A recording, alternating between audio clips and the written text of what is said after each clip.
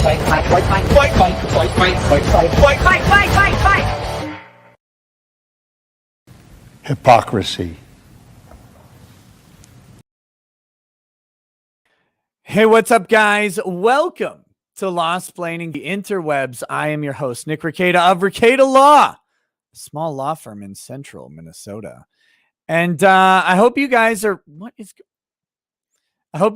ready for a little bit of a daytime watch party here. We will be watching the Kyle Rittenhouse hearing, which happened earlier this morning. And I have the video chambered here. Oh, chambered is a very offensive word when it comes to Kyle Rittenhouse. The hearing happened, and we will be watching that. It was, well, we'll see, right? Like, we're gonna see what is up with it. We will talk about what's going on. I don't actually know what specific issues are before the court aside from some evidence stuff. So we'll see what else we come up with here. But I've been waiting for more information about Kyle to come out. I think it's one of the, man, where's the focus on my camera? I'm like, it's not focused there. Whatever. I'll back up. Waiting for information about Kyle to come out, waiting to see how this case is going to unfold. I think it's an extremely, extremely important case for self-defense, for the Second Amendment. These ideas of where you have to draw the line, because there are a lot of people out there. There are a lot of people out there that think that Kyle Rittenhouse should have just died rather than defend himself. They said, well, he was where he shouldn't be, therefore he should just die then. And that is a strange, foreign concept to me that will never, ever make sense. Why should someone have to die just because they were in the wrong place? Because by extension, right, like every Antifa person, every Black Lives Matter protester that night was in the wrong place at least as much as Kyle, if not more so. So does that mean that someone could have come in and just killed them as well, and they would have to just die then because they were in the wrong place? You know, they shouldn't have been there. If they didn't want to be assaulted and murdered, they should not have been where they were. That is not typically a precept of self-defense that we recognized, or that we've recognized in this country. As long as you have some level of, you don't even have to have a legal right to be where you are to defend yourself. The question is not, do you have a legal right to be where you are? That can be a factor, but the question is, do you have a reasonable belief that you are in imminent fear of a reasonable fear, I should say, of imminent death or bodily injury, severe bodily injury? If those two things are true, you have the justifiable use of force, and in many places, deadly force, to prevent death or serious bodily injury. And the considerations of whether you are legally allowed to be somewhere because there is a civil curfew does not factor into whether or not you can defend yourself. And thank God it does not. That would be a stupid way to conduct a self-defense evaluation. Is, well, if the government said there was a slight civil penalty for you being out past a curfew, you no longer get to defend yourselves. When the curfew is designed with the idea that people need some level of protection, I disagree with curfews, but that is the idea. The government says, well, past X time, it will be more dangerous for people to be out, so we need the curfew to get them back in. You're recognizing already an enhancement of danger. And so that is not the basis for how self-defense works. That should never be a basis for how self-defense works. There are other arguments about Kyle going to another city. He drove cross state lines a whopping 20 minutes or whatever to be in this city where he also happens to be employed. But that's irrelevant. Again, your self-defense, your right to protect yourself from dying is not predicated on whether you are from a location or not. It's not like you get to you suddenly, well, sorry, this guy's from Kentucky and he's in New Hampshire. I guess he'll just die then. You can't do that. It doesn't matter what state we're in. Like, let's ignore the fact, I guess, for a second, that the United States is a single sovereign made up of other sovereigns. The entire purpose of the Union was to allow for the free travel between these sovereigns and to make your traversing of them as equal and unbiased as possible. Like, the idea is that if you went from one state to another, your rights and obligations would be similarly recognized. That's why debt follows you across state lines. In many places, debt would not. Debt does not follow you across national lines unless you're dealing with a national bank or something like that. But the ability to go after things in different jurisdictions, we allow that, and that also should transfer to your right to not die. So again, we've got a whole bunch of people with very odd theories about self-defense commentating on Kyle Rittenhouse, talking about this scenario, and all of them, they're all brilliant legal scholars, of course, and none of them seem to be able to find any point in history in which anyone would be justified in defending themselves. It's amazing. They just can't do it. They cannot bring themselves to the reality that some people are out there to do you harm, and you have a right to not be harmed by someone infringing on your rights in a way that would cause you death.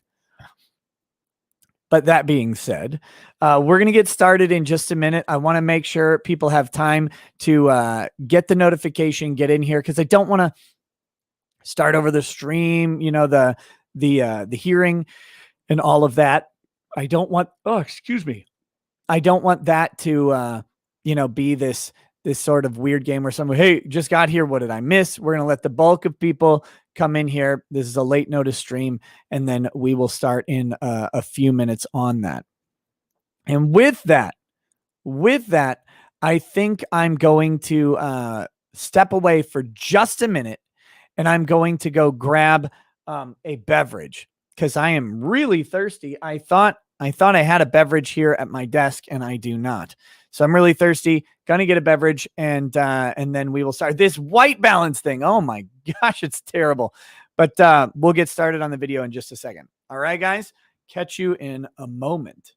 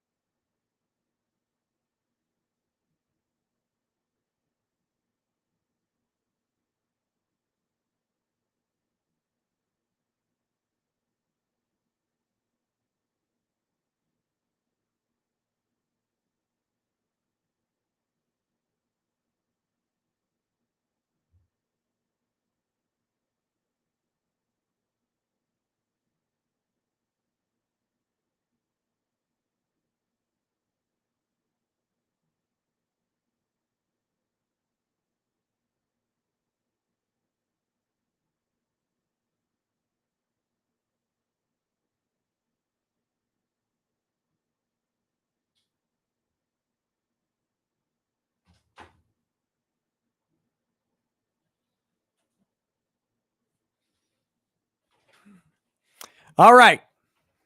We are back. We are back. And oh my. Oh my goodness. Hold on. Oh, so thirsty. Okay. Okay. Uh Forbidden Ruin, I think it's just a setting that's on my camera that I need to change, but we'll I'll figure it out. We'll figure it out later. I won't turn my head. There we go. That's what I will avoid turning my head or something. And that's how this will work. Not applicable. Let me get these early chat says they don't admit it because they're in that group. Well, I mean, yeah. And it's not applicable also says someone who doesn't want you to defend yourself wants you dead. That's true. And Alex Ghost says, what if Kyle says it was in the best interest of the child? Yeah, actually, you know, that's a good thing. He's, especially when it comes to Rosenbaum. Let's not forget that the people Kyle shot, it's amazing. They turned out to be terrible. I mean, just what are the odds? Lightning striking all over the place. They turned out to be kind of awful people. Rosenbaum, a literal child rapist. I can't shed a tear for him. I don't care how much his like homeless girlfriend was talking about how great of a homeless child rapist he was, or whatever. Like that, I can't shed a tear for it. He did what he did, and then he got shot, for threatening yet another child. But that's a thing. The Huber, that guy, he had some serious issues with domestic violence amongst family members and stuff like that. Again, a troubled Ute, if you will. He also tried to take Kyle's gun and hit him with a skateboard.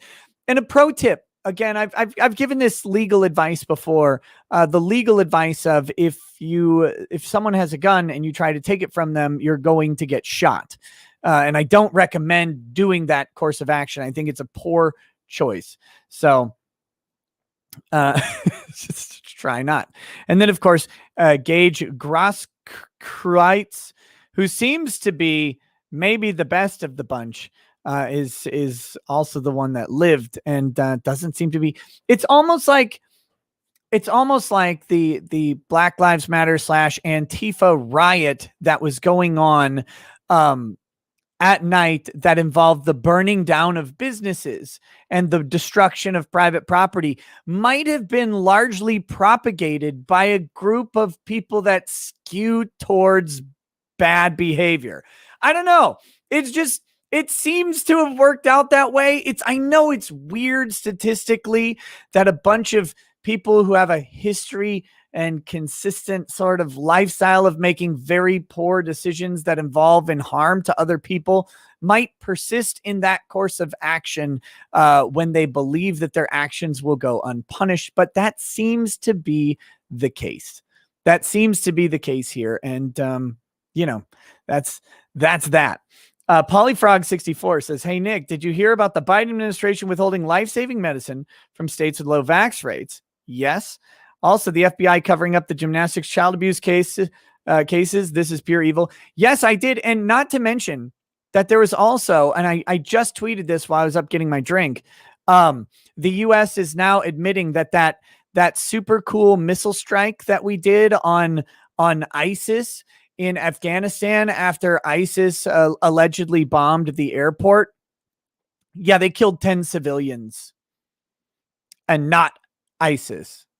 They're just 10 civilians, including a 2-year-old.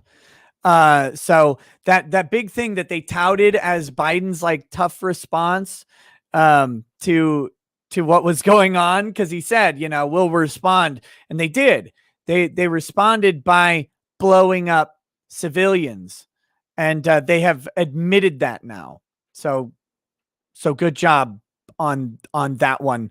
And the media all ran with that as like the strong hand of Joe Biden, right? Like they just loved it. Well, I don't think the 10 dead people loved it. And then finally, Evil Bunny says, is that chair worth the price? Is it that much better? Been debating it for a while. Have the money, but it's still pricey. It is very pricey. It's worth the price when it's a tax deduction for sure. I like it. Here's what I like about it. I don't notice I'm sitting in it. I forget that I'm sitting in this chair. For anyone who's curious, it's the Logitech Herman Miller collab ergonomic gaming chair. It is pricey. It is it's comfortable to the point where it's not like cozy, but you just don't really realize you're in it. And I spend a lot of time sitting here in a row, and so it's nice for me. Albi says, is there a dip in the middle of your comb over? I think it's just the lighting, how it's hitting my hair, but maybe. I don't know. I don't know. It's not really a comb over, but if I wish it was, God, that'd be so cool. Polyfrog64 says Kyle was lined up, synchronicity. He was favored. And then Alex Go says, speaking of lightning, when will Zeus pay for destruction of a certain wall? Yes. We won't talk about that mural's destruction, but we need to get into this video. So I'm going to share it here. And we will pull this thing up. We've got Mandy Carvicia says, Nick, I hate you. I've been baking cinnamon buns all morning, and now I have to go to work. And then you go live. WTF, Ricada. Well, I would have gone live earlier, but I was on Eric Hunley's show. That's a lie. I wouldn't have gone live earlier. I would have just been asleep instead of being on Eric's show. But Spectre, are you serious? Guys, can we ridicule Spectre? We need some targeted harassment for this. He says, Ricada Law, did you see the Pentagon just admitted to killing 10 civilians in the August drone strike, and the no ISIS members were killed in action? Yeah, I mean, I just spent minutes talking about it. I just spent minutes talking about that. Thanks for being late. You guys call me late and gay. I mean, just very, very disrespectful. Okay, anyway, here we go.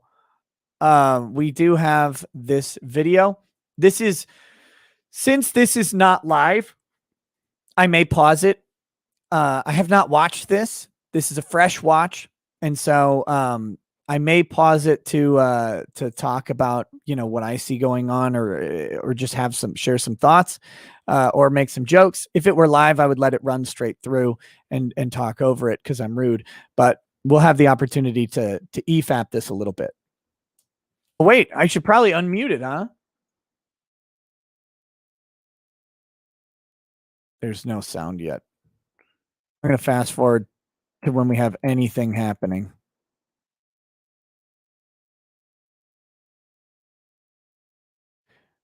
Are we serious?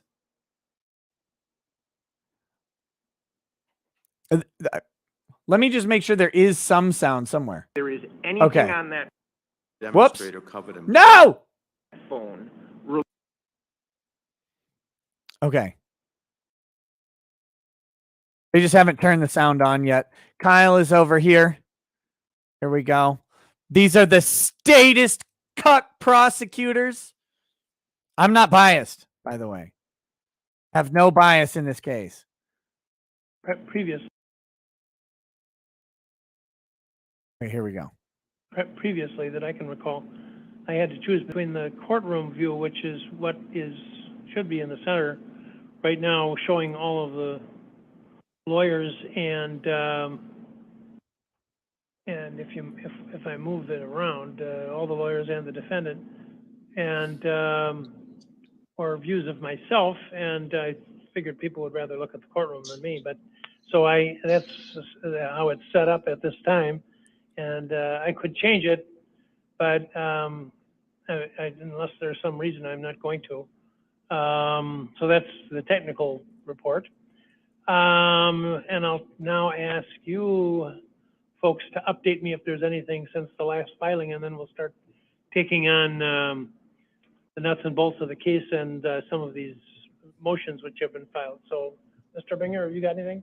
Judge, I just want to confirm with regard to the Victims' Rights Act. I know Ms. Motley was going to appear representing Mr. Grosskreutz.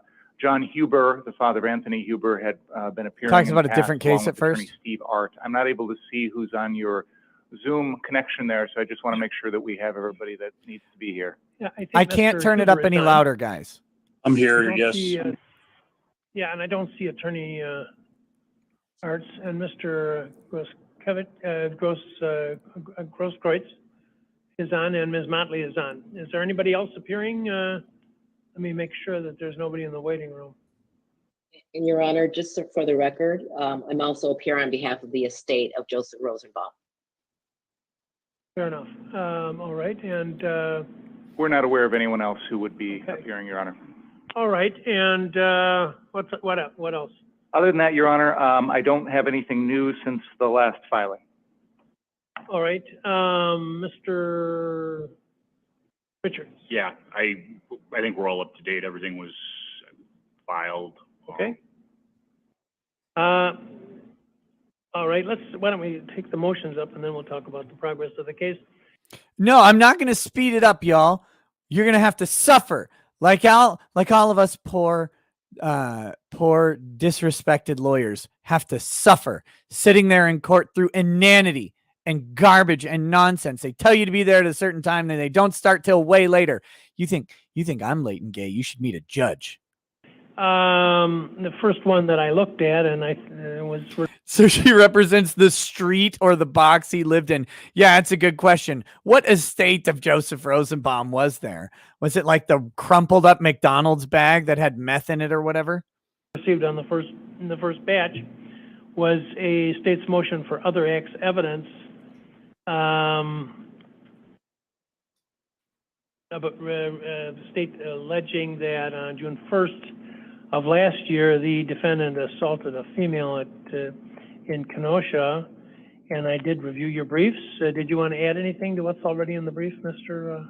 Finger? Your Honor, I've reviewed the defense response brief, and I think that there is a notion that the defendant's state of mind is not relevant here, or that because there's really no dispute that these were intentional acts, that somehow the only issue remaining for trial is the reasonableness of the defendant's actions. It's amazing in a self-defense trial that the reasonableness of the defendant's actions would be the most important thing, I know, but that is the legal standard for a justifiable use of self-defense. It's weird, but the prosecution is really, really concerned that that might just be the only thing the jury gets to consider, because if that's the case, the prosecution is going to lose this case, and they know it. They know it. You can see that the way the complaint was written, you can see exactly how afraid they are of the fact that the legal standard for self-defense might be applied in this case, because if that legal standard applies, all they have to figure out is, was Kyle Rittenhouse justified in reasonably fearing for his life when he pulled the trigger on 3 different individuals? If he was, he wins. And that is terrifying to them. They want to saturate it. They want to make it political. They want to load up a bunch of irrelevant evidence. They want to try and probably pull in some social media posts or some text messages that are unrelated to the event. They would love to drop in anything. This is why they have tried to paint Kyle as part of the Proud Boys. They have tried to paint him as a racist. They have tried to say that he was violating his parole. They know what's going to happen if just the law is at issue in this case. And as evidence of this, don't take my word for it. Go listen to any defense attorney's breakdown of this case, and they'll almost universally tell you this is basically a textbook case of self-defense. And Kyle does more than he's required to do to achieve that self-defense as well. He retreats when he otherwise wouldn't have to. He takes delays. He's careful in how he goes about doing things that he has no obligation or duty to do. And he does them. That's the big problem with the prosecution's case in this.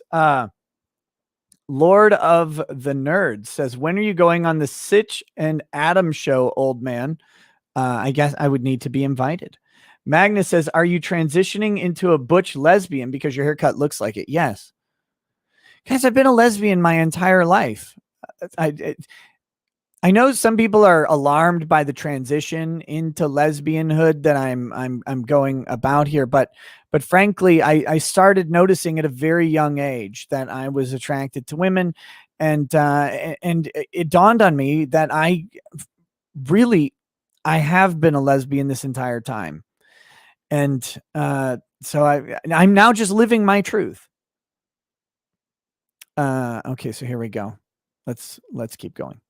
That may very well be where we're at the end of the trial, but at the beginning of the trial, I have a burden of proof.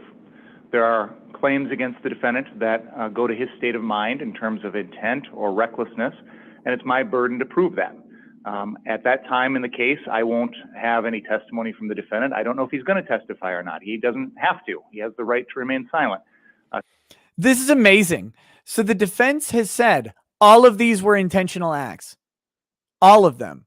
And the prosecution is saying, I have the burden of proving they're intentional. Well, no, you don't. I mean, the defense is going, like, the entire defense that they're going to raise is that Kyle intentionally shot for the purposes of self-defense. They're not going to try and pussyfoot around or weasel around the fact that he shot 3 people with intent. There was not recklessness.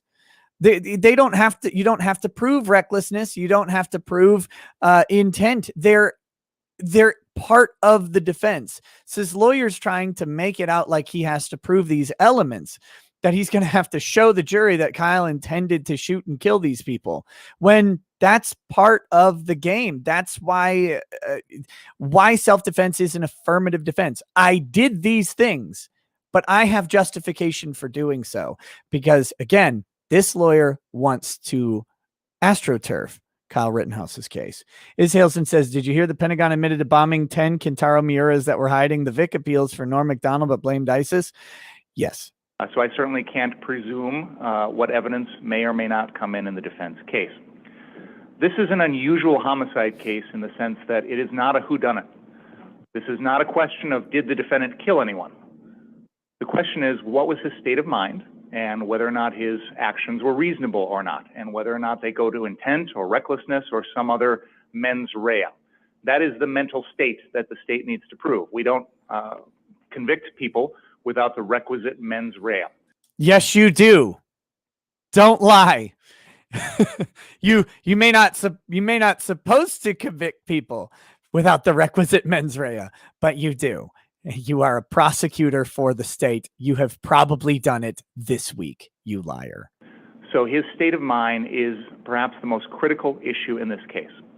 The motions that we filed, both this one and the other acts motion that we'll get to in a moment, illuminate the defendant's state of mind, both on the night in question and also on these preceding events of June 1st and August 10th, which is the date of the other motion. Or the events of the other motion. And I believe that these motions help the jury to understand the defendant's state of mind. And I think that that is a relevant element, both in terms of the criminal charges here and also under State v. Sullivan, in terms of intent, motive, knowledge, absence of mistake, etc. The first motion that you've discussed, Judge, has 2 prongs to it. One is with regard to that June 1st fight. That is a fight which has been captured on video. It is an incident in which it's my understanding that the defendant's sister got into a physical altercation with another female. This was essentially a one-on-one fight, somewhat of a consensual fight. Both of them interested in assaulting one another. But in the midst of that, Mr. Rittenhouse intervened. And you're right. This guy's right. So Kyle's sister is in a fight with some other chick. It's clearly consensual, mutual, In fact, I'm pretty sure there were waivers signed and a referee. And then Kyle has the audacity to intervene while his sister is throwing bombs with another chick. I mean, what kind of bigot prick would ever step in and defend a sibling who's in a fight? I mean, we've got to show that this is a violent, felonious asshole of a kid. We have to paint him in that way. Please, judge, please let us show the jury that he's a woman beating monster. Are we serious? You can't make up how bad the state's case is when this is what they're trying to do. And this is so important to understand that they have to do this. Because you know what they want to do? They want to show the clip of like Kyle just whoop right in some chick's face, right? Like they don't want any of the context. They don't want any of that.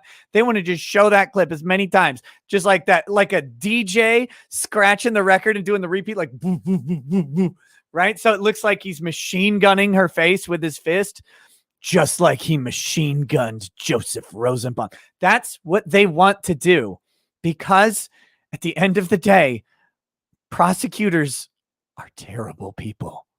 They're terrible people. Okay, we've got not applicable says haircuts more petite twink, not pretty enough for it. Bladed Cloud 6966 says, hey Nick, do you think you'll ever go over a case where a teenager made a terroristic threat over a video game and spent time in a federal prison? That is, if you have the time. Maybe a RuneScape case. That could be really interesting. I've got some, I'm trying to do like these cases that already happened. I'm trying to put together videos like my Kiwi Farms lawsuit video that I did, where it's just a thorough storytelling of what happened in one of these cases. I think that would be a great candidate for it. Not applicable says 2 hoes fight, 1 man prosecuted, more at 11. And Adam Friended, hey, what's up, buddy? He says the A team cordially invites you to participate in the Sitch and Adam show at a time of your choosing. Hashtag free Kyle. Adam, I will, by the way, Adam sent me the link to this video. So if you hate it, blame him. But I will respond to you in DMs and we'll set something up, man. I'd be happy to come on the show. Absolutely. Okay, back to this. Thank you for the invite. Begins to add on to what his sister is doing to this other female. What his sister is doing to this other female. Mutually fighting, you said. It was all fine. But I want to point out the Harley wide body over here on the prosecution side. If you get to see this guy, if you get to see him lean back at all, you'll realize there's another foot of material between where his man boobs end and where his stomach begins. There's just a wide section there that's actually a geological shelf going on since he's in hunched mode. Okay, here we go. By assaulting that second female. And I think that goes to the defendant's state of mind in this case, because it shows that his understanding of self-defense, his understanding of the need for self-defense is a certain way, and I think it's an improper and unjustified. This is quintessentially not admissible evidence. Like going to understanding of self-defense is absolutely absurd. First of all, there are rules of evidence in every single state that preclude a prior act as proof that a present act was done. Okay. The only way you can get that type of evidence into court is to utilize the prior bad act to establish a special knowledge or pattern to the behavior. And the way you got to think about this, I've got an analogy I like to use is, a doctor's suture, right? Is like a signature, they say. At least they say this on TV. So if there's a doctor out there and this is not true, just take the TV analogy for the pop culture purposes and ignore the practical reality. I don't know. But on TV shows, they say that a doctor's suture pattern is unique to them, like a signature, and a doctor could be identified by it.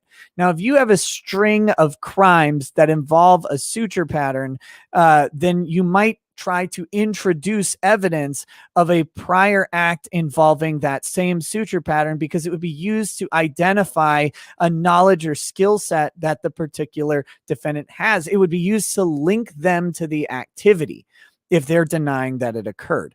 This is different. Saying that he doesn't understand self-defense because while his sister is involved in a fight, he jumps in and assists her is ludicrous. That has nothing to do with whether or not he properly defended himself in 2020 by firing rounds into a pedo, a domestic abuser, and someone who was, by the way, trying to kill him. So I just want to, I'm going to be so pissed by the end of this because I hate prosecutors who are like this, which is many of them.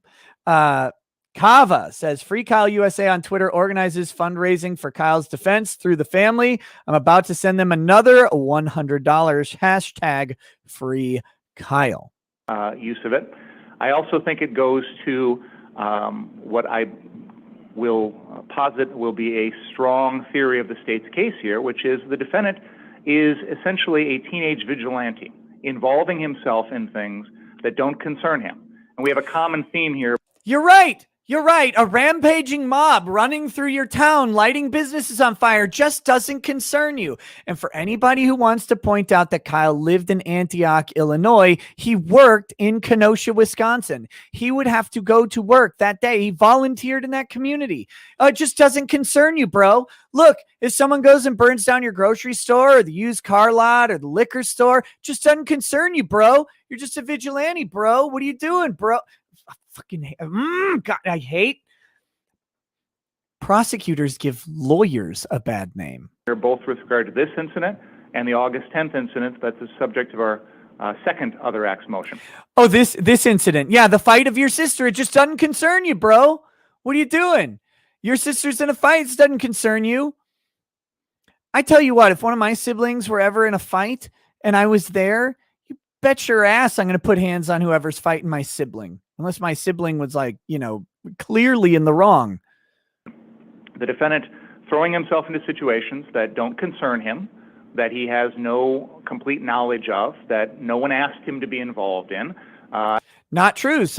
We have tons of evidence that people asked him to be involved in the situation involving the shootings. That his friend invited him to come out that night. His friend who provided the AR-15. What are we talking about? No one asked him.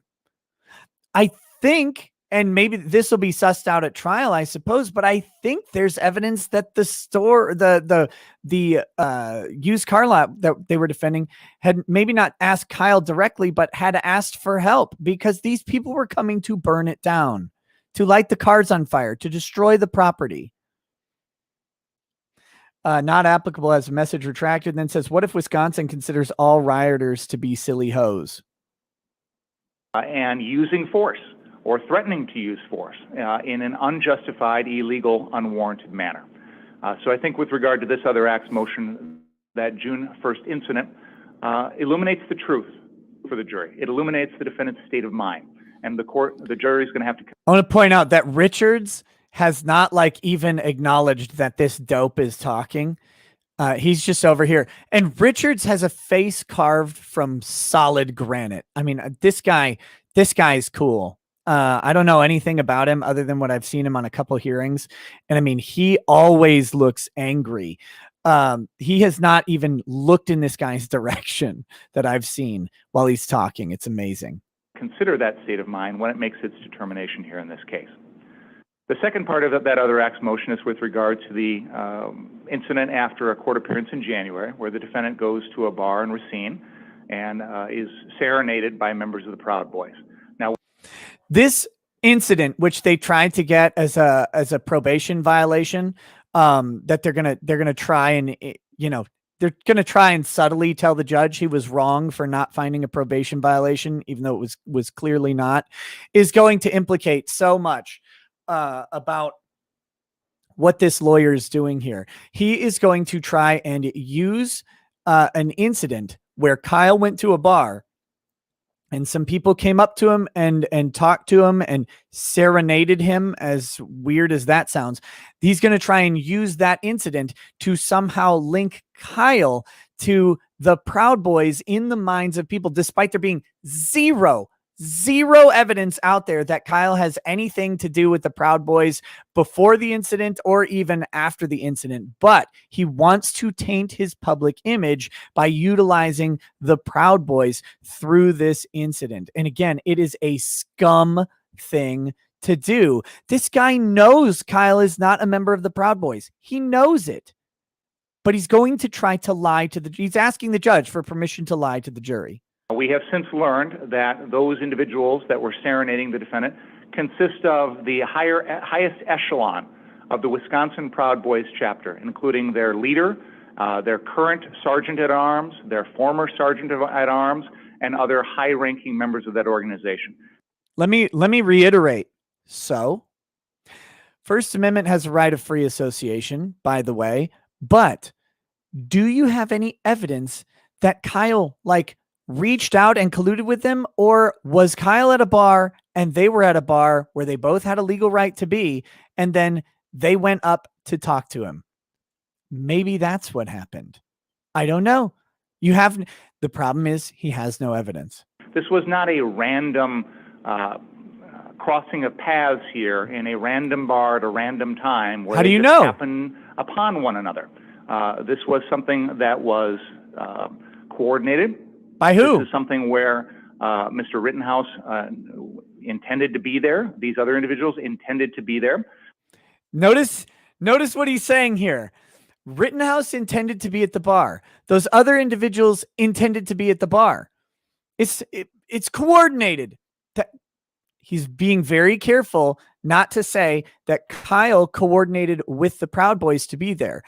Now, maybe someone got information that Kyle was going to be at this place at a particular time and passed it along. I don't know, but he has not brought up this idea yet. Maybe he will, that Kyle orchestrated it. And I think he's going to have trouble doing that. And the Proud Boys organization is relevant to this case because we have to put the incident of August 25th in context.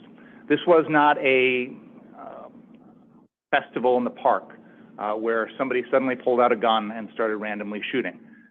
No, because that would be a murder. You fucking disingenuous pile of garbage. That would be a mass shooting incident. If you were just having a festival in a park and someone pulled out a gun and started shooting, that would be distinctly different from guy who is at a business while a riot is going on, gets attacked and shoots people in self-defense. Those are wildly different incidents. One is an atrocity, and the other one is justified use of deadly force. I mean, oh God. And the Proud Boys were not organizing the Kenosha protests nor any counter protests as far as any evidence has come to light. So what do the Proud Boys have to do with what's going on here? He can't lay it out. He's going to dance around this. We got to properly contextualize this. Try some evidence for your context. Most everyone that was there on the streets of Kenosha on August 25th was there because of their beliefs, one way or another, with regard to the shooting of Jacob Blake. And you cannot make that decision. He cannot even come close to making that assertion. He has no way to know why people are there. There's going to be people there who care about Jacob Blake. There's going to be other opportunists who are there because they want to just participate in the mayhem. There's going to be news people who are going to be independent journalists who are going to be there. There's going to be people who don't care about the Jacob Blake shooting, but just don't want people burning buildings down. There's going to be a whole lot. But remember, prosecutor, that Jacob Blake shooting was justified because Jacob Blake is a giant pile of trash who is trying to kidnap children, steal a car, assaulted a police officer, grabbed a knife, and refused to follow lawful orders after committing 3 felonies. I mean, let's just not forget that about Jacob Blake, and that your office didn't prosecute Jacob Blake, or the shooter of Jacob Blake, because you would have lost so badly that it would be pathetic. Need to argue one side or the other. The court does not need to make a determination one side or the other. But we can't ignore the fact that people were drawn to the streets of Kenosha that night because of a response to the shooting. See the disrespect by Mark Richards there? He even looks away and looks up. That was beautiful. The fact of what other people thought about is irrelevant to what Kyle thought about. And that is where this guy's argument is completely floundering. He's trying to utilize the mob mentality as somehow going to impute upon Kyle Rittenhouse a motive that he can't prove.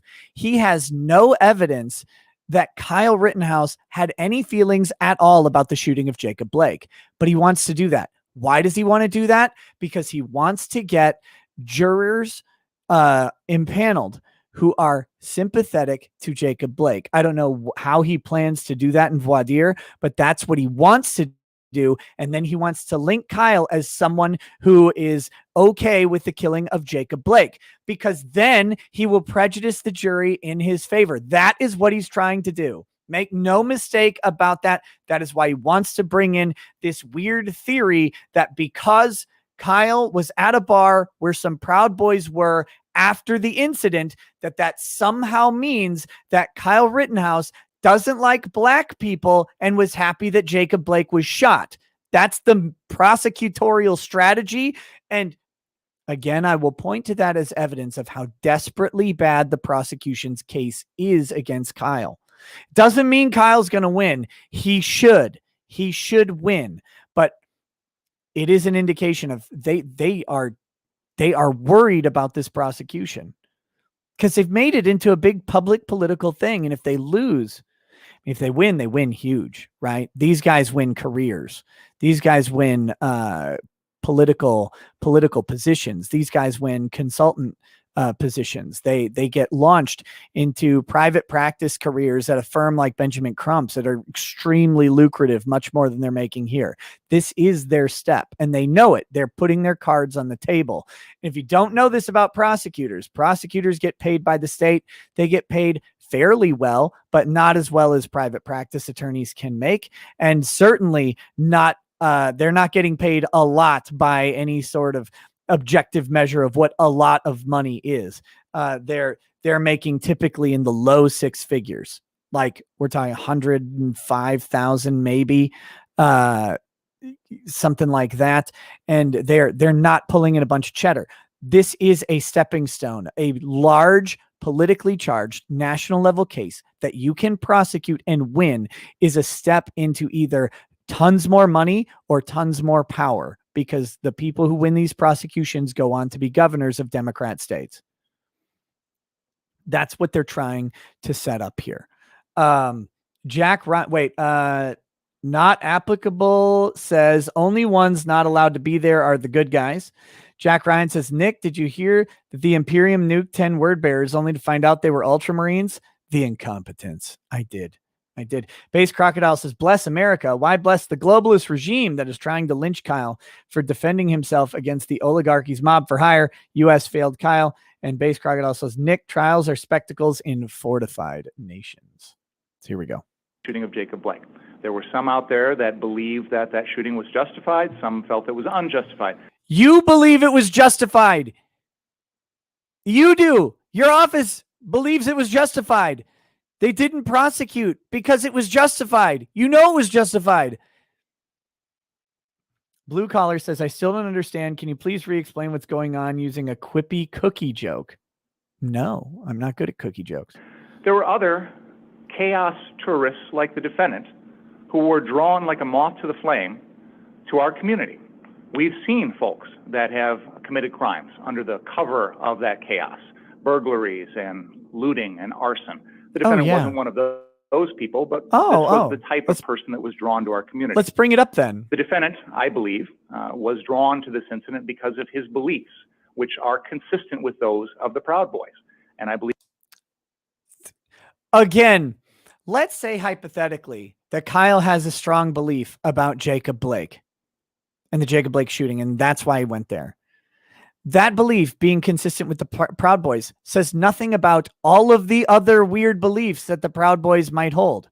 We don't know if Kyle Rittenhouse is a no coomer or whatever. We don't know if Kyle Rittenhouse has a passion for breakfast cereals. We don't know anything else about Kyle Rittenhouse's beliefs other than it comported with the Proud Boys. Maybe, I mean, only if it's true that he has a strong opinion on the Jacob Blake shooting's justification. But this, let's be clear, this also means that lawyer's office, and God, I wish it were me in there sometimes just to say, Your Honor, if the Proud Boys' belief is that the shooting of Jacob Blake was justified, and that means that my client's beliefs are aligned with the Proud Boys, I must point out that counsel sitting at the prosecutor's table, that their office is also aligned with the Proud Boys. And this should be a very important fact that we should bring before the jury, that the prosecution's team is aligned with the Proud Boys because their views on the justified shooting of Jacob Blake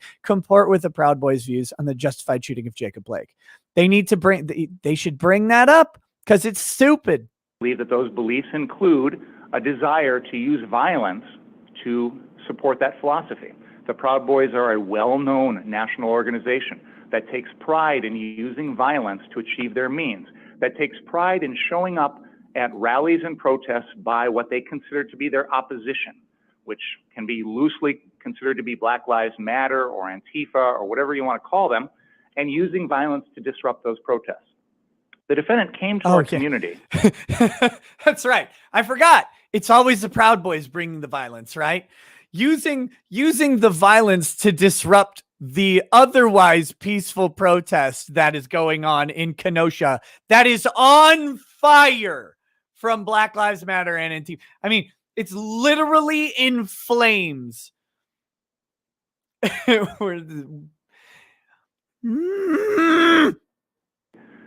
He's not a resident. He's underage. He's out after curfew. He's armed with an illegal weapon. Why? That is the question. His state of mind, his intent that night is a crucial issue in this case. The defense will no doubt try and portray the defendant. Well, he wasn't armed with an illegal weapon. You actually haven't proven that. In fact, I think the law is not on your side, and I wager, based on I believe an existing motion to dismiss that charge, that the opposition believes that it was not an illegal weapon. There are no illegal weapons, right? No illegal people either. This is.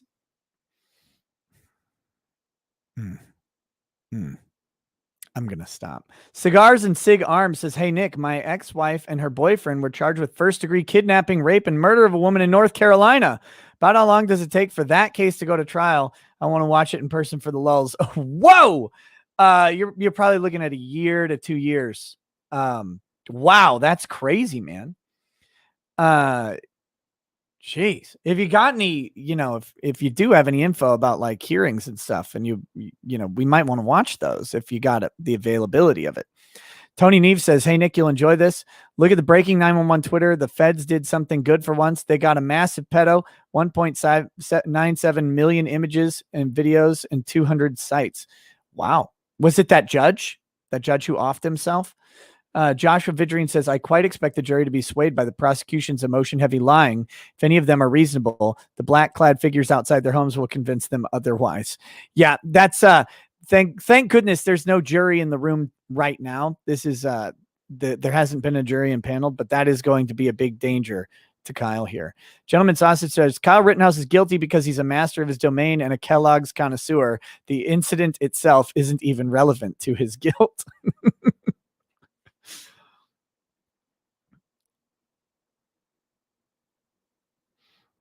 Breck, yeah. So Breck says, literally heard a prosecutor say that while the law said a certain weapon was not illegal, it was the state's opinion it should be, and the judge agreed despite the law stating different.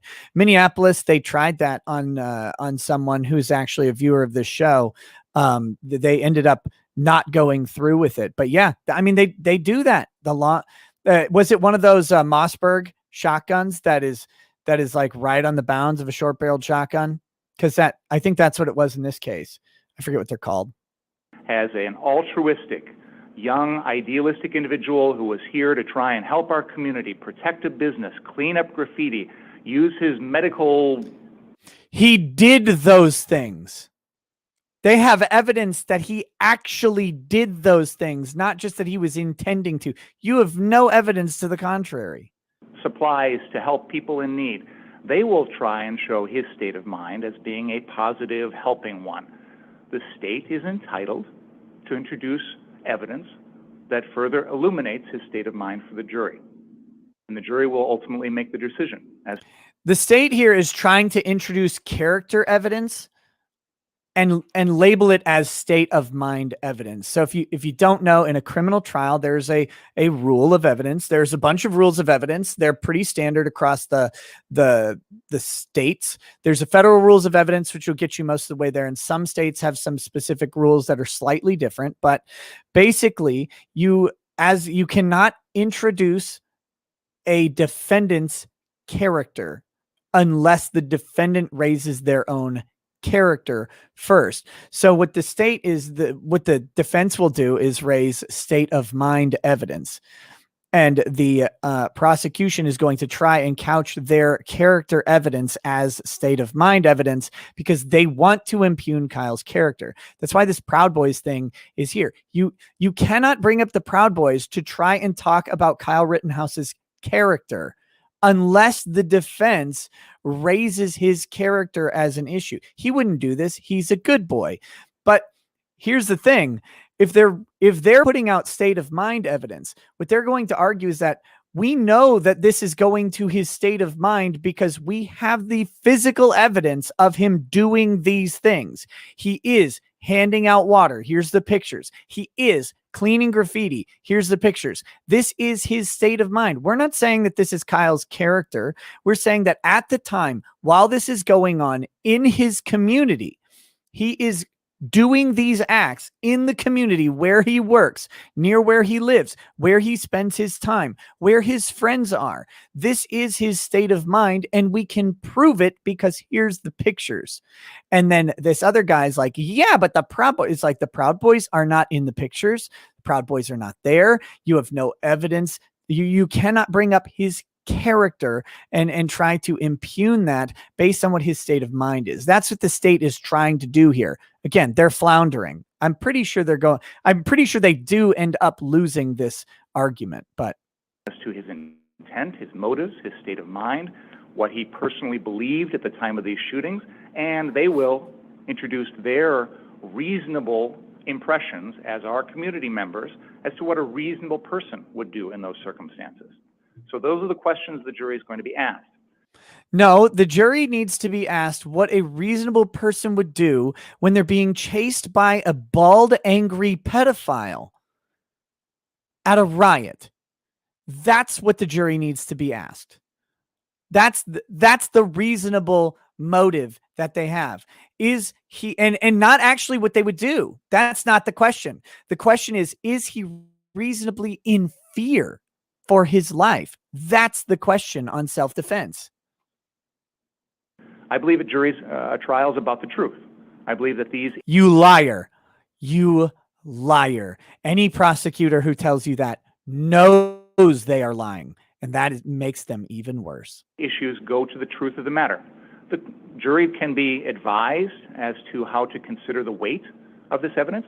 The jury can make its determination as to the weight and the relevance, the importance or the pertinence of this in terms of whether it's really a true description of the defendant's state of mind or whether the other side, portraying him in a different light, is the true portrait of his state of mind. But I believe the state is entitled to introduce these two pieces of evidence as part of our first other acts motion because it goes directly to these issues. Looking at the Sullivan factors, these are being sought to be admitted for a proper purpose. They are relevant to the issues at the trial, and they are not unduly prejudicial. They are close in time. Guys, I know Kyle didn't. You say, actually, no, I'm going to push back on this. You say Kyle didn't know he was a pedophile. How do you know he wasn't checking him out? That's all I'm saying. How do you know that the guy didn't check out Kyle and say, hey there, big handsome cheeks, I'm going to come for you, right? Like, you have no idea. I think Kyle can sniff out. I think he's got a preternatural ability to sniff out the pedos. They are directly relevant to the factors in this case.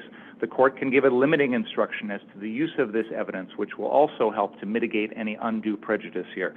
But again, these are the defendant's own actions. Yeah. Again, the lies.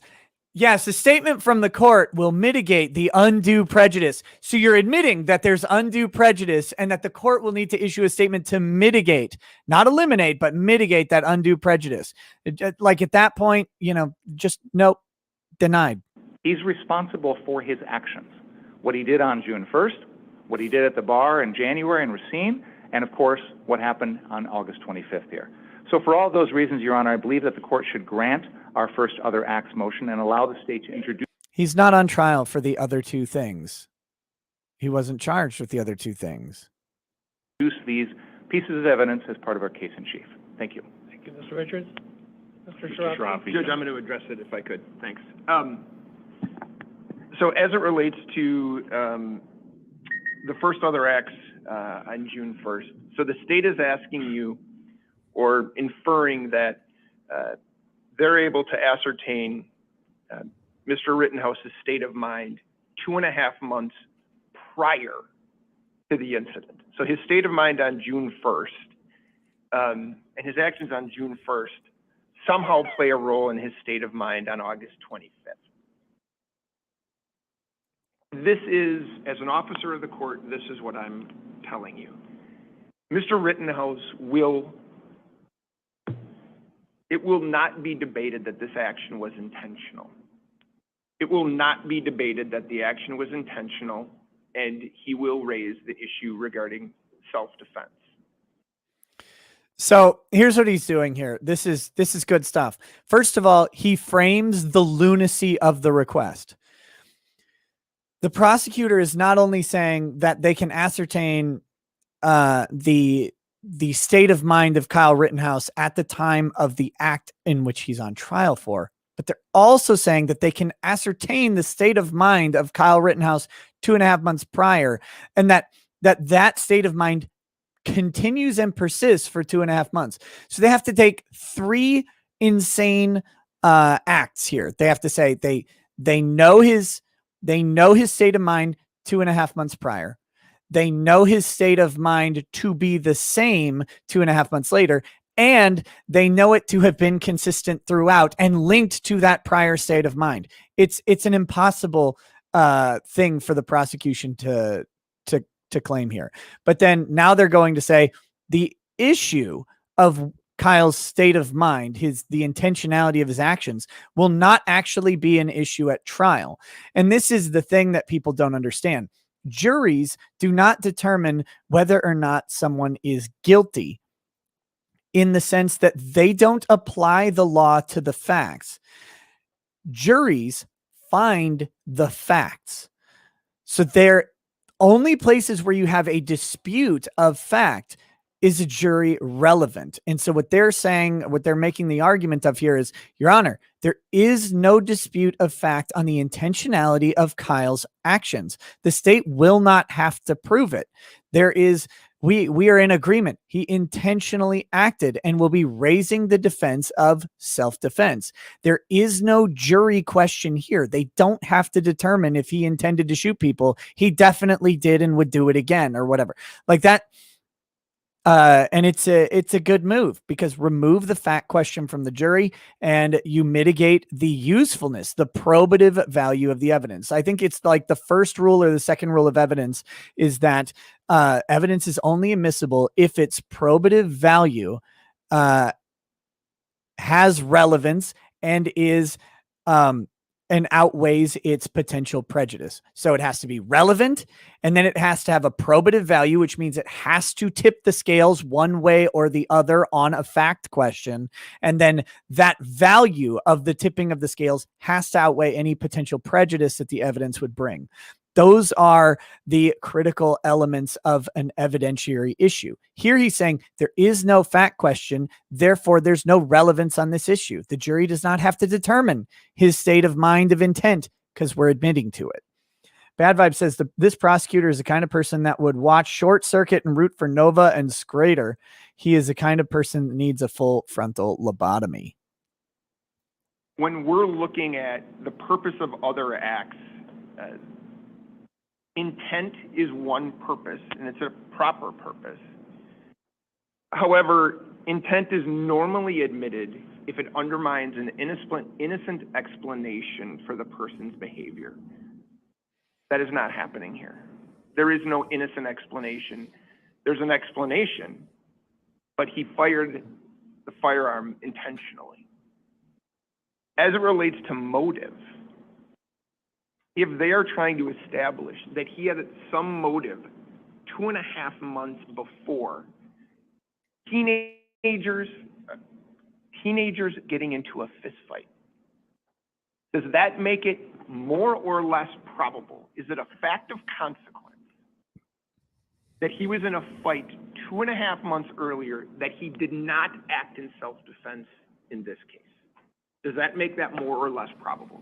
See, that's what I'm talking about with the relevance and the probative value.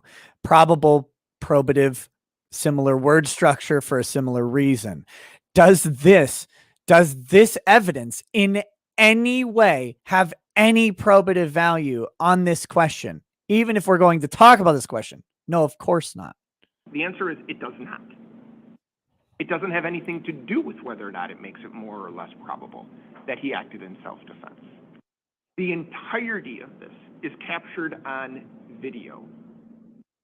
The only issue in this case is going to be the reasonableness of those actions as they're determined subjectively and then objectively from a reasonable person in his position.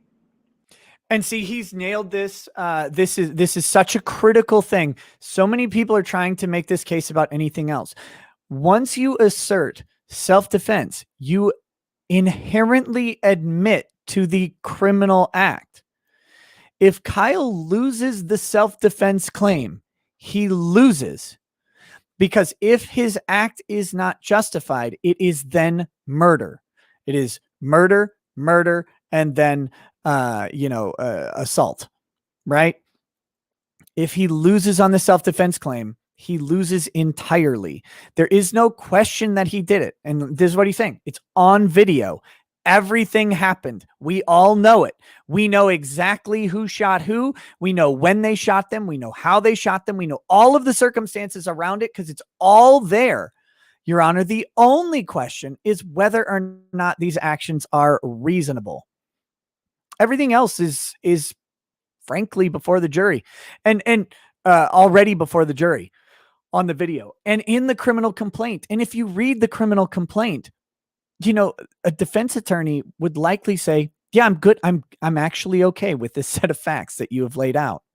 Now we're just going to talk about how reasonable it was for my client to definitely defend himself because he had every right to.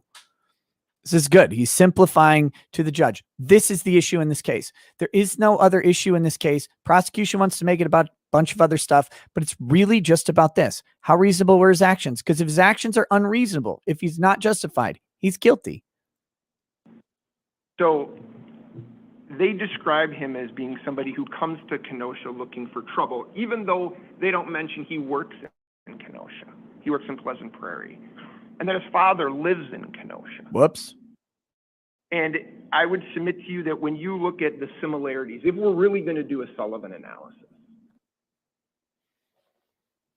the biggest thing in Sullivan that was different really was the manner and form in which one was a verbal argument, one was an assault.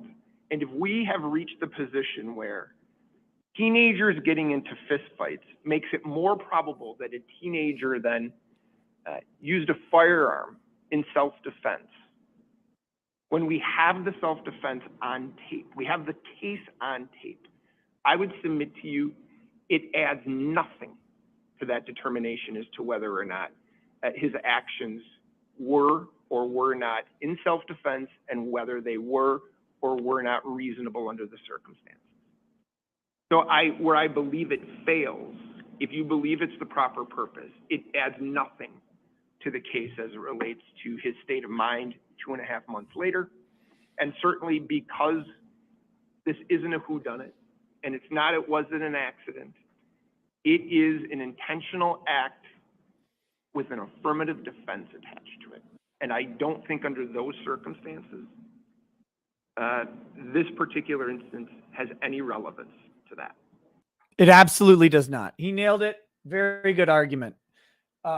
Very good argument from that guy. Speaking of very good arguments, you guys have gotten me past 1,000 likes, which means we're in day drinking territory. So thank you so much for liking the stream. We've got more of it to come, but I'm going to pour my 1,000 like celebratory sip of whiskey here. We have Redwood Empire Emerald Giant Rye whiskey. This is from California, but don't hold that against it. Whatever communists made this, they did a good job. It's actually a very nice whiskey. And I would recommend it. It's also not too terribly expensive. So cheers to you, chat. All right. On we go. All right. As it relates to the Proud Boys, I mentioned this in the brief, and Mr. Binger has ignored it. Mr. Binger, what? Binger has ignored it. Don't ever ignore something in a brief. Don't do it. Address it, even dismiss it affirmatively. Say, no, this is garbage or whatever. Don't ignore something in a brief. It's gonna, because you don't want this moment. You don't want to know what's coming, or you don't want what's coming to happen. I don't even know what's coming, but I know you don't want the other attorney to be like, oh, by the way, he ignored this. Why? But fuck, I missed it. For this to be considered by you, there must be evidence by a preponderance that on August 25th, 2020, Kyle Rittenhouse was either a member of the Proud Boys or had loyalties to that group. It is no different than you would make a determination if there was, for example, somebody wanted to introduce evidence of a gang membership. Uh-oh. I'm telling you, as an officer of the court, we have downloaded Mr. Rittenhouse's cellular phone. We have had an expert review that phone. That expert has done an analysis to try to determine if there is anything on that phone related to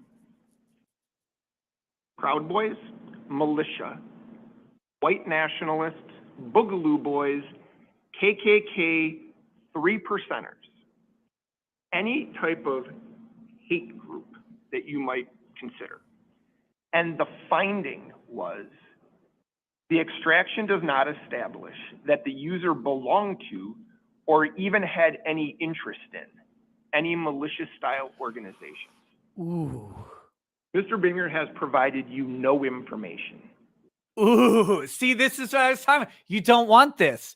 You don't want what's going on. So what he's alluding to here, I'm not familiar with this aspect of Wisconsin case law, but it's not hard to imagine, right? Because Milwaukee exists. When you're going to use association in criminal activity as sort of an attack point, you have to think about, okay, what other criminal activity associations are there? And is there a history that we can look at? And turns out gangs have been around for quite some time. So if you're going to try and associate Kyle Rittenhouse with a hate group, you may consider how you would go about associating a gang member with a gang. What would you put forward to prove this? In this case, the prosecutor is trying to skirt away from the Proud Boys not being like a gang, right? They're the gang. They're not that. They're something else. They're not like the Bloods or the Crips, but there will be established case law on how you make these associations known to the court in a proper context. Because believe it or not, if you were like in Chicago in the late 80s and you wanted to prosecute a drug conviction, a drug person, a drug dealer or something like that, if you were able to successfully label them as members of a gang, you suddenly just got way higher chance of prosecution, whether or not they were a member of the gang. So it's almost like major metropolitan areas had to deal with this first, but they started to put in procedures to make sure that these sorts of associations were not prejudicial and were well-founded and based on evidence, something that this guy hasn't done. He's getting blown out right now by the defense attorney saying, yeah, there's actually rules on this. I pointed them out in my brief, but Binger over there doesn't want to follow the rules, Judge. He just wants to go ahead and label my client as part of this, despite there being no evidence of it whatsoever that on the day in question, August 25th, that Kyle Rittenhouse had any affiliation with that group at all. He's asking that you take and allow evidence to be admitted over 4 months later about a photograph. Look at this photograph. Nate Walking says, funny thing is that if the Proud Boys had been there with Kyle, then he probably would have never had to do what he did. Yeah, no, there would have been probably a big brawl. It would have been hilarious video, but it would have been completely uneventful outside of the other things. But yeah, and that's the, God, don't you wish you'd get someone like Photoshop Binger's face onto Chad Kroger's stupid body? Just look at this photograph with the Kyle Rittenhouse Proud Boy picture in the thing. That's amazing. Without any information that anything related to this case involved the Proud Boys. There has been nothing. And I have cited for this court cases in my brief related to, for example, gang memberships. And in every one of those cases, the court had to make the finding, first, the person is in fact a member of this organization. Whoops. Or has loyalties to that organization. You've heard nothing in his brief and nothing in his argument today that would substantiate that on August 25th, that fact existed. There has been interviews with witnesses, some of whom are admitted militia members, some of whom are admitted far right-wing have right-wing ideology, to a person none of them had ever heard of, talked to, knew of Kyle Rittenhouse prior to that day. None of them. So there is nothing in this record, and there's nothing that Mr. Binger can point to that should satisfy you to even do this analysis, meaning that there has been a showing by a preponderance that he has any of these affiliations, okay? So I don't think they get there. Did you notice that head scratch? However, if you're going to make the considerations as I'm getting wrecked. Oh, God. That's good. to whether or not they have they have provided that evidence to you by a preponderance, and we're going to go to the relevance standard, there is nothing that would indicate that any of these shootings were related to, he describes them as the Proud Boys as a racist hate group. There is nothing. Is super racist hate group led by a man with the white Germanic nationalist supremacist name of Enrique Tarrio. the super monolithic white group. Oh God, sorry. In this evidence that would support the idea that any one of these shootings was racially based. I mean, we have to remember the 3 people that were shot are white.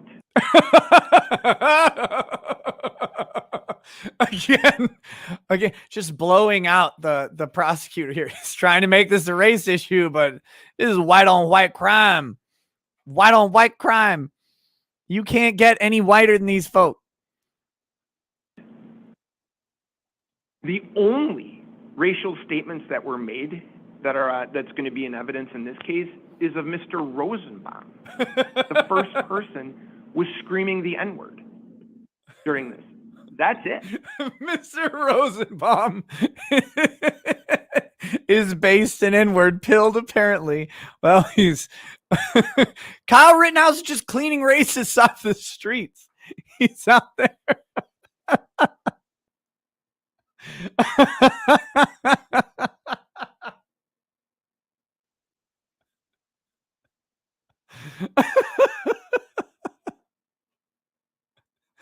He got pumped full of racial justice. Again, this is a know your case, know your facts situation. These prosecutors may not have ever they may not be used to running a murder trial against someone who has been able to raise a significant amount of money and a rock star defense team, because lots of murder trials happen with public defenders. Lots of murder trials happen, that you're not going to have the tip top legal representation that's out there. This case is too big to have bad lawyering going on from the defense. They can't do it. And I don't mean this in any sort of ominous way, but one thing that a lawyer taking on a case like this has to consider is that their failure with such an active and motivated support base for Kyle, that if they don't put forth a premium A game and they lose, that there could be retaliation against them. Not that that should happen. I would never advocate anything like that. But the reality is lawyers have been harmed and killed for the perceptions about their representation. They don't have the luxury of putting forward a bad defense that they're going to be able to miss a bunch of stuff. Now they may miss some things, right? Like, you're going to miss some things. It's a big trial, lots of moving parts, but you don't get the luxury of being lazy. These guys are going to check every single thing that they can do and put forth the best case possible, because the eyes of people like the Proud Boys are on them, and they would be wise to have a mild amount of apprehension about their performance. They have to do well, or it could be them in trouble. Again, not that it should be that way, but that's reality. I mean, frankly, and they know it. So that means that as a prosecutor, you have to take that into consideration as well. And Binger didn't do that here. He didn't look into the legal standard. It's in the brief. He didn't respond to the legal standard. He doesn't have a case. So he's throwing shit at the wall. He's just trying to hope to slip something by someone. It's not going to work. Let's see. Malik Foxton says Jesus' his prosecutor is getting bent over. And Die Ghostfish says Joseph Rose N bomb. And Zenith says this lawyer came in with the vouch prosecution to try to get Kyle. So to admit evidence that because he's a member or has ties to an organization which he's been unable to prove, that this somehow is a motive for the shootings, when unless they can tie that these shootings are somehow racially related to these three people, it doesn't add anything to whether or not it was done in self-defense. And this is another great lawyer moment that happened right there. This guy's good, man. I'm not a huge fan of his speaking style, but it's very calm and measured and effective. And some lawyers do it this way. I'm not criticizing him. I prefer to speak, and maybe this is a bad thing, but I tend to try and get through things a little bit quicker. And he is taking a lot of time and carefully considering what he's saying. He's very, very effective. So I'm not criticizing him in saying that, but he's done a great lawyer thing here. First, he says he can't even meet the standard to prove that Kyle Rittenhouse is somehow associated with the Proud Boys. Can't do it. But then he doesn't say it, but he argues in the alternative right after. Even if you want to try and admit that he's somehow associated with the Proud Boys, that would only be relevant if these are racially related killings and you've got a white guy killing two white guys and just unfortunately not killing the third. That is that is what he's going with here. It's a nice move. It's an alternative argument, which you want to do with judges when you can, especially on something where the judge is making the decision. So this doesn't matter as much at jury, but for the judge especially, you want to give them the opportunity to cite any different reason that you can put up, every reason if they can. But okay, you don't like this one, Judge? Here's another. Look, have another. You're like a used popcorn salesman or whatever. You're like just giving out half-eaten bags wherever you can, and you hope someone wants to stick their hand in one and pull out the good popcorn. That's what you're doing for the judge here. That's what he's doing. And it's really good. Jeff Patriot says, free Kyle. I agree. Shark Denture says, you'd think for how much the defense is paid, they could afford to spring for some lube as a courtesy to the prosecutor. And then Danny says, Nick and gang, happy Constitution Day. Oh yeah, it is the Constitution Day, isn't it? Is this the 1791 signing or something like that? Here we go. It is without debate, Judge. All three of these people were chasing Kyle Rittenhouse. All of them. That is not debatable. So for them to say the fact that he has, or they believe he has some tie to this organization, without any information that in fact that's the reason that this happened, it doesn't move the ball further down in terms of making something more or less probable, a consequence of fact. If they can't show that this shooting was related to that and argue that's the reason it wasn't in self-defense, I don't think they move the ball. And I think if you're really going to do the Sullivan analysis, what they're talking about is 4 months after the fact, people in a bar, there's no information that Mr. Rittenhouse knew who they were when the photos were taken. But he's having lunch and they're taking pictures. That is somehow close in similarity to what happened on August 25th. As I mentioned in my motion, my response, August 25th has been described as a war zone in Kenosha. The evidence in this case will be multiple people are armed, whether it's militia members, rioters. Threats are being made amongst the groups. There's a curfew, there's police presence. You're going to use that and say, having lunch and taking photos with people with no tie to that organization is somehow moves the ball toward making it more or less probable this was not done in self-defense.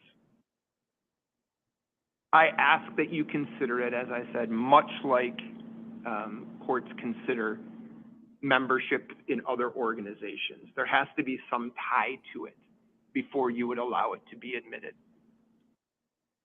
I would finally, in this particular case, talk about the unfair prejudice without a tie to it, without some information that he's part of this group, and without some information that these shootings were motivated by hate or race. It is, the probative value of that is substantially outweighed by its prejudicial value. We are hoping to try this case on the facts. And oh, that was a brutal. that was a good dig. So if you didn't catch that, first of all, he's now arguing in the alternative again, right? So he's like, even if you think there's some probative value, the prejudicial value of this substantially outweighs it. Again, going back to those rules of evidence. But then he says, we are hoping to try this case on the facts. Oh, God. I like this guy. I don't know his name. I know this is Richards right here.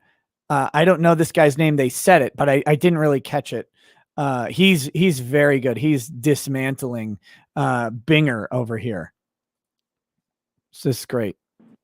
To admit evidence that bears nothing moving forward on the case, other than to say he has some ties to some hate group, even though there's no proof the shooting was related to a hate group, I think would wildly prejudice the jury as it relates to the facts of the case. So I don't believe they've, certainly as it relates to the Proud Boys, I don't even think you get to this, Judge, unless Mr. Bringer can point to some indication that on that day there's a connection that he can actually put forth in evidence. But otherwise, I believe the evidence is not relevant. Should not be admitted. The first one is 2.5 months before. The second one is 4 months after. And I don't think it would assist the jury in any way in this case in making that determination. And I would ask that you deny the motion. Thank you. Well, I'll tell you, with respect to, Okay, I want to hear the judge in just a second, but first, Gallion Galliron Runner says, can the defense bring up that the guy that lived said he had a gun and regrets should have shot Kyle to show his life was at risk? They can try. They can try. The problem with that statement is it was uttered later after the fact. And, but they can try to say that it was that guy's state of mind. The other thing though, is that Kyle wouldn't have known what that guy's state of mind was based on a statement that he would make later. And so what they're going to do with the case for Kyle against Gage Grosskreutz is better than even the others because Gage pulled a gun on Kyle. Kyle shot first, but he didn't shoot. He did not pull the trigger until Gage actually reached for and pulled out his firearm. And then Kyle made the shot. It was, and again, a miracle that Kyle lived through that encounter because we now know that Gage, wishes he would have shot Kyle. I don't know that that statement is going to actually have any real legal value and would probably not be admissible, but they don't need it because Kyle shot after he pulled the gun. The gun is in his hand when his arm is getting vaporized. So, and I don't think he needed to have the gun for Kyle to shoot him, but it's an interesting one because he stops and he raises his hands and Kyle does not shoot, right? Until he reaches back, draws his gun, and then Kyle pulls the trigger. And that again, like that one alone. And I talked about this when I was discussing the Ahmaud Arbery case with a guy, I can't remember his name, but he does the law of self-defense. He's a self-defense expert. You do get into these interesting scenarios where it's possible that two different parties were both justified in defending themselves, right? So there is actually an argument for Gage. He's not charged, so it doesn't matter. But there is an argument for Gage that he was justified in pulling the gun if he reasonably believed himself to be in fear of Kyle. I don't think it's a great argument. I'm not making that argument. I'm not saying it would hold up, but there is an argument and there is a legal possibility that both Gage and Kyle could reasonably be in fear for their lives and reasonably attempt to defend themselves. And that would still be justified both ways if that were the case. So even the reason I bring this up is that even if you take the argument that Gage is afraid that Kyle is going to shoot him or someone else and is using deadly force to intervene, Kyle can still justifiably be in reasonable fear for his own life and imminent danger and justifiably shoot Gage. So both of them, I don't think Gage is justified, but even if he were, Kyle is still justified in taking the shot. And that's a weird sort of way that these sort of laws play out because it's based on your objective and subjective fear. And so if Kyle's got a gun pointed at Gage, hypothetically, then Gage could reasonably be in fear, and Kyle could reasonably be in fear of someone running at him after some other people have just run at him and assaulted him. So he could be justified in pointing the gun before even pulling the trigger. It's an interesting way that this works out. Joel Reese says, Nick being gay for that other lawyer. Yeah, caught in 4K. Slagla says, why is Nick cosplaying as Richard C. Meyer when he did the interview with that slimy comedian? EW Fisher 89 says, first super chat for you. Hey, thank you. Welcome. Thanks for doing a live stream on my birthday. 32 today. Hey, happy birthday, man. Or woman. Keep up the good work. Hope Kyle goes free soon. Me too. And the denialist says waiting at the DMV while listening to this, definitely a good choice. All right, here we go. Both of these requests, I think if I admitted either of these, I'd get reversed. Yep. That's the bottom line. I think that Nails it. The judge, if I admitted either of these, I'd get reversed. It'd be, yeah, no way can he bring in this evidence. So, and look, wide body over here. He finally looks up from his laptop for like the first time this hearing, looking up at the judge. Binger here is not happy either. The resolution on this camera is shit, man. You wish they had a better view so you could just see how defeated they are in this moment.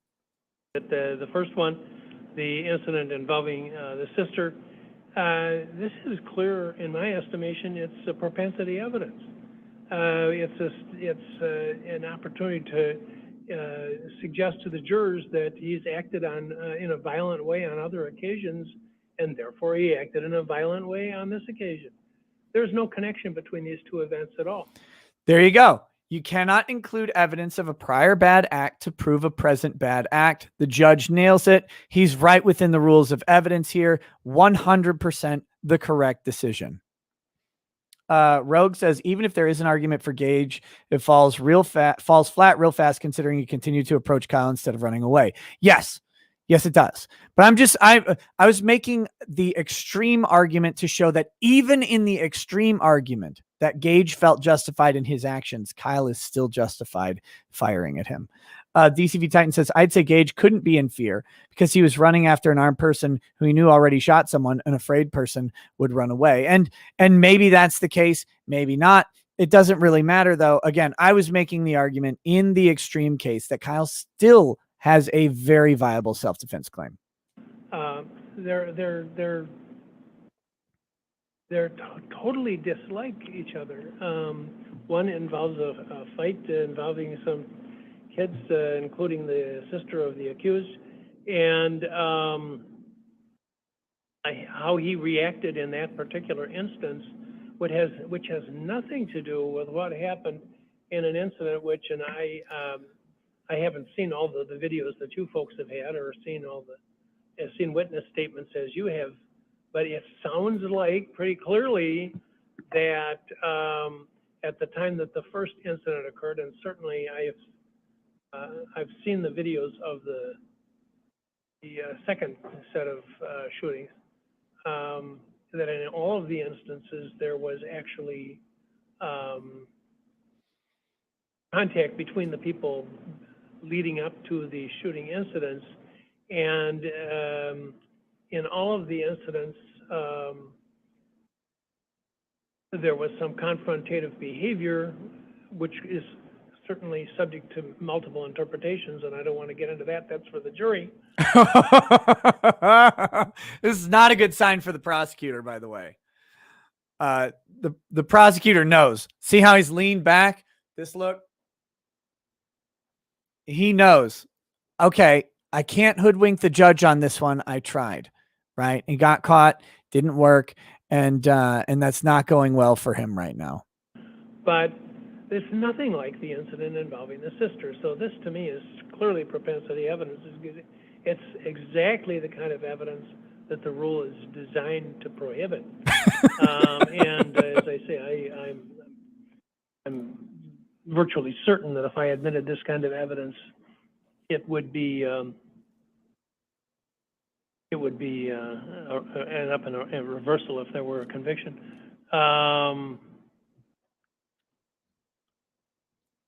There's reference. You make reference to having a consistent motive. That kind of thing. Notice the tone change on the judge there, where he's like, his brain is stretching to try and figure out what the prosecution was even arguing. Make an argument of consistent motive. Like he just can't believe that he would be that far off base. Fractal Machine says, even in the extreme case that Kyle actually belonged to the Proud Boys, does he then lose his right to self-defense from a lynch mob chasing after him?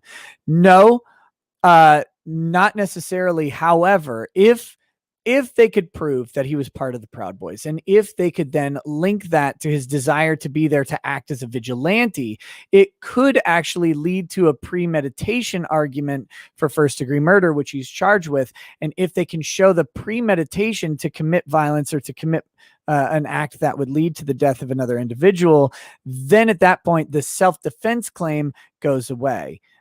Because if you go there with the intent to actually kill, then it's hard to argue that you're justifiably using self-defense. You don't get to use self-defense as a shield to cover up your premeditated murder plan.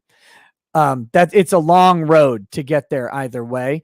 But that would, it's potential that if they could get the Proud Boy thing in, they could then start to make the other arguments. And that's why these guys want it shut down straight out the gate. Plus, the Proud Boy thing has nothing to do at the end of the day with legality. It is entirely there to smear Kyle's character before the jury. Again, they're going to be pulling a jury from people in Kenosha, some people who may very much disagree with the shooting of Jacob Blake, some people who may very much agree with Black Lives Matter, some people who may think that the tension in their community comes from some of these organizations. So that it was entirely there to slam Kyle's character. Would be more persuasive if there were similar incidents in which there were demonstrated consistent motive, if the defendant would have gotten up on the top of the high school across the street and every time a person who appeared to be a member of a disagreeing group walked by, take a shot at him, that kind of behavior would be a consistent motive. Right. And would be very definitely admissible, but I don't see any connection here at all. So that request is denied. And while I agree with you that you have the burden of proof and you can't, and the defense cannot head off your evidence by saying we're going to acknowledge this was a willful shooting, I agree with you there. I also have to be open to the voice of reason in terms of how the case is shaping up, and I don't think there's any doubt about the fact that the defense is clearly conceding the issue, and the law is also clear that when that's the case, the judge has to look at it a little bit differently. Certainly, if they walk in here on day of trial and start claiming that it was the acts of shooting were not willful, then I'll take another look at this evidence, although I certainly don't want to suggest to you that, but it would put a different light on it for sure. So that request is BTFO. Right there. Right there. Yeah. I mean, the guy swore by, this is important. The attorney said, as an officer of the court, I'm telling you, we are going to bring the self-defense case and admit to the intent of the shooting. He's saying, on penalty of sanction up to the point of disbarment, Your Honor, under oath, in front of this, not really under oath, I guess, but on record, in front of you, in front of this camera, for the public to review, I am telling you, on my license as an attorney, this is the defense that we're obviously going to take. And so the judge at that point has to, he's like, you can't head it off just by saying it. But I mean, this case is not a case where they are raising these sort of idea. Kyle didn't do it defense. That's not a question here. We know he did it, and they're saying he intended to do it because the whole defense is that he intended to shoot them to save his own life. That's obvious. Now, if they were to come into court and change their minds, I'd have to take a different look at it. Plus, all of these lawyers would be sanctioned heavily and maybe disbarred for lying to the court. Yeah. And so what he said there, it was like a double pinky promise or something, right? Like it's as solemn as you could get. Like if I'm lying about this, you have the ability to remove my law license. So it's on my honor, Your Honor. He honored her offer. Wait, she honored her offer. He offered her honor, and all night long he was honor and offer. Yeah, that one. Cal Clace has just arrived. Nick, how's the case going? Prayers. So far, so good. So far, so good. denied. The Proud Boys evidence, at this point, I don't know, and perhaps you have other information which I don't know about, but I don't know whether there was a prearrangement to meet these people or if there was an awareness of who these people were. And the reason he doesn't know is because that hasn't been presented in the motion. And so this, what the other attorney said here, the legal standard is a preponderance of the evidence. All that the prosecutor had to do to overcome a preponderance of the evidence standard is get to 51% more likely to be true than not true. So all he had to do to show a link between Kyle Rittenhouse and the Proud Boys on that event was to show literally anything other than nothing.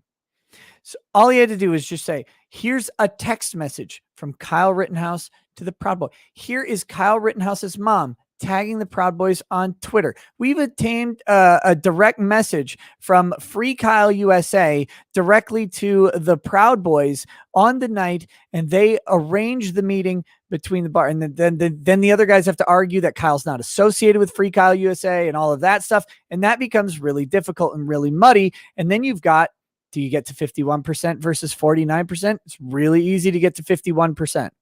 It's really easy. But they didn't bring any evidence. So you can't get to 51% from zero.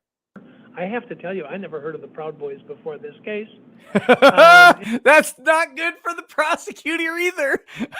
He's never even heard of them. Who the hell are these guys? I don't care about that. Ah, damn. That's not going to be helpful to your case. And you cited a Seattle newspaper, and I'm not going to rely on a newspaper account about what an organization is.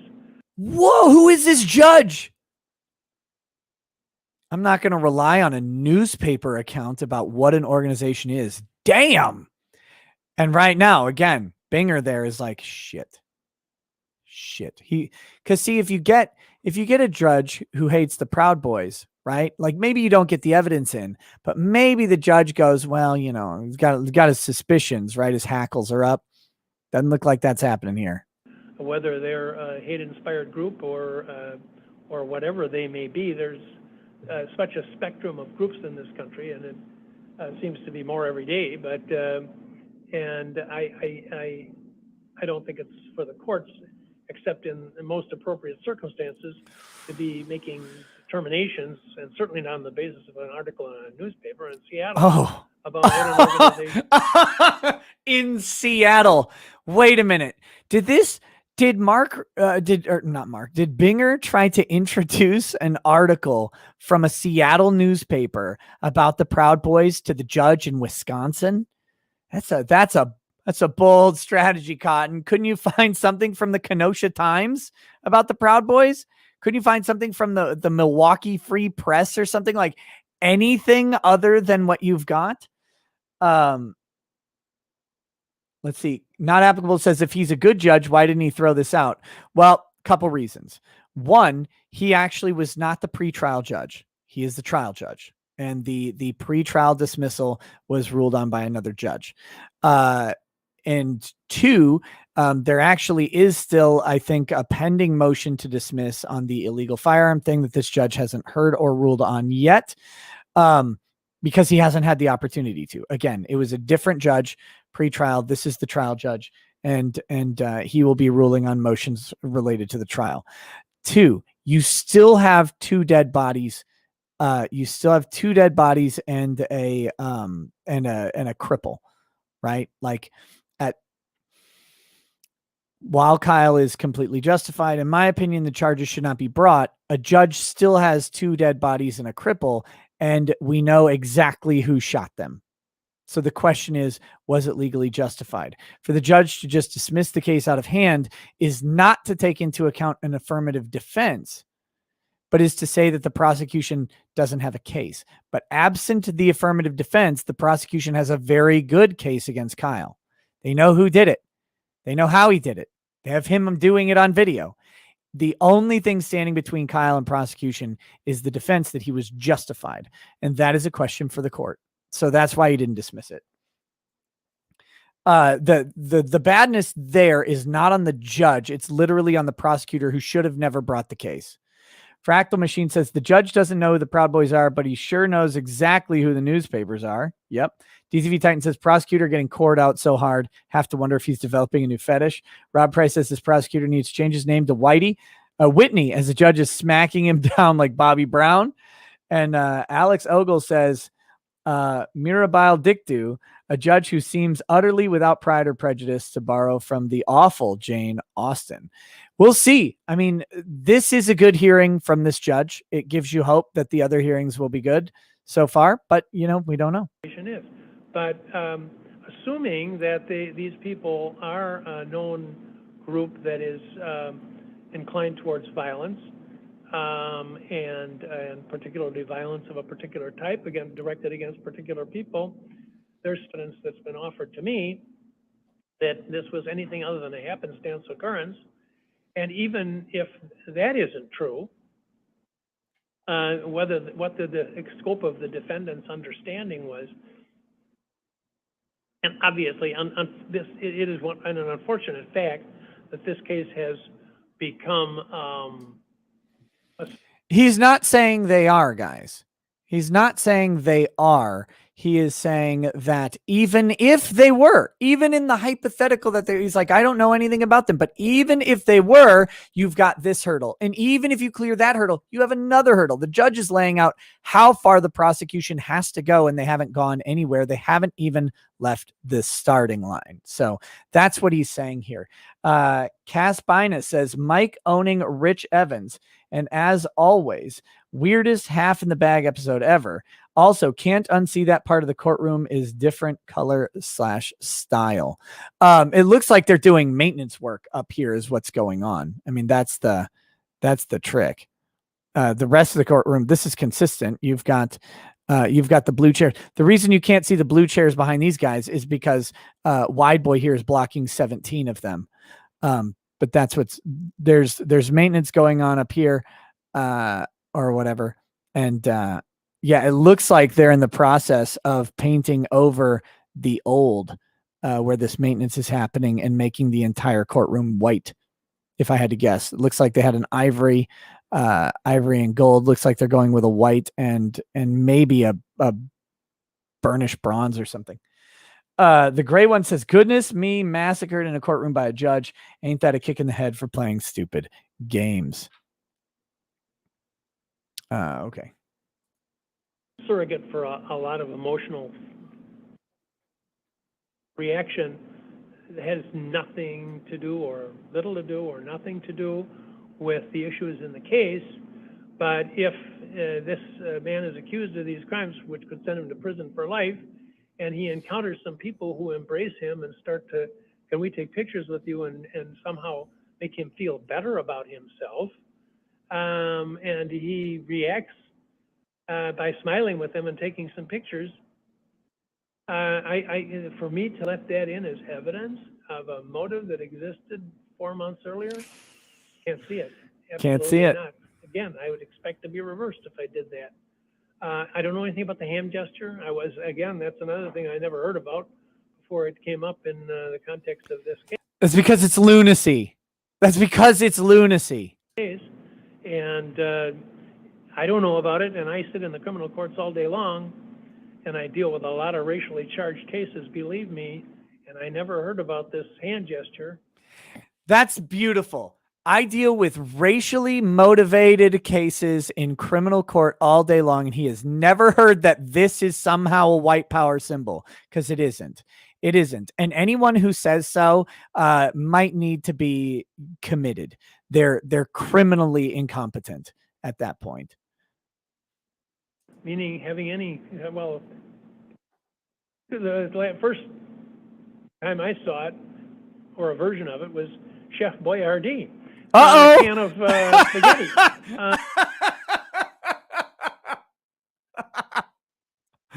This judge is like 50 or 60 to 70 years old. It's like, first time I saw it, the okay sign was on a Chef Boyardee. Thank goodness. Your Honor, if I could just No. briefly Go ahead. supplement. Stop. We're not alleging Chef Boyardee's a member of the Proud Boys, by the way. But two things. First of all, this was not a happenstance random meeting. In fact, according to a New Yorker article, which interviewed various... No. Hold on, but they interviewed various people involved and... See what the judge did there? Hold on. And then the prosecutor just overrode the judge. Hold on now to the judge. Don't do that. That's not going to go well for you. He's going to listen to you and then rule against you again. Including members of the Rittenhouse family and their supporters, the defendant went to Miami on, I think, January 12th of this year and was picked up at the airport by the president of the National Proud Boys organization, who took him out to lunch. That was intentional. So this is consistent. This is a pattern. This is not a random meeting at Pudgy's Bar in When was Racine. the event? This was January 12th. So this was Okay. 9 days or 8 days after the incident at Pudgy's Bar in Racine. The defendant's in Miami, picked up at the airport by the head of the National Proud Boys organization. So I submit to you, the question. Real quick, Kyle should not have done that. He should not have done that. And I submit that Kyle should not have gone to the bar in the first place. He had every right to. He's legally within his things. I covered it at the time, and I said the same thing. Kyle should not have done that. However, this does not actually show a link to the Proud Boys presently, and it doesn't show a link to the Proud Boys, most importantly, at the time of the shooting. So now you're saying, well, even later than the shooting, he had another meeting with them. It still doesn't show in any way that what happened at the time of the shooting was a link. The defense asks is, what's the proof that he's affiliated with this organization? This is the proof. He goes out after court, drives up to Racine and meets them at a bar, goes to Miami, is picked up at the airport and has lunch. The proof of why it happened is that it happened With the national head of that. So this is the evidence of the What does affiliation. that mean about August 25th of last year? And the jury can make a decision. Oh, see there, you don't stop a judge, by the way. Well, you can stop a judge sometimes if you need to, but know what's going to happen when you stop a judge. And the judge comes back. And what does that have to do with this? You're going to get overruled here. You're going to lose this. I've already told you you're going to lose this. Decision on that, Your Honor. I believe that it is consistent with the Proud Boys mantra, their philosophy of going to these types of protests armed with the intent of causing violence. And I think we will be prepared to introduce testimony from someone who is affiliated with the Proud Boys and will tell the jury about their philosophy. We'll tell the jury what sort of violent activities they do at these. Oh, yeah, they're going to get a Proud Boy to come in and tell the jury about how evil the Proud Boys are. Oh, my God, if that's not a Fed plant, I don't know what it, like, holy crap. Are we serious? That's the plan, is to bring in, you're going to bring in a Proud Boy to tell how evil the Proud Boys are proudly to the jury so that Kyle, who's associated with the Proud Boys, can be prosecuted. Oh yeah. That sounds like that's going to be a real witness and definitely not a government plant on that one. Jesus. DCV Titan says we should still see the chairs. Crafty Ben's light. The gray one says, God, this judge gives me hope in humanity again. A judge who's about the facts and not partisan BS in current year warms my cold heart. That's the benefit of this being done in Kenosha and not in Milwaukee, right? This is a judge in a smaller town.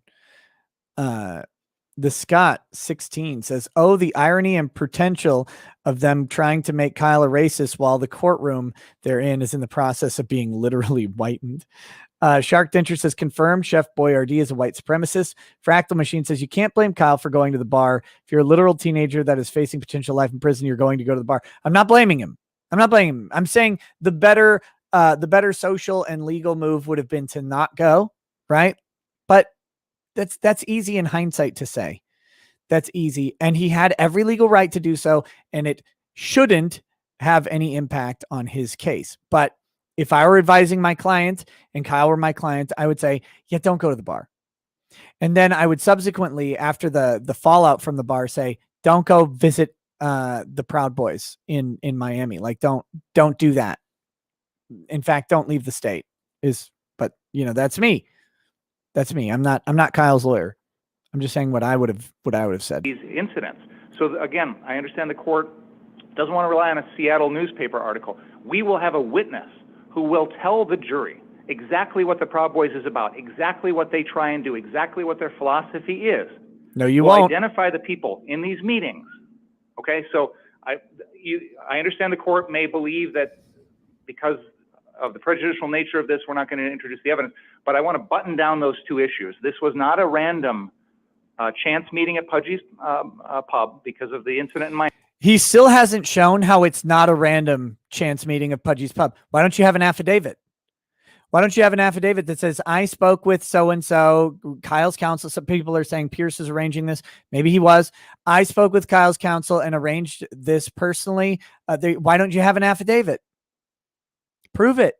You haven't presented any evidence. You're saying we're going to present evidence. That's not a preponderance of the evidence. That's saying you're going to meet it eventually at some point. Why you're not meeting it now is the biggest question for the court. Miami. And second of all, we will introduce evidence about the Proud Boys, far more than a newspaper article. So those issues, we can surmount those obstacles to the court's ruling if that's what the court is concerned about. All right, let's assume you're bringing in the evidence about the Proud Boys being in Kenosha on the day in question and that they're here for their purposes. Is there any suggestion that they were connected in any way with the accused? On the date of August 25th, I will acknowledge that I'm not going to be able to prove that was BTFO. You're done. Get out. You're acknowledging that you can't prove on the date of August 25th that he's in any way associated with them. You're out. Peace. Go away. the coordinated thing between the defendant and the Proud Boys that night. However, I believe there's a strong inference based on the fact that after court in January, he goes out to Pudgy's, goes down to Miami later that month, and meets with not only the head of the Wisconsin Proud Boys, but the head of the national Proud Boys. I think there's an inference to be drawn from that. Now, the jury can be instructed what weight to give it. No weight. You cannot draw an inference of a later act 4 months past the event. You've got to tie it to the event. There's no probative value on the time he shot them that he was connected. You've just said so. So there is no relevance to the case. Let's say that 2 days after the shooting, Kyle Rittenhouse gets jumped into the Proud Boys, naming all the cereals he can while getting punched in the face or whatever, right? Like, let's say that happens. Still can't have any probative value on the actual shooting or his reasons for it because it didn't happen yet. But the defendant's actions of coming into our community illegally after curfew with a gun at the time of a protest is entirely consistent with what the Proud Boys make it their job to do. Actually, that's not true.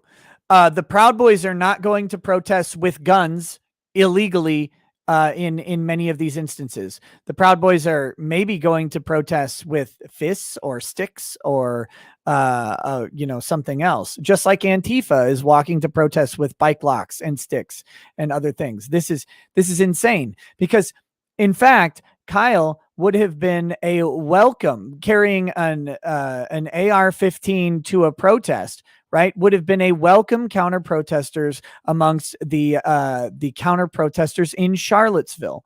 We know that because there was a college professor who was there in Charlottesville with an AR-15 waving that gun at cars that were passing by. This is not a Proud Boy exclusive behavior. It has no indication that he would be associated with the Proud Boys in this particular instance. And we know that there were other people who brought guns that may have been illegal or legal to that protest, because we know that someone else shot before Kyle did. Not that necessarily that they shot Rosenbaum or anybody else, but we know a round was fired into the air. It's caught on camera and it pre-exists Kyle's shooting. This does not prove this guy's case. And I mean, it doesn't matter. The judge isn't going to let this in anyway, but Shark Dentures says, well, if the prosecutor believes something, it must be true. What BS? Rogue says, I believe, said by every disingenuous shit. DCV Titan says, even if it was planned, just show Proud Boys liked what he did. The KKK approves of Dems bring back segregation. Does that mean they're affiliated? And then he meets with the leaders afterwards. To me, I think there's a reasonable inference that these are consistent motives all along. And you've been in here enough, Mr. Kraus has been in here enough to know that we get these pre-sentences where the defendant is accused of any number of things, and there's a section in there about gang membership. Uh-oh. And I have stated probably 100 times, probably more than that, that I don't, I breeze right past that because I'm not interested in these accusations about group responsibility unless it's directly connected that the defendant is active in the criminal enterprises of the organization, or, you know, there's kids in neighborhoods right here in Kenosha who join gangs because they're afraid not to. Pope Benedict was a member of the Nazi youth because he Ratzenberger. Uh-oh. he just Catholicked him. Watch out. Guys, give me just a minute. I'll be right back.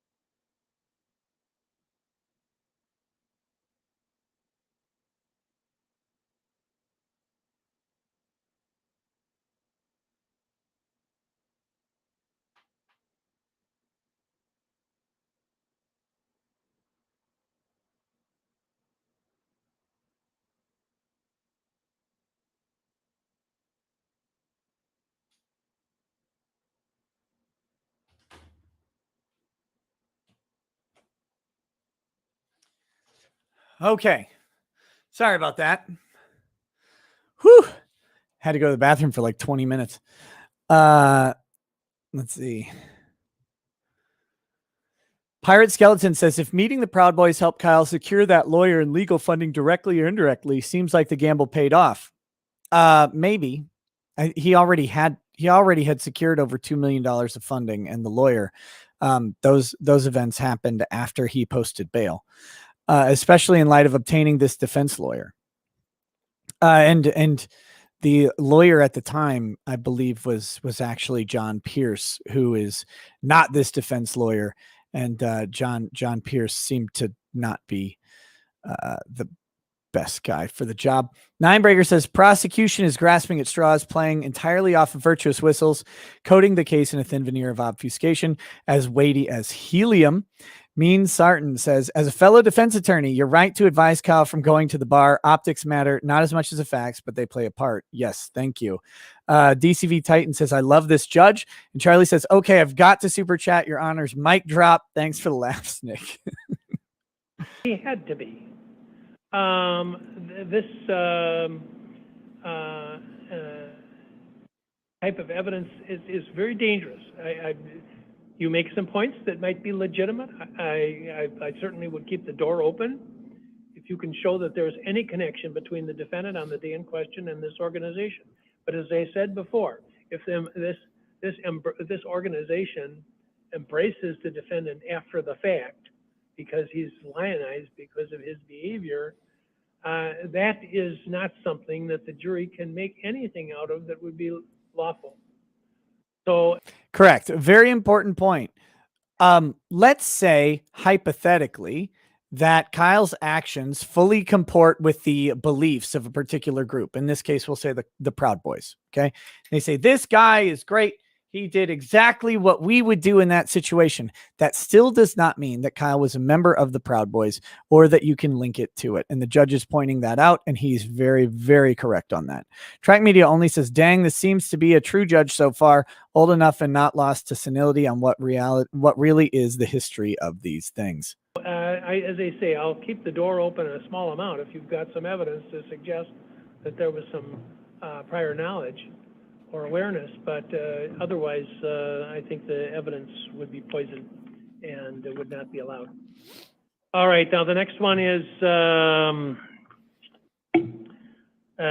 defendant's first motion in limine, and that whether a motion in limine is a motion to restrict a set of evidence or a particular piece of evidence. So the defense here is asking the judge to say that this type of evidence or this particular thing, I don't know what it's going to be, cannot be brought before the jury. Physicality Channel says, make the hearing audio louder. Boomer, I can't. It's all maxed out. StreamYard will only let it be this loud. there's a series of statements in there. Let's see.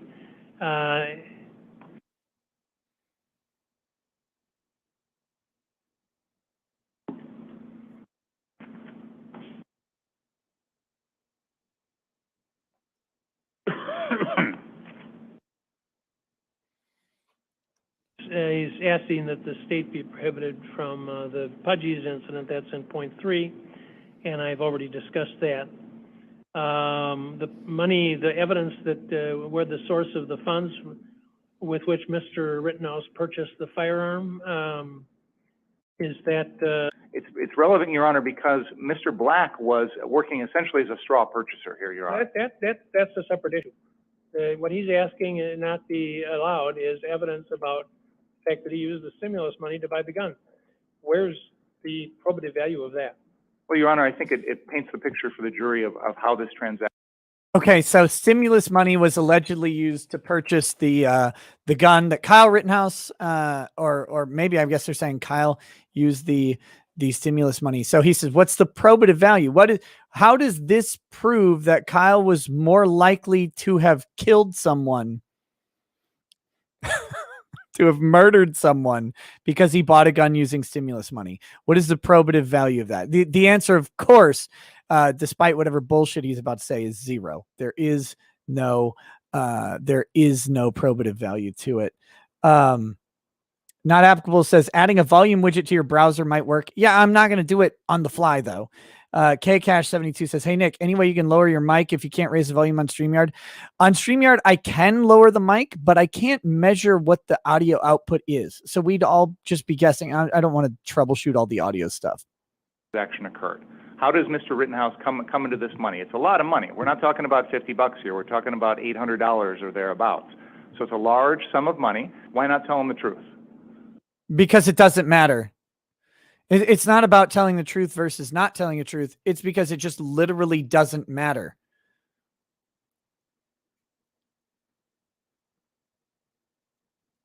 Why tell them anything? Thank you. Why tell them anything? I mean, he had money. He apparently had a job as a lifeguard or something, I read. I don't know that he had that job at that particular time, Your Honor. I don't want to get into it. Yeah. I mean, the defense is going to talk about his work as a lifeguard. We've already heard reference to him, But the defense isn't going to raise the issue of how he got money to buy the gun. So they'll talk about his work as a lifeguard because it is evidence of his state of mind, because he was working as a lifeguard, I think, on the day of the shooting. But, working in our community, although he worked in Pleasant Prairie. But what is the relevance of... Notice how salty this prosecutor is now. Well, he really worked in Pleasant Prairie. Oh no. Oh man, not in Kenosha, in Pleasant Prairie. Not really in Kenosha. It's not the real Kenosha. Die Ghostfish says they've seen your video about how Kyle could legally carry the rifle if borrowed, and now trying to prove he ineffectively owned the rifle illegally. Fenrir Lycro says, just get Ronnie the third as narrator. He's loud enough. The defense will show. Charlie says, audio is at least an 8 out of 10. You're all good. The stimulus money being used for that as opposed to being used for drugs or for new just remember that these are the people behind prosecutions, right? Like, he used the stimulus money to fulfill his constitutional right to keep and bear arms. How offensive, how disgusting, how gross of him to use a stimulus check to buy something he is constitutionally entitled to have. How nasty is he? musical instrument or a boombox, or is it, I don't know. If we want to cut off reference to that. Is that a current term, boombox? I don't know. If we want to cut off reference to that, Your Honor, then why don't we just cut off reference to the defendant working in Pleasant Prairie as a lifeguard too? You haven't given me a reason. Well,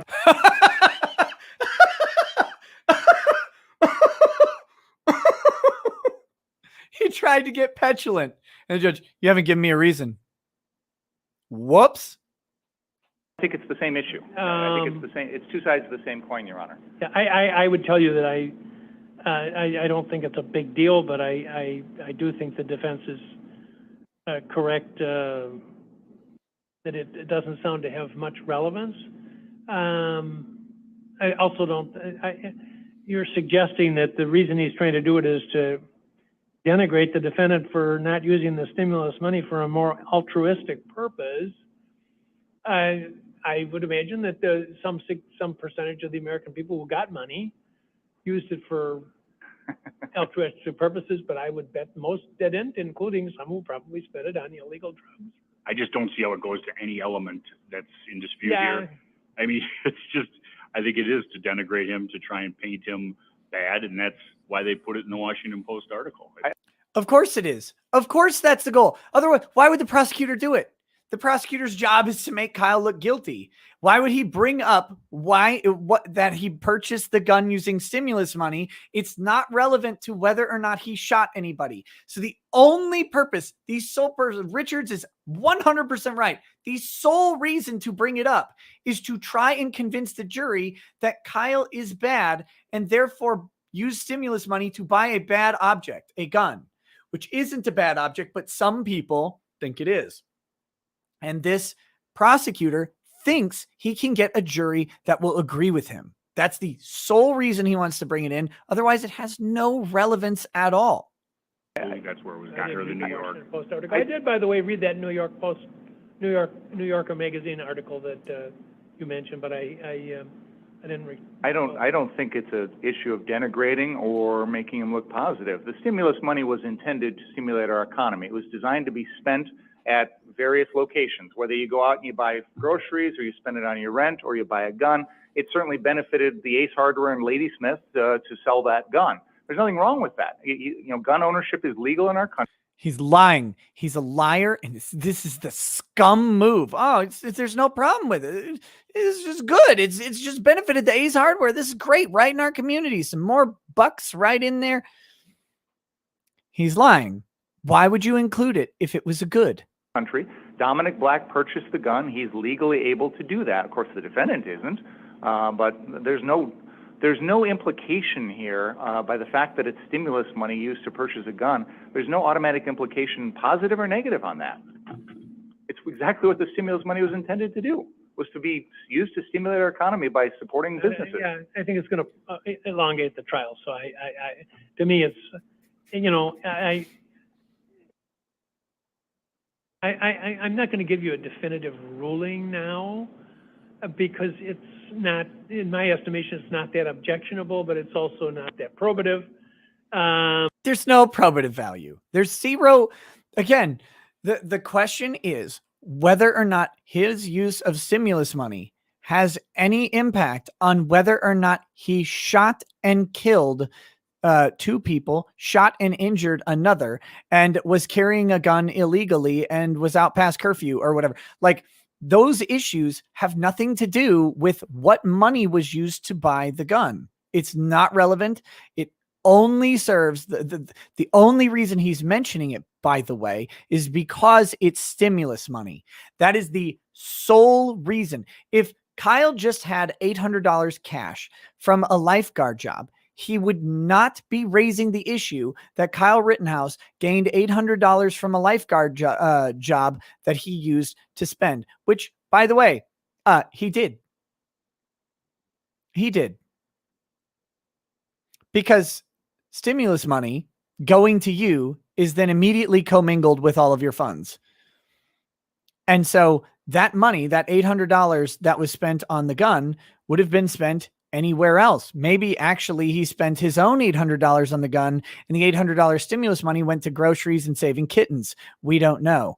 You don't get to do that. You don't get to contact trace the stimulus spending for your own prosecution. And again, he wouldn't bring this up if it weren't stimulus money. He's a liar and he's dishonest. And it's really frustrating because I really try hard to not paint all prosecutors this way, but I keep running into the problem of so many of them acting like this.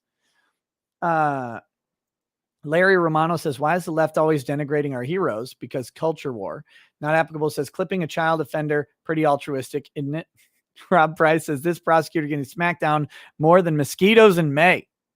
And I tell you what, we're not going to spend as much time at the trial as we are today talking about this, because we want to move this case along. So if he asks and you object. Michael O'Nines, I know this is a defense motion to exclude the reference, but it's there to exclude the reference because the prosecution is intending to introduce it, which is why the prosecutor is defending it so hard. Because in the discovery disclosure, they've got, they've got articles, they've got statements, and they talk about things that they intend to introduce, witnesses that they intend to bring to the trial, and what those witnesses are there to testify about. This is listed in the prosecutor's case. And so that's why we've got this issue being brought before the court by the defense. They don't want the prosecutor to talk about it because the prosecutor wants to talk about it. And it has no relevance. On the Spiral says, amazing, 3 blasted and all happened to be felon J's. Wow, what a coincidence. Hyderp X says, as long as women control the world, males would be too afraid to stand up for what is good because the wives see an injustice going on. And Stug says he's both a liar and dishonest. Yeah. Dishonest people aren't always lying, which sounds weird. In fact, you're going to get a one-word response as to whether I decide at that given moment in time whether it's, and that may have something to do with the pace at which we're moving. So I just don't want to get bogged down. The item number 3B, that's Pudgy's again. Your Honor, I think 1 and 3 in the motion in limine are covered by your ruling on the other act motion, so I don't know that we need to spend any more time on it. Judge, I think it's everything then. I think this was filed before the state filed their other acts motion. All right. So it was kind of done preemptively. So we're all done with this? We are. Yep. Motion to admit evidence. That is evidence of whether, because Joseph Rosenbaum had been convicted of child sex offense and went to prison for it, I guess, three different times. Just the 3 times though. And I'm really curious how this is going to turn out, because there's very little likelihood that Kyle Rittenhouse would have known this. So the question, it is a good question of whether or not it can be admitted, because Kyle disposing of a pedo might look really favorable to Kyle. And so the defense here wants to admit evidence about the deceased. And so we'll see what happens. You can start talking with an extreme bias towards denying your request. Understood, Your Honor. Okay. Your Honor. Yeah. So he's predisposed to saying, yeah, this isn't you're not going to be able to talk about this because Kyle wouldn't have known it at the time, which is unfortunately the good legal argument here. And I don't think they're going to convince the judge on this one. His status as a felony offender is relevant in this case because based upon the facts of that evening and his conduct. When Mr. Rosenbaum was on the scene on the 25th, he made threats to numerous people, including my client and Mr. Balch, where he specifically said, if I get you alone, I'm going to kill you. And that happened earlier in the evening. It's reported. I received that in discovery from the government, from an FBI agent who interviewed Mr. Balch. Mr. Rosenbaum made other threats about not being afraid to go back to jail. He stated, I just got out that day, which was overheard by my client. And ultimately what ends up happening, and it's on the video, my client is walking down the street, Sheridan Road, towards what I would refer to as car. Now that's interesting. The statement that I just got out of jail that day, which was overheard allegedly by Kyle, gives this a little bit of a squeak of a possibility of getting in some limited fashion. I don't know that he's going to allow the full criminal history because, again, Kyle wouldn't know that. But if that statement is allowed, that Kyle knows that this guy just got out of jail and is not scared of going back to jail, that clearly is relevant to Kyle's state of mind when dealing with the person who is then chasing him. And that's a revelation for me. I was not aware of that particular line being uttered by Rosenbaum, overheard by Kyle. And that's bombshell to the self-defense claim. I mean, it's critical to the self-defense claim in a way that isn't necessary, because I think even without it, he's justified. But with it, I mean, it just builds on his case in a massive way. That's really good. I'm curious how this is going to impact the judge's decision here. Swinging Cod says the word you were looking for is fungible. The money is fungible, just like taxpayer money to Planned Parenthood for mammograms can be spent on stuff. Oh yeah. Yeah. Fractal Machine says buying a gun does stimulate the economy, you socialist. Yeah, I know. Or maybe you're talking to the lawyer. I don't know. Robert Jeffrey says, why are they not bringing a motion to dismiss as valid self-defense shooting? That's not how this works in Wisconsin. Other states have a stand your ground motion, pretrial motion to dismiss. Wisconsin does not. It's built into a justification. So it's an affirmative defense, not a motion to dismiss. So it's just the way the Wisconsin state process works. Red Mage 13 says, joined the stream late and came in right at the judge's Chef Boyardee response. That was great. Lol. Yes. Carl jumps in the chat. Buddy, I got to DM you. We got to talk, man. I heard the Billy is trying to Mitchell you. I heard you've been officially sued like a lawsuit. I'm very curious. So I'm going to be reaching out very soon, man. I'll send you a message today. Source 3, where the first shooting occurs. As he's walking down that road, Mr. Rosenbaum becomes aware of Kyle. He has been called and asked to go there to potentially put out fires that people are starting at that location. Uh-oh. He was called and asked to go. Whoops. There goes part of that whole thing. He had no reason to be there. He asks for... You're talking about my the client. accused. Okay, go ahead. He asks for a fire extinguisher from the gas station at the corner of 60th and Sheridan Road. Somebody provides him a fire extinguisher. He takes off in the direction of 63rd and Sheridan Road, car source number 3. As he's going to that location, Mr. Rosenbaum and Mr. Zeminski are seen on video behind him. And in front of him. My client starts off behind him, goes past them. As my client passes Mr. Rosenbaum has his face covered with his shirt in a ninja type mask, not a COVID mask. It has over the top of his head and a slit for his eyes, hiding his identity.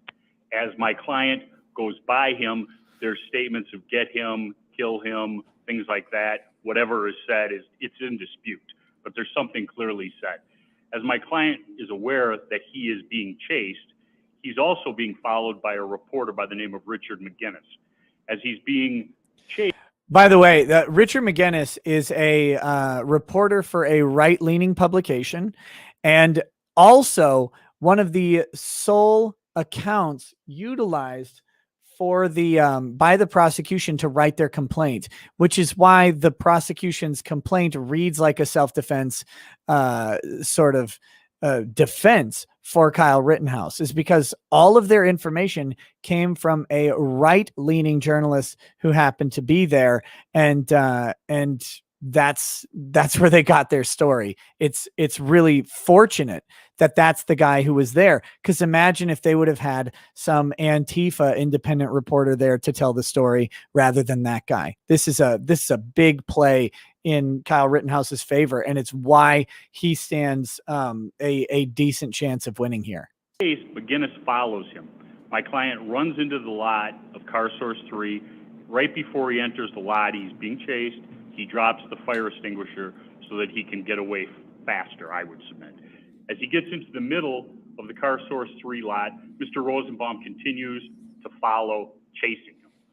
He throws something at him, which has now been determined to be a metallic type bag. You see it clearly in the video. Mr. Rosenbaum fires it at my client.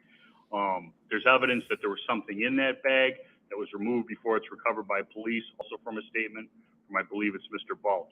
My client turns around, addresses Mr. Rosenbaum, still being followed by Rosenbaum Chase and Richard McGinnis off to the side. Turns around when Mr. Rosenbaum does not stop, even though he's pointed a firearm in his direction. This is a really good bit of lawyering by Richards here. Okay, so notice what he's done.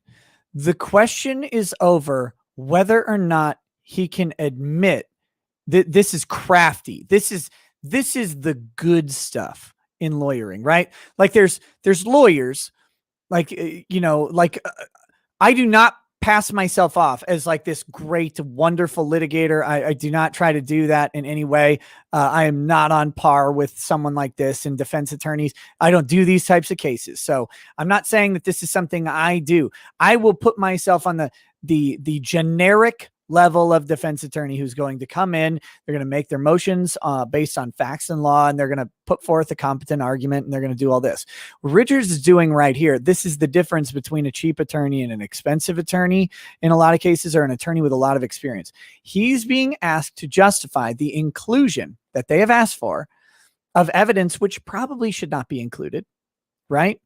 I mean, maybe he's got a good reason here, but the evidence is whether or not they can introduce Joseph Rosenbaum's criminal history to the court, which, again, as great as it is on the social media and stuff, it really isn't going to have any value to the court that we know of, unless they know something that we don't. So he started with, well, he did say that he just got out of jail. And then he proceeds to take that one-off statement that he just got out of jail that day, that he's not afraid of going back to jail. And he has gone through and he's telling the judge the entire narrative from his perspective about why Kyle Rittenhouse shot Joseph Rosenbaum. And the prosecution is just sitting there listening to it. And the judge is just sitting there listening to it. And he's just laying out the entire reason why he shot this guy. None of this has anything to do at all with whether or not they should include Joseph Rosenbaum's history of criminal sexual misconduct against minors in evidence, right? Like none of this is related to that, but he's just telling the story to the judge. The judge is just listening, and the prosecutor has not, for some ungodly reason, objected and said, Your Honor, what are we doing here? We're not at trial yet. Why isn't he just sticking to the issue of whether or not we need to include this evidence? I submit, obviously, no, that it would be overly prejudicial. It would have no probative value. Kyle Rittenhouse could not have known his criminal history. Therefore, his criminal history is irrelevant. And then let the judge quibble over whether or not that one statement can be included. But he's just sitting there, just cucked. Das Pooch says, where is Nick and when did Richard Spencer in a goatee replace him? Just kidding. Love the show, my dude. Hey, thanks. And begins running away further. And he's looking over his shoulder back at Mr. Rosenbaum, who continues to advance. Richard McGinnis states that Mr. Rosenbaum continues to run at Kyle, even though Kyle is now addressing him and pointing a firearm in his direction. Mr. McGinnis states that he lets out, as he describes it, a blood-curdling scream yelling the F He word. being, Mr. Rosenbaum. go ahead. My client, as he's jumping towards him, fires the 4 shots, which take less than 1 second. hitting Mr. Rosenbaum. Your Honor, Mr. Rosenbaum had the will, he had the intent, and he had stated what his motive was, to take somebody who he believed as a threat, who had put out fires that he had been starting, had been stopping them from burning down buildings, and now was his chance. Mr. Rosenbaum, because of his status as a convicted felon, is unable to lawfully possess a firearm, could not purchase a firearm. He saw this as the opportunity to possess a firearm and take care of what he believed was a threat or a problem to the rioters, not demonstrators, rioters, which Mr. Rosenbaum was. There's numerous photos earlier of Mr. Rosenbaum wearing a shirt in a proper fashion over his body, not using it as a mask. In the state of Wisconsin, hiding your identity to commit a crime is in itself a crime. He was doing that. Your Honor, the case that I've cited in the brief, State v. Ingram 204 with 2nd 177, and it's also cited in the annotations for the witty cautionary instruction. And I know the court knows that it's your case. It's the fleeing and the looting, and the state sought to put in the fact that he was convicted. In this case, it is our argument that he was trying to take the gun, one, because it was readily available, two, he could not legally purchase one. Many of the individuals that evening on both sides of this were heavily armed. There's Black Lives Matter individuals with guns. There's people who are protecting property with guns. There's militia members parading around. It's our position that Mr. Rosenbaum could not legally possess a gun, but that wasn't going to stop or deter him.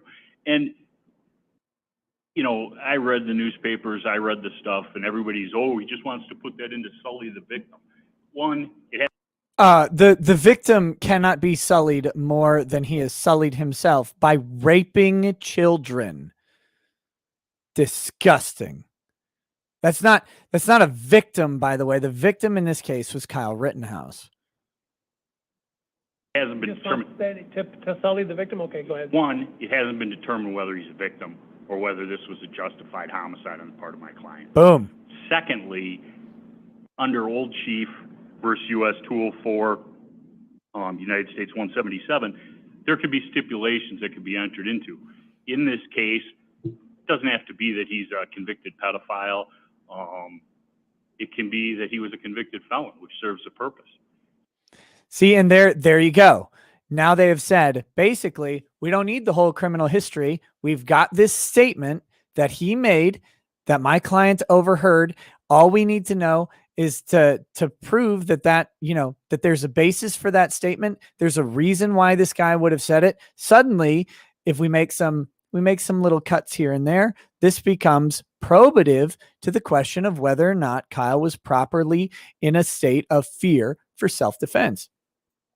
Expertly done. Expertly. Now, I don't know if the judge is going to go along with it, but expertly done. If the judge does go along with it, I assume he will say, okay, we got to mitigate it down. You can't bring in his entire criminal history because it's going to be prejudicial, which I agree with. I mean, I wish you could, but I don't think they're going to let him bring in the whole thing. He was stealing a firearm while masked, attempting to, which is a felony in the state of Wisconsin. Theft of a firearm, masked, felon in possession of a firearm are just a list, not to mention attempted battery, things like that he was attempting to do that evening to my client before he was shot.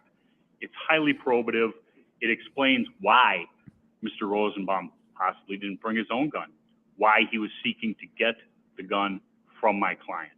And that isn't my client's words. My client would testify to that, but it's an independent witness who the government has listed as a complaining witness, Richard McGinnis. Whoops. Uh-oh. That's one of the problems. The funny thing is if you introduce a witness or a set of evidence, you don't get to suddenly say, oh, wait, but not that part of it. And the government picked, like, if they picked Richard McGinnis as a crazy, as a complaining witness, they're idiots. I mean, terrible. because McGinnis is much more likely to be on the side of Kyle Rittenhouse in this case. Mandalore Wise 01 says, it also seems to me that the defense attorney brushed over the ninja mask to avoid the question about identifying Rosenbaum. Lord of the Nerd says, this lawyer wants to include it on grounds it establishes Rosengroper as a more viable threat to our boy Kyle. Yeah, no. First of all, the lawyer wants to include it because if you put a child rapist as the first alleged victim, it is going to bias most juries in favor of Kyle. That's why he wants to include it. He knows he probably can't include that, but that would be, by the way, this guy raped a bunch of kids. 3 times he goes to prison for raping kids. Just so you know, this child rapist is the person that my client disposed of. Yeah. And, you know, preach like that. That's why he wants to include it. I don't think it has any real, like, now the limited statements that he's talking about, those do have real probative value. And I think he has a chance on those. Jimmy the Hand says, quick tip. If you plan to be accused of murder, have a lot of money stashed by, you need a lawyer like this. Who says he was going for Kyle's gun. And that's in interviews to law enforcement, and that's in interviews to my investigator. Did you say when you began that there's a witness who reported hearing Mr. Rosenbaum say he just got out of jail that day to the accused? Yes. He said he was announcing it to the people at Car Source 2 where my client was in the property. And it wasn't jail. He had gotten out of a mental institution, what is the evidence, I think. Well, what institution he was in was not important. What the decedent allegedly. He just snuck it in. I think he just did it. The judge didn't know this fact. And now he's saying what the decedent said is going to impact what the defendant heard and thought. Said is the important thing. He allegedly said what? He said, words to the effect, I just got out of jail today. I'm not afraid to go back. And is that in the discovery, I assume? I don't remember those words. I know he had gotten out of I think it was a commitment that day, not jail, but I don't recall seeing those words. Go ahead, I interrupted you. Your Honor, that's the argument. He said it. It's in the discovery, which I was provided by the state. It's oh no, the state sent it. Oh, that's even worse.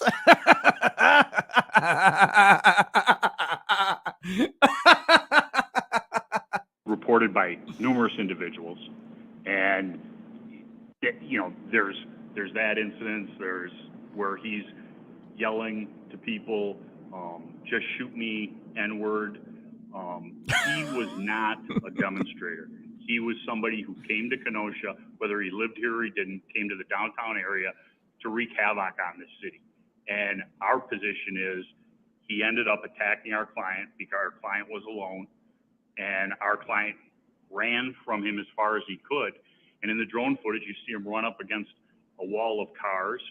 He stopped at that location, and he can't go any further. On the other side of the cars, from the drone footage, you see the demonstrators bashing in the car windows, and he didn't want to run through that. He turns around, he addresses Mr. Rosenbaum.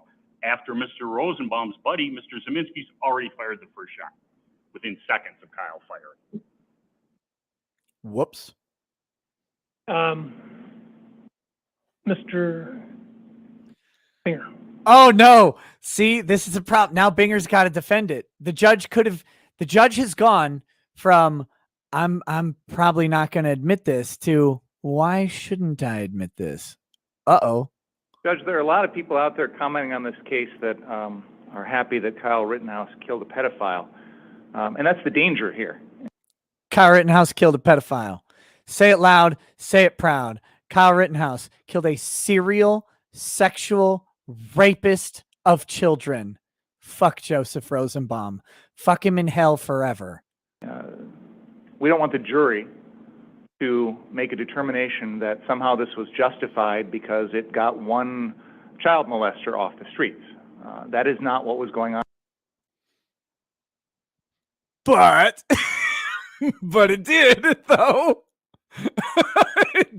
it did get a child rapist off the streets forever, and all of the streets, off of every street, under the streets where he belongs. On here, I want to clarify that Kyle Rittenhouse knew none of this at the time of this incident. Wide Boy just did the, oh, we're getting wrecked. Here we go. Let's see. Peter Bemis says he was probably willing to shift based on how permissive or restrictive the judge was. Mither Nemmer says, I don't recall those exact words equals crap. We done effed up, but I can say I don't remember that specific phrase, and it is the truth. Oh, wait, we sent it to him? Oh, shit. 13 Speed Damon says, not sure who played the prosecution harder, the defense or the prosecution themselves. The denialist says Rosenbaum just bombed the prosecution's case. Let's see here. We're almost done. No idea that Joseph Rosenbaum had ever been convicted of felon, had no idea he was a sex offender or anything like that. So this doesn't go to Kyle Rittenhouse's state of mind. And that's important for self-defense. This is not a subjective issue. This is not a reasonable issue. It does not go to self-defense at all because there's... Except that it kind of, like his full criminal history, I agree, doesn't go to Kyle's state of mind. But the fact that he has a criminal history and admitted to it right before the incident absolutely does go to Kyle's state of mind. And some level of this needs to be included. I'm still not certain the judge is going to include the pedo stuff, but I think he's going to include the fact that he was a felon who was convicted after admitting to it, because he's admitting to getting out of jail, and then they want to prove out that this isn't some hollow word or whatever. No evidence Kyle Rittenhouse knew anything about Joseph Rosenbaum's history that night. They had never crossed paths before that night. They'd never met. And I agree with you on all of what those... Steve McCardle says, but it does go to the kind of person he was. Right, which is actually against the rules of evidence. You can't go into the kind of someone of person someone is. You can't use their character to prove that they committed a certain action at a certain time, unless their character is raised in a different context. If the prosecution tried to paint Joseph Rosenbaum as a saint, which they're not going to. Oh, excuse me. If they tried to say that Joseph Rosenbaum was a charitable person who loved kids, right? Then the defense would be able to rebut what they said. That would be inviting the character into the question. The prosecution wouldn't be that dumb. They're not going to bring up the character of Rosenbaum, but you also can't just go ahead and attack character straight out the gates. Because otherwise you could do that all the time and you would be able to paint everybody as evil. It doesn't work that way. There are protections for it, for better or worse. There are, in this case, for worse, maybe. But in general, that's a good protection to have. Derna 1804 says, even if the judge doesn't admit any of this to trial, it's not like he can unhear it. Correct. Cigars and Cigarms says, if using stimulus money to buy guns is bad, then a lot of people I know are bad. I bought a Browning A5 with mine and I love it. DCV Titan says, this doesn't go to Kyle's state of mind, but him protecting his sister totally does, Judge. Right. Exactly. that you're making. Chiak says, can you use their previous acts show an inclination for their actions at that specific time? No. Again, specific knowledge, method, things like that. Yes. But can you use a prior bad act to show a current bad act? No, you cannot. Plead the fifth. No, wait. Mandalore Wise 01 says, Your Honor, the defense is lying that Rittenhouse heard Rosenbaum say he just got out and wasn't afraid to go back. except that they sent that evidence over. Plead the fifth says, this POS Binger is supposed to take the pedos off the street, but Kyle had to do it for him. Would Kyle be better off with a bench trial or jury trial? Probably jury trial. In this case, I think they do want a jury trial. Typically, because as a defendant, you almost always want a jury trial because you always want the ability for one person to stay on your side. That's what you want. The judge, you have one shot, yes or no. With the jury, you have 12 yes or no's. And that's why you want a jury typically. Fractal Machine says, Kyle was a minor. A predator chased after him. A jury member finds that it unjustified, needs to go on the wall. Mechanical Fluff says, this and some celebs waking up makes me so happy to see it fall apart. I guess I'm struggling with, and as you recall, I started by saying that I had extreme bias against the defense position. But I'm struggling now a little bit because I'm hearing about this statement allegedly made by Mr. Rosenbaum about having just gotten out that day and not afraid to go back, if that is in fact testimony that's going to be offered at the trial. It does put a different light on it. It does. Not about whether he's. I would be surprised if I would admit evidence that he was a sex offender, or that he had the number of times he had gone to prison, or the revocations. However, if indeed there's evidence produced that he made the statement about just having gotten out that day, that certainly does put a little bit of a different light about it.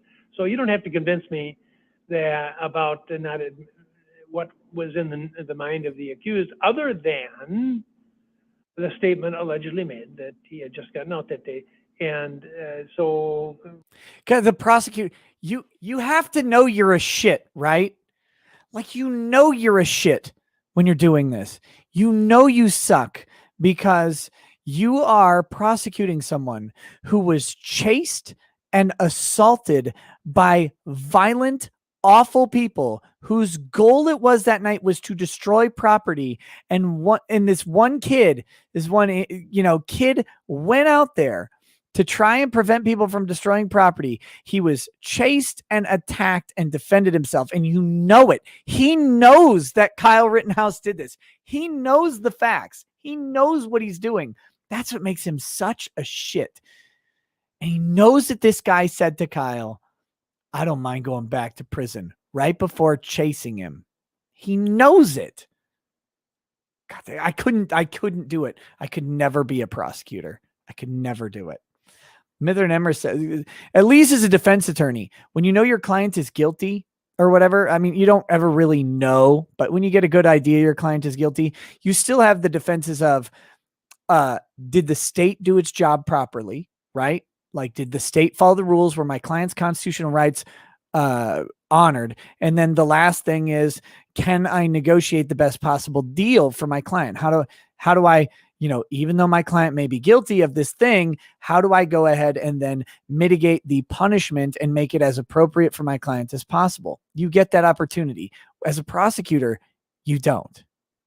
You never, like, you may put bad guys away, but with the cases like this where Kyle Rittenhouse did the right thing, you're still going to prosecute him. He did.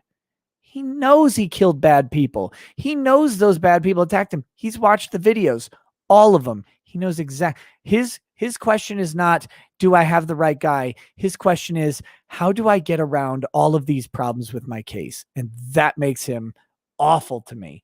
Mithran Emmer says the prosecution wouldn't be that dumb. I don't know, Nick. They've been pretty dumb so far. Lots of foolish missteps have happened by the prosecution. They are their own worst enemies here. I think their case is their worst enemy. I think the case itself is the worst enemy of the prosecution because it should never have been brought. Jimmy the Hand says, my standard is if I'm guilty, I want a jury. If I'm innocent, I want a judge, but I don't hold me to that. No, I think you probably want a jury on both. Not applicable says good people need to be prosecutors and not bring bad cases. Problem is prosecutors don't get paid enough to be, for the incentive, and they have to bring bad cases.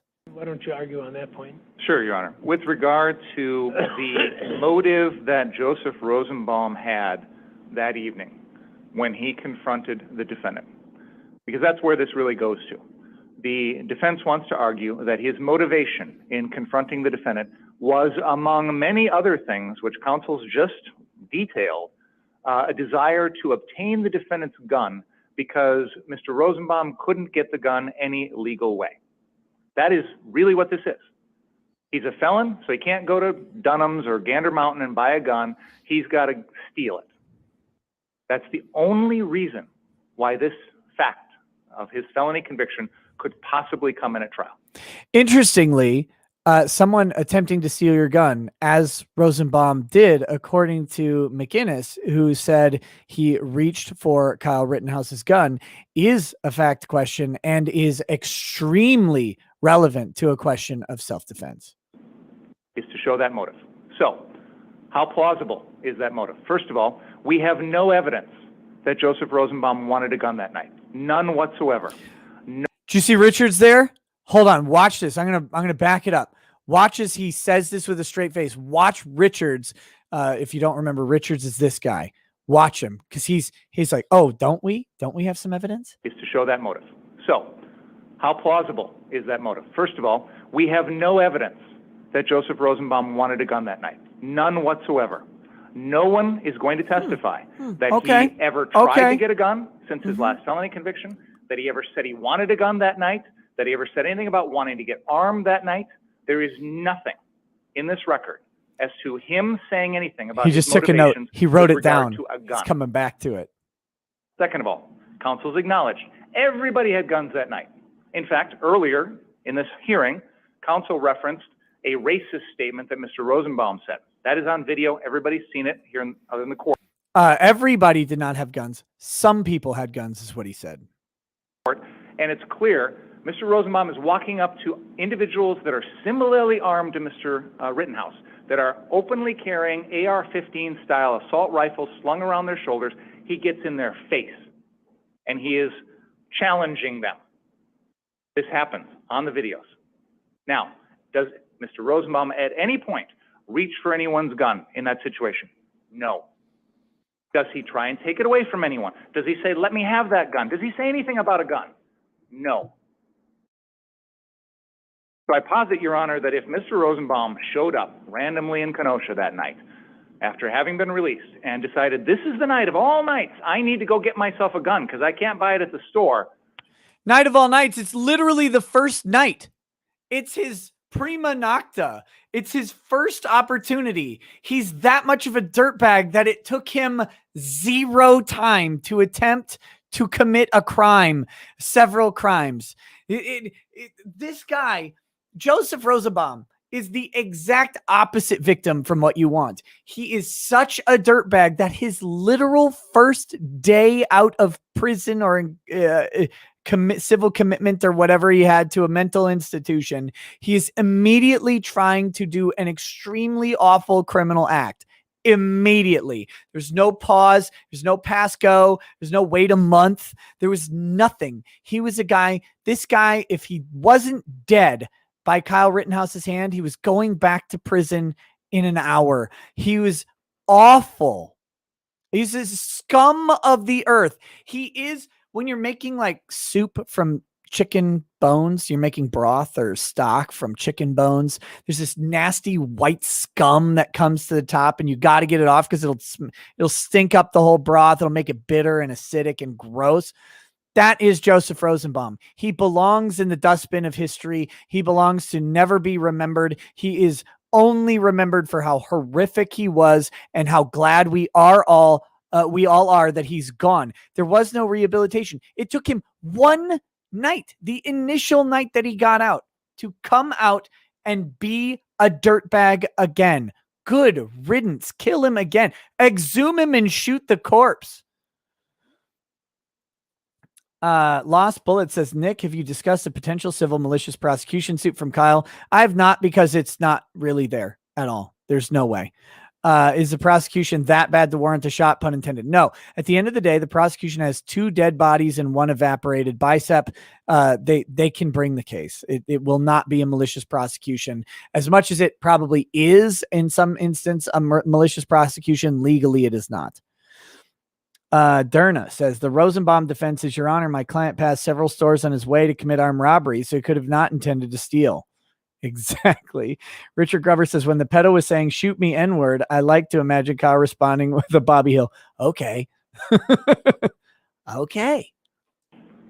If he really wanted to steal it, he had the entire evening to steal it from countless people. It's not how theft works. But he wasn't chasing after Mr. Rittenhouse because he wanted to steal Mr. Rittenhouse's gun. Oh, why was he already then? detailed numerous allegations or parts of the story that the defense will try and introduce evidence on that suggest that there were other reasons why Mr. Rosenbaum may or may not have been chasing Mr. Rittenhouse. And by the way, I don't concede the narrative that counsel laid out about the facts here, because I think there's more to the story, which we'll get at trial. But at any rate, if you listen to counsel, Should have objected, bro. Why didn't you just object earlier? You should have objected if you don't concede to the narrative that he was laying out that he had no basis to lay out. Why did you let him do it? Just object. Objection, Your Honor. We don't need the full factual, or we don't need their narrative about what happened that night. All we need to know is what's already been said, and that is that we don't need to have this guy's pedo history put before a jury because it's prejudicial. Why didn't you object? Why didn't you object? You're terrible. Lagging says, did you cover the video Rosenbaum's lawyer put out? I haven't seen it. If not, could you? It's meant to make him look like the victim. It fails. Oh God, that's great. Lagging, can you email it to me? I'll cover it sometime really soon. I have not seen it. Next, he says Rosenbaum went after the smallest armed person. counsel's argument. The allegation is that Mr. Rosenbaum was starting fire.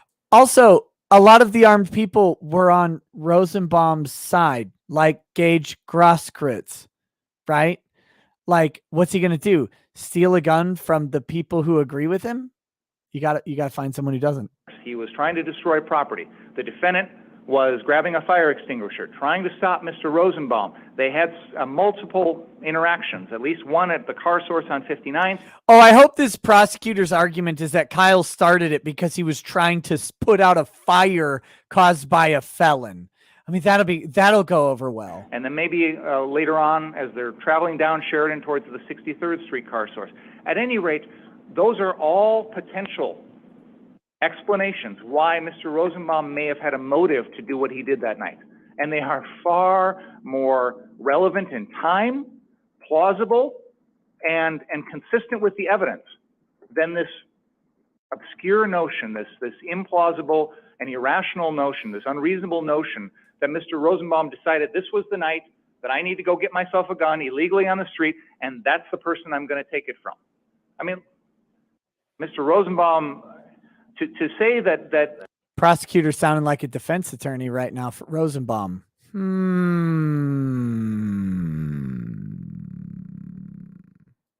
best way for him to go get a gun that night is to approach an openly armed individual carrying an assault rifle slung around his shoulder and take it from him by force.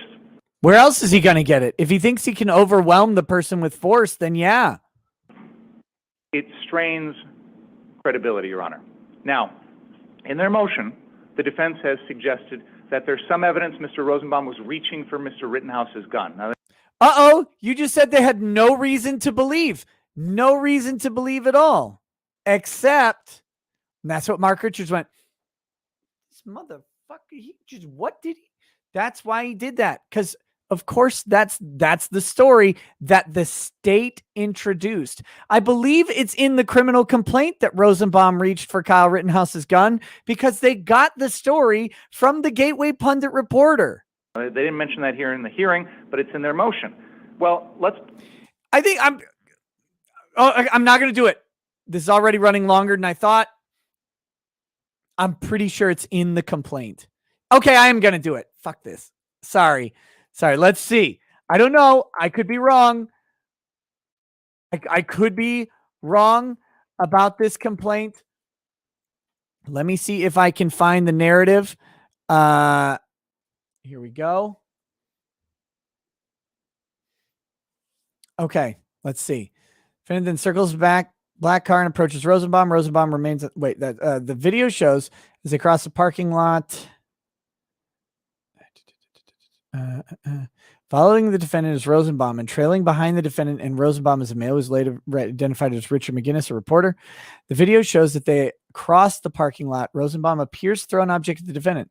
The object does not hit the defendant, and the second video shows, based on where the object landed, that it was a plastic bag. Rosenbaum appears to be unarmed for the duration of this video. A review of the second video shows the defendant and Rosenbaum continue to move across the parking lot and approach the front of a black car in the parking lot. A loud bang is heard in the video. The male shouts, "Fuck you." Then Rosenbaum appears to continue to approach the defendant and gets in near proximity to the defendant when 4 more loud bangs are heard. Okay, it wasn't on this one. Sorry. It was, it must have been on the Huber killing. Okay, I thought it was in the complaint. Never mind. I wanted to make sure. Talk about the circumstances of that interaction. Yes, it is on video that at some point Mr. Rosenbaum is running through the 63rd Street car source, chasing after Mr. Rittenhouse. Guilty. Not guilty, Your Honor. He's conceding it's on video that he is chasing after my client.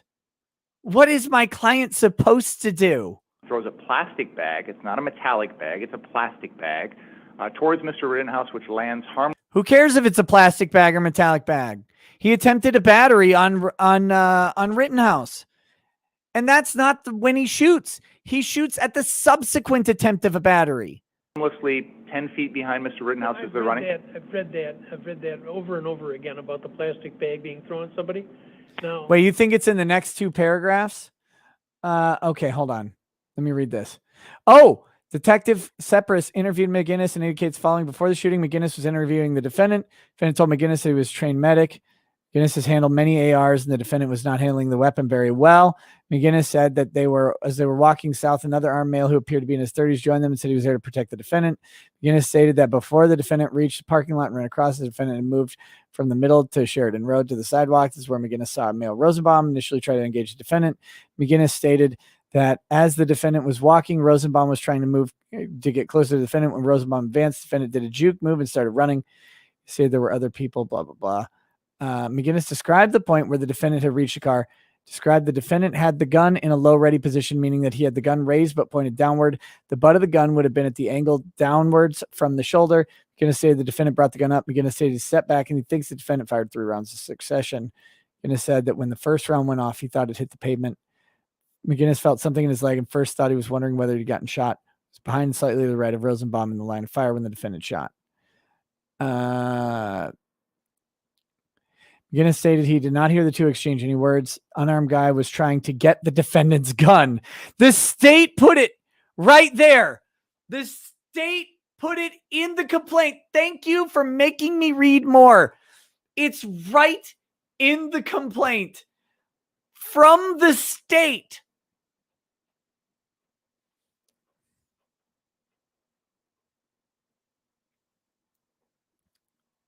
From the state. Again, the state, I mean, I hope Richards calls it out. I hope, because he wrote it down. Hopefully they're pulling it up or he already knows it. I felt like it was in there. Thank you. I didn't realize that the McGinnis interview would come a little bit later. So I'm glad that you guys see, that's why I love the chat. That's why I love this chat. Let's see. Mandalore Wise says, Nick, please take more time. You're the best thing about my shift right now. And Caithness Barbarian says, I'm advertising like a shameless whore. Regardless, should we fund a ventilated a pedo award and send them to various heroes? Also, how might I find out how to send you some North Scotland whiskey? Caithness Barbarian. Caithness? I don't know how to pronounce that. I'm not Scottish, but I have a P.O. box listed and people have sent me whiskey from all over the world to that P.O. box. But I believe you should not disclose what is in the box that you are sending, or they may not send it. But my P.O. box is public in the description of just about every video, not this one. But it's P.O. Box 97, Spicer, Minnesota, 56288, if you need it. But I believe you can. I've received whiskey there several times. So there you go. Again, ventilate Joseph Rosenbaum all day, in my opinion. Guy's a scumbag. The state included their witness, by the way. Just so we're clear, the state is bringing McGinnis, not McInnes, McGinnis, to testify on behalf of the state. And this is what they put in their complaint. Absolutely fair game. If I throw a plastic bag at you, I guarantee it's not going to hit you. And that would be true if you're standing 2 feet ahead of me. So I guess I'm interested in what the images show about the course of the plastic bag. It did not go a mere 2 feet. There's something in the bag that is clear from the video. But I hope Richards, God, come on, Richards. I mean, did it just project a foot and then drop to the ground? Or did it act like a missile in the direction of the accused? There was something inside the plastic bag. There was something inside. We've never been able to determine exactly what it was because it was not recovered in evidence. Geez. It's kind of like the prosecution just misrepresented what was going on there. That's weird. And the judge sniffed it out on his own. The scene where obviously because of all of the chaos and The situation, point is that it's shown on video. it flies into the air. It's not just a plastic bag, which is what the complaint says, a plastic bag. Sure. It flies into the air. It lands about 10 feet behind the defendant as the defendant is running away. I don't think anyone can reasonably argue that it was a risk to cause bodily harm at any level to the defendant. I suspect Mr. Rosenbaum threw it out of frustration or anger. But Okay, he's out of frustration or anger. It doesn't matter if that was. It doesn't matter if that bag was a particular risk to Kyle Rittenhouse, because all that matters is Kyle Rittenhouse's state of mind about his reasonable fear of imminent bodily harm from Rosenbaum, not from the traveling bag. But if he threw it, as the prosecution is attesting, out of anger or frustration, then it's reasonable to assume that Kyle is perceiving that anger and frustration and would internalize that as fear that if this guy gets a hold of him, that anger and frustration will be taken out on him. Peter Bemis says decorative bottles. Diagos Fish says Rosenbaum was also out of a clinic for suicide, not wanting to go back in after reoffense by beating his fiance. Makes his felony history relevant. But it's not a reasonable threat to the defendant's safety. My question has been answered. Okay. So then what happens is these individuals run between some parked cars, and there's an allegation in the defense motion Richards is that Mr. just Rosenbaum begging. is reaching towards the defendant's gun, may have come into contact with It's not just in the defense motion. It's in the state's case in chief. It's in your complaint. the gun, although there's no physical evidence to support that. But at any rate,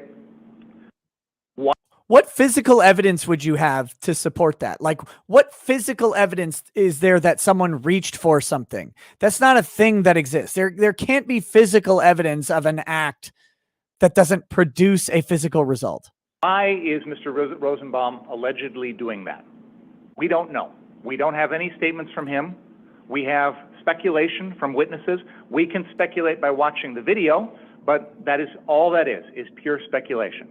Now, I submit that in that circumstance, If you have pure speculation on the motives, then you have an extreme case of reasonable doubt. I mean, just saying. the most reasonable explanation why Mr. Rosenbaum may have been doing that is the same thing any of us would do if someone pulled a gun on us, is probably try and defend ourselves by pushing the gun away or knocking it away or anything like that. After we chase someone down, I mean, what would we do? If you chase someone down and then they pull a gun on you, well, I mean, definitely what you want to do is try and knock the gun away or grab it or this motherfucker. But the notion that in that moment he thought to himself, I'm a felon. I can't go to the store and buy a gun, so I'm going to take it away from this random individual on the street is utterly preposterous, Your Honor. So I don't think there's any plausibility here. I don't think there's any evidence as to the Sullivan factors of motive, intent, knowledge, anything along those lines here, because we simply don't know. Okay. Toab says, hashtag piss is stored in the balls. On the spiral says, is it possible the prosecutor is secret-based guy or a dumb SJW hire? Look, I'm going to do the thing. I'm going to do the thing. Just look at the hue of his suit and the tie that he's wearing, and you will have your answer. This is not secret-based guy. And Mr. Rosenbaum obviously is not in a position And he has a pink pocket square. to answer any of these questions because he's deceased. So we're talking about the motives of someone who can't defend themselves, can't respond to any of this, and that is completely improper. Your Honor, just briefly in response to some of the more interesting points Mr. Binger made. One, the evidence is timely. It's part of what happened that evening. Two, Mr. Binger talks about there were other incidences where he was with individuals going at them who were armed with AR-15s. The very distinctive thing between those incidents at the gas station on 60th and Sheridan Road and the situation between my client and Mr. Rosenbaum are, my client was alone. It was not well lit. Gas station where Mr. Rosenbaum is going nuts, yelling, shoot me in, repeatedly, he has to be held back from those individuals with guns. And there are numerous individuals. It's no individual standing alone, he's going at them. The threat regarding I just got out of jail and I'm not afraid to go back was earlier in the evening at Car Source 2. The bag incident, the state can talk about it not being or meaning anything. It was a metallic bag. You can clearly see it fly through the air, lit up from the lights that were in that area. And the client will testify that he had seen Mr. Rosenbaum, this is on video, right in front of Car Source number 2, walking down the road with a huge chain that had been taken off a trailer that Mr. Rosenbaum and other individuals had threatened. So he knows he has something metallic. And he talks about Mr. Rosenbaum defending himself and it being rational. Your Honor, it's not rational to chase somebody unarmed with a firearm, but he chose to do that. And he lives or dies with the consequences. In this case, he died with the consequences, trying to take a firearm from an armed individual. And we can say, the state can say it's speculation, and I can say it's not speculation. He wanted a firearm. That's why he was masked, and that's why he attacked someone who was by themselves, who was on the other side. Well, I certainly, you're welcome to pursue the evidence and attempt to prove that the decedent was attempting to take the gun from the accused. But I think that he was, there are a universe of motivations that Mr. Rosenbaum could have had, and to invite the jury to speculate that it was because he couldn't legally acquire one, that's too much for me. So I'm gonna grant the, I guess it comes in here as a request on your part to admit that evidence, and I'm going to deny that request. Yeah, he said he wasn't going to admit it. Notice so. of intent to introduce. Oh, this is the testimony of John R. Black. By the way, the clerk told me that there were some materials received today about expert witnesses that I have not seen. They were not filed until. And again, remember that what they're asking to admit is the full criminal history of Joseph Rosenbaum. That does not preclude them from admitting the statement and then attempting to admit that he was indeed committed at an institution and was a felon. Like they still get to pursue that evidence. He said they just cannot admit the full criminal history of Joseph Rosenbaum. And as much as I think it would be great to admit it, I think it is the right decision legally that he made. Either this morning or last night, yesterday afternoon, and I haven't seen them, and I hope they're not something that you expected me to talk about today, because I've not even seen them. But I do have the discussion regarding John Black, and I will tell you, before I hear what you have to say. Your Honor, before we go any further, yeah, can we just take like a 5-minute break? Your wish is my command. All right, let's start again at 25 after. The 11th, each. It's just pointless time wasting. They're going to start and what? Like just stop right away? Wait, is there a whole nother hearing? That's it? Is there another one? Is there more to it? Oh my God, there's another video at the same time. Motherfucker, why would you stop recording? It's a 5-minute break. Oh, it's another hour. I can't do another one right now. I can't. Well, maybe. Give me a minute. Give me a minute. I'll be right back. Don't leave yet. Don't leave yet. I'll be right back. I got to go to the bathroom. I got to check with Lady Rackets. If we can do the next one, I'll do the next one, but I got family obligations. It's Friday. I got to check on those. Okay. I'll see you in a minute.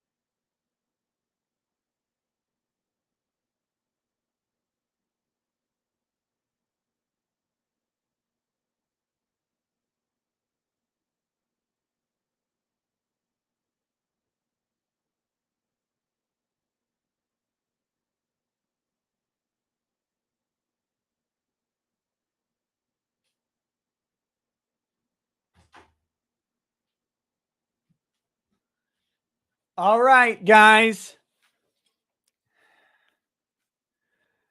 Lady Rackets is a queen amongst queens. We are good for round 2. We are good for round 2.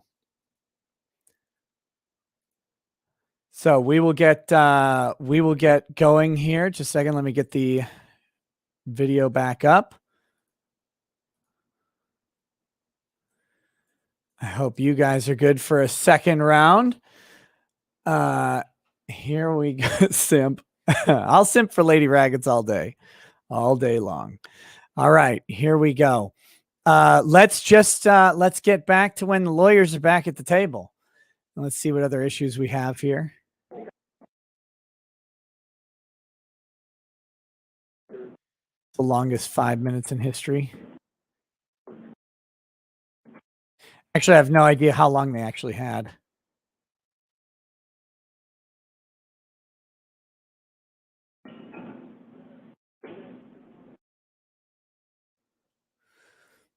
Oh, here we go. Let's get some of these chants. Shark Denture says can't defend himself like those 3 kids he hurt. It wasn't just 3 kids, it was 3 instances. DCV Titan says he didn't attempt assault, he missed, Your Honor. Not applicable says, Your Honor, it's in the complaint, so yeah. Derna says when someone commits a premeditated assault, they size up the victim. The fact that Mr. Rosenbaum had experience assaulting children seems relevant. Yeah, but the question, if Rosenbaum were on trial, that would be relevant. That would be a different sort of thing. For Kyle, he would have to know. They would have to show that he knew about Rosenbaum. Now, if they could show that he knew who Rosenbaum was, that he had heard from the community or something, if they could show that, that would then be relevant. But it's not in this case because they haven't shown that he had any prior knowledge of Rosenbaum's criminal history. So that can't figure into his state of mind. So then it's just a prejudicial sort of thing. That's why they're not doing it. D says, and another one, DJ Khalid. Okay. Fractal Machine says, is the fact that this fact is in the complaint itself make the judge not allowing it irrelevant since it's already on the record? That fact is allowed. The reaching for the gun thing, you know, the state is going to claim that he reached for the gun. Apparently the state's witness. So what's going to happen here, basically on cross-exam of the state's witness, McGinnis, the prosecution is going to say, and didn't you tell this police officer that Rosenbaum was reaching for the gun? Yes, I did. And didn't you say that because that's what you saw? You saw Rosenbaum reach for the gun.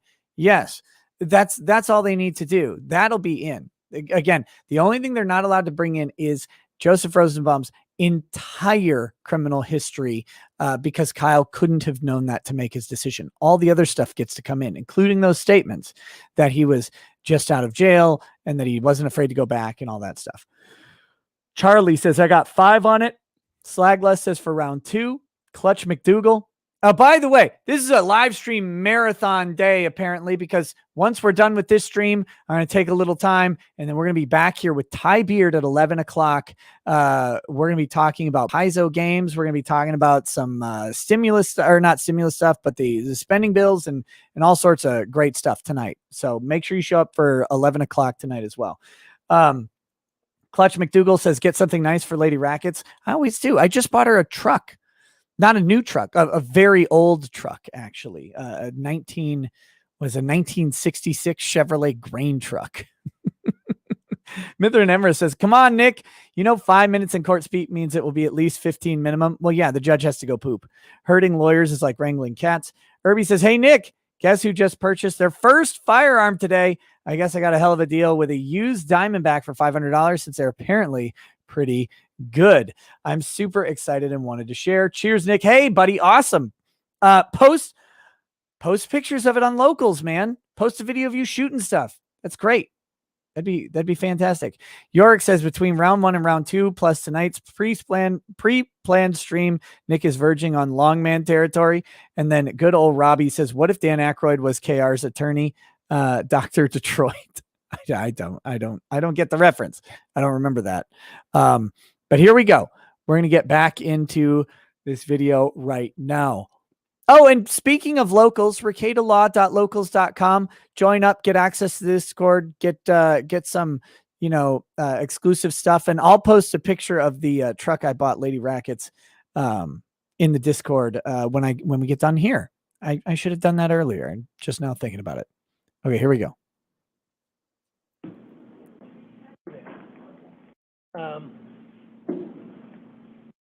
Physically bring him in? No. Oh, into the Zoom, okay. Oh, who are we bringing into the Zoom? Oh, this will be good.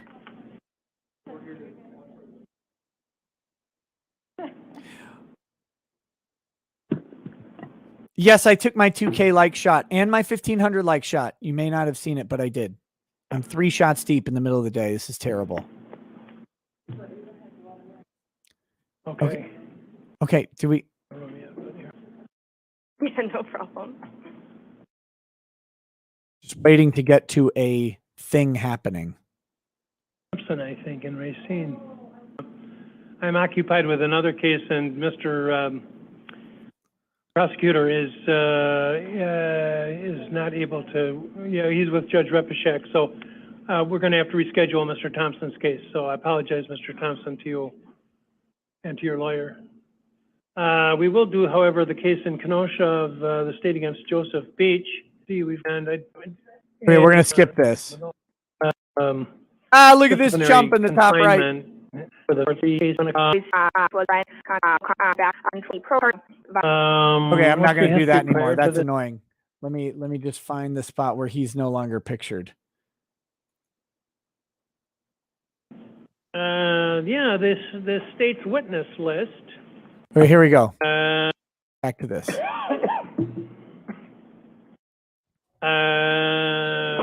I think the last thing was, this state's witness list. And I have to say, when I saw it, it did bring to mind the very case that the defense cited, state against Irby. Irby, not you. No, Irby. I don't know. Let's see. The state's witness list brought to mind the very case the defense cited. Uh-oh. This is not good for the prosecution. When the discovery first came in, and I'm old enough that I remember when they changed the law, and the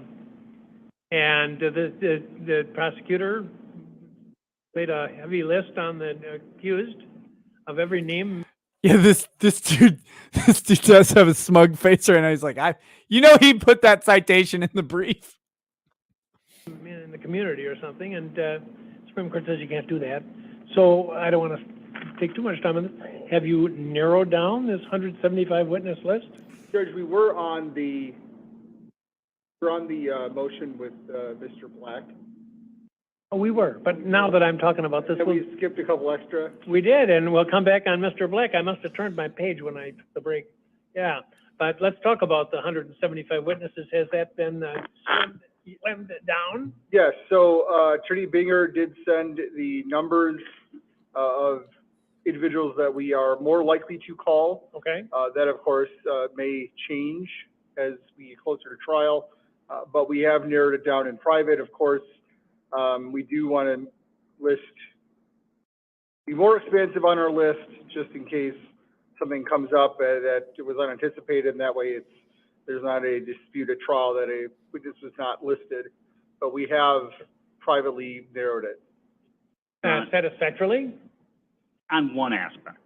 They've put it down to, I believe, if I counted correctly, 27 witnesses. Okay, and I can live with that, but they have not provided addresses. Well, wait a minute now. That I noticed that they claim that they would provide them to you so they didn't get posted on the internet. And did you say, okay, we'll take that, or did you? I was told by Mr. Binger they're in discovery, find them. And is that true? I emailed Mr. Richards yesterday. I gave him a narrowed down list. I said the addresses that we would be providing to him would require us to go through the same 400 plus pages of police reports. What does the statute say? The statute does require us to provide addresses in a written What a cock. Oh my gosh. Sorry. Automata says the case in question. Shut the F up, Irby. Dark Avenger says, hey Nikki, I can't find you in my YouTube feed. I have to search for your channel to get it. YouTube loves you, man. They do. They do. I've been struggling with this for ever really heavily since I started talking more about politics. It's just the way it goes. And it sucks. But hey, if you follow me on locals, you follow me on Twitter, you'll get announcements for shows. And that's the, unfortunately, YouTube's notifications are not great. Mandalore Wise 01 says, speaking of Irby, you are into Battletech, right? I mean, I liked Battletech when I was a kid. I liked the pictures and the stats, but I never played it. Have you seen the Wave 2 Kickstarter models? I have not. I have not. Filing with the So I court. can expect that'll be done by Monday at 5. Would you like us to file it with the court? I understand your desire to keep it from being filed, and I think that if the defense objects, we'll have a discussion about it. But no, you can do what you did, but you need to send him the addresses And what my by 5 biggest, o'clock. What does the statute say? Well, it says we have to provide the addresses in written form. I can expect you'll do that by 5 o'clock on Monday then. I mean, prosecution is not doing themselves any favors here. Remember, the prosecution wanted the address of Kyle Rittenhouse's safe house. They wanted to publicly disclose the address of Kyle Rittenhouse's safe house. That was the entire purpose of the prosecution's motions. But now for their witnesses, they don't even want to disclose it to the defense. And there's reasonable, there's a reasonable thing to say, hey, we don't want to file the addresses of these people publicly. This is a public case. That's fine. However, you don't get to try and dox Kyle's safe house and then claim that, well, these witnesses might be in danger, so we don't want to give them to the defense at all, is insane. On Monday. my biggest concern is updated. This has been 13 months ago. People move, things like that, and obviously they're going to have the most up-to-date addresses to get people under subpoena and things like that. Okay, so that's done. Now we were talking about expert witnesses. Now, let me just say that my last acquaintanceship with this issue was that and this is a little bit different, some of the issues that are discussed. But ultimately what this witness is being called for, Mr. Black, Dr. Black, what is it? Dr. Black, what Dr. Black, what the defense proposes to bring Dr. Black in is ultimately to show that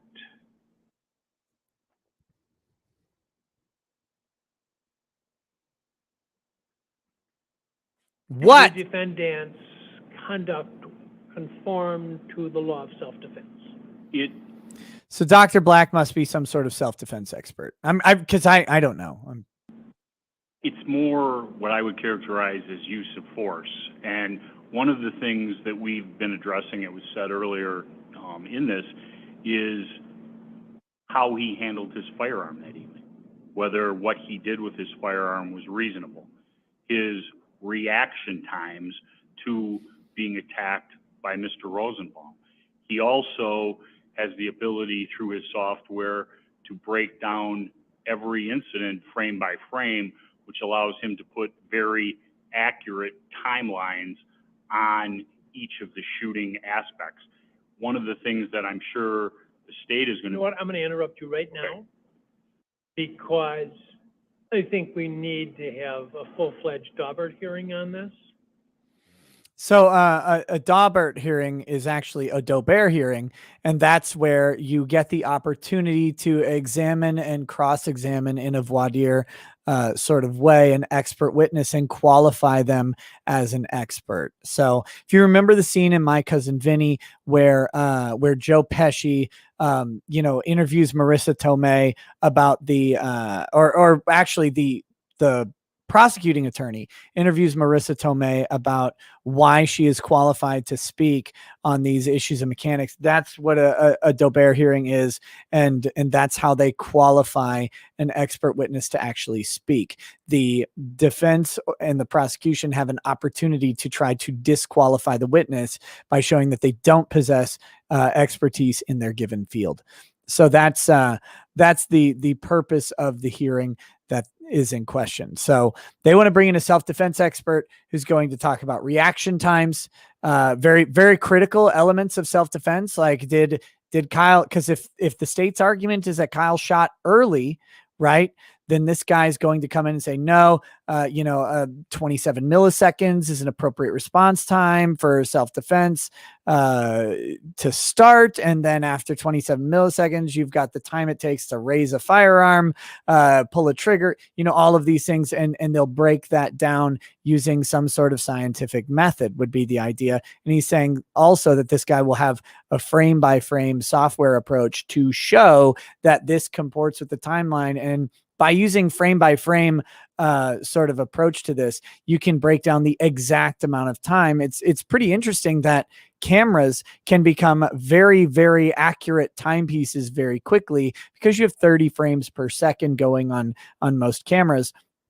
That allows you a really accurate representation of how long things take down to a 30th of a second. So that's what they want to do here. That's who they want to bring in.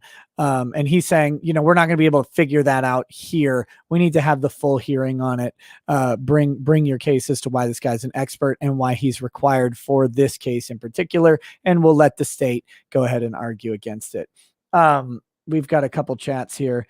Roman Hands says, I made you a camera tutorial the other day and posted it on the locals. Watch it when you're done streaming so you can finally know how to camera. Okay. I'll check it out. Is it under Roman Hands? UM536 vid says, does the criminal history become relevant if the state tries to argue that Rosenbaum didn't assault Kyle because that allows them to argue why he did? No. Even if that were the argument, it would still not be relevant to show his criminal history that he was then intending to assault Kyle because Kyle was a minor. First of all, we don't know that Rosenbaum would know that Kyle was a minor. In fact, there's several indications that Kyle would not be a minor, right? He's out after curfew holding a gun. A reasonable person who does not know Kyle would assume that he is 18 or older, I think, in that instance. And since he's 17, we're not talking about a big stretch in the looks of Kyle. I mean, he looks young, but he looks like a 17 or 18-year-old or 19-year-old would look. So no, it's still not going to become relevant. His criminal history would only be relevant if Kyle knew that criminal history at the time, or if that guy had indicated to Kyle his criminal history, or if some other person had said, hey, that guy, I served time with him. He's a pedo. He's a kitty raper or whatever. Like that would be relevant, but we don't have any evidence of that so far. Ding Chavez 09 says, gotta run, but thanks for the breakdown. Hey, thanks, Ding. See you soon. Tomorrow VI says, misleading evidence by technological befuddlement wreck a simple case with excessive boring frame by frame breakdown. Maybe in this case, the defense wants to bring that in. The defense wants to bring the expert. They think it'll be a help for Kyle Rittenhouse.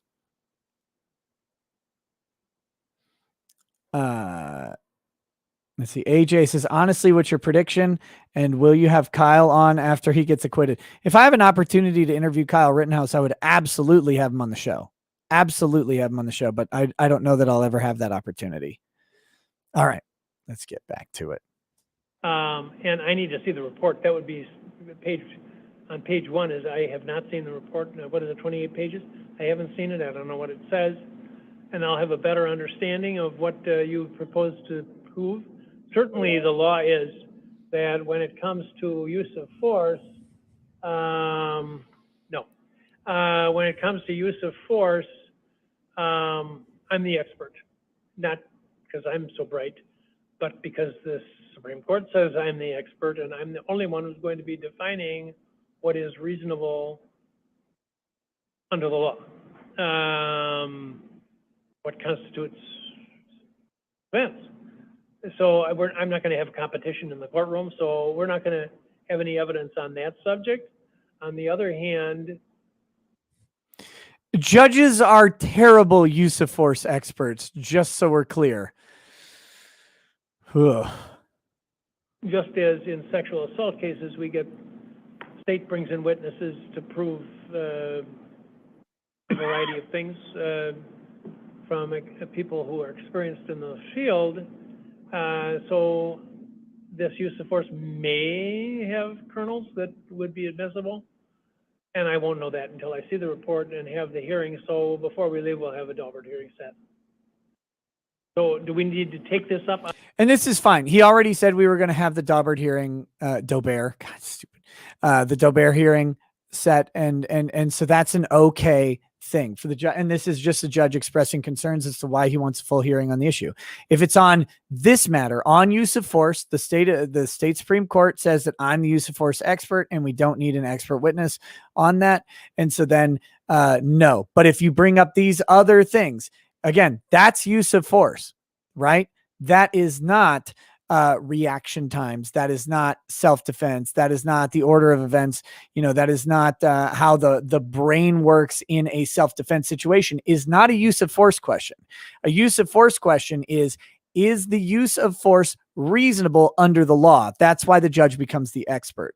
But all of the facts surrounding that use of force, not regards to the reasonableness of the use of force, become fact issues that would be subject to another expert's expertise. So just to be clear, he's not shutting down this expert entirely. He's saying that we need to clarify the scope based on the report that he has as to what expertise it is. It can't conflict with my expertise, and it has to be relevant to the case.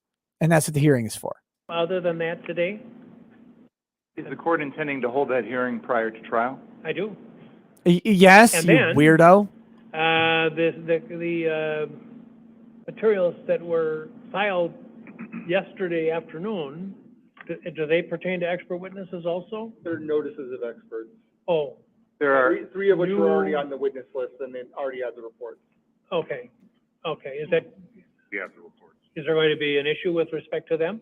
As to them, no. The third one, I believe, is self-defense use of force expert.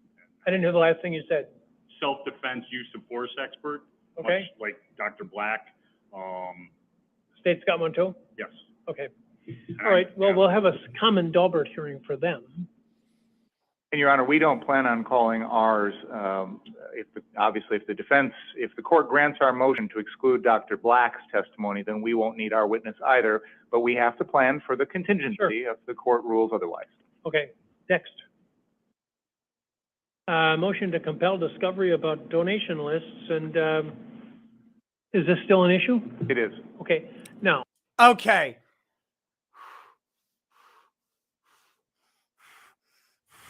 This issue is going to make me hyperventilate.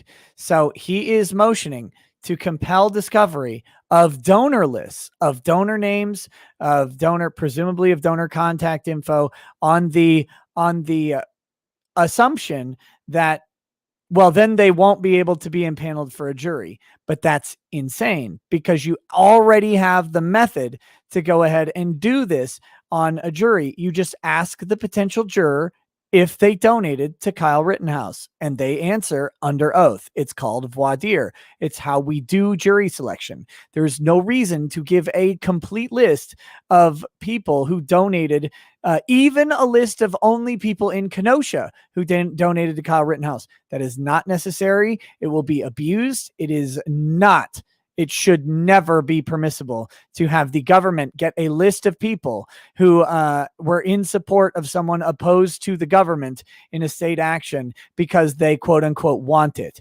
So that is, you can call me Al, says judge is paid off. I mean, I by Kyle, like Kyle's side is winning this hearing handily so far. Digitalis says, glorious super grift. I should be watching Friday Night Tights now. You're lucky you're on good terms, or Gary would send Ryan to gnaw your kneecaps for the vamp. Oh shit, I forgot about Friday Night Tights. I didn't mean to step on their thing. Mandalore Wiso 1 says that was too fast for my liking. We'll see. Once we're done here, I'll suggest people go watch Friday Night Tights. Or if you want to leave now, you can too, but the defense statement by Mr. Richards that I read was that he doesn't have any access to any information from Free Kyle USA. And are you disputing that? It's run by the defendant's mother, so yes, I am. It is The not. defendant's mother is not a party to this action. Well, Oh man. First of all, Richards says, not Richard. Yeah, Richard says it is not. And the judge says the mom's not a party to this action, which is interesting because Kyle is an adult. I mean, they may not want him to be an adult. They may want him to still be under guardianship of the mother. So even if the mother were in charge of Free Kyle USA, she's a separate adult, a separate legal entity from Kyle, and is not before this court and cannot be compelled to produce this stuff, but through Kyle. They may be able to try and subpoena it or something like that. the defendant's mother is someone who the defendant can obtain information from quite easily. And Too bad. Your Honor, this is within, this is not a third party. This is not an accountant. This is not. It is a third party. It's his mother, Your Honor. I submit that. You're getting wrecked. You're making a terrible argument right now. It is a third party. It's his mom. That's not him. He's an adult. Kid's 19. That it's a reasonable request of the defendant. He's the beneficiary of all of that fundraising. He is the person. It is called Free Kyle USA. He's Kyle. So this is not an independent entity. This is something that they have the ability to access. And Your Honor, quite honestly, if the shoe were on the other foot and there was some sort of fundraising for the state in this prosecution and we didn't turn that information over, it would be per se a reversible error. That's because it's the state. That's because it's the state. There's a big difference. That's a state prosecution. If you're crowdfunding a prosecution, like the dishonesty and disingenuousness of this argument, can you imagine the state soliciting donations to prosecute someone goes against every notion of fair play and justice that we have in this entire country? And the prosecutor is mad about it. Well, the state can't crowdfund a prosecution. No. And the reason that we can't crowdfund a prosecution is because prosecutors like this guy want to.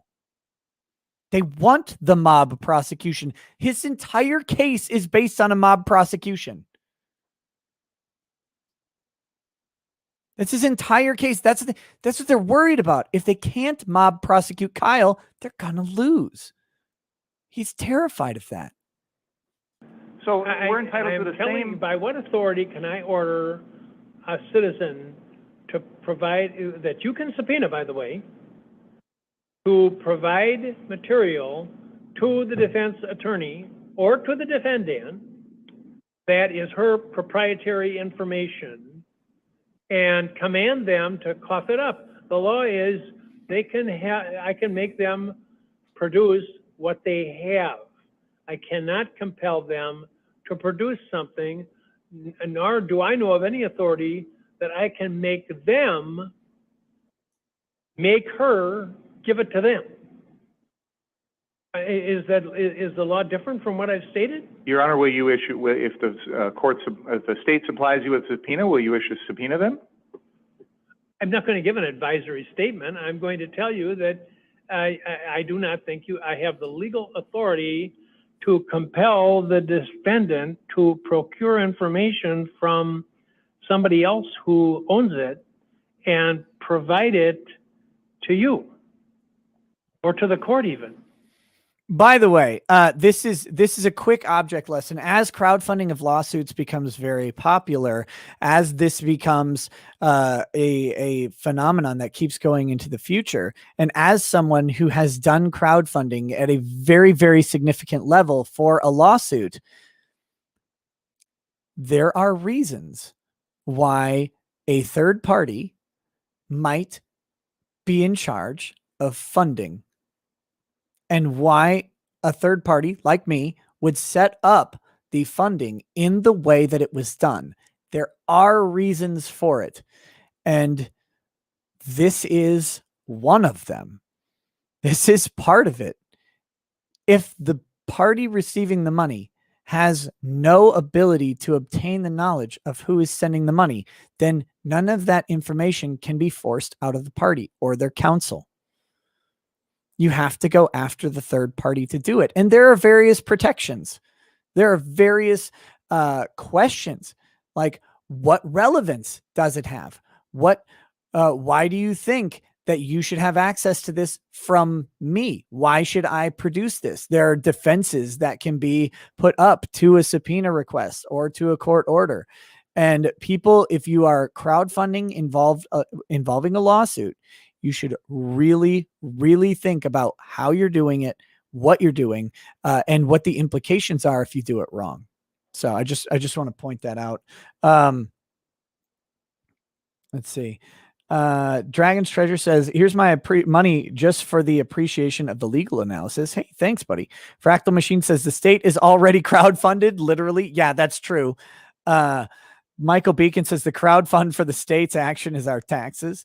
Ghostfish says the state's crowd funds everything via taxes, and the knowledge says taxes are crowdfunding. That'd be funny. Shouldn't Richards then demand every single taxpayer's information to be procured by the state? I guess like that would be the logic. I don't think I have that authority. Now, whether it can be subpoenaed, and you ask me to sign the subpoena, can't you do that? We will pursue that, Evan. Can't do that. They need my approval. You can subpoena on your own signature. The entity may be located in a different jurisdiction, so we may need this. Oh, God. God dang it. Oh, geez. Oh, God, it's going to suck, isn't it? Authorize it. So that's why I asked. Maybe we should we'll just talk about it a little bit then, if this is something that's going to come up.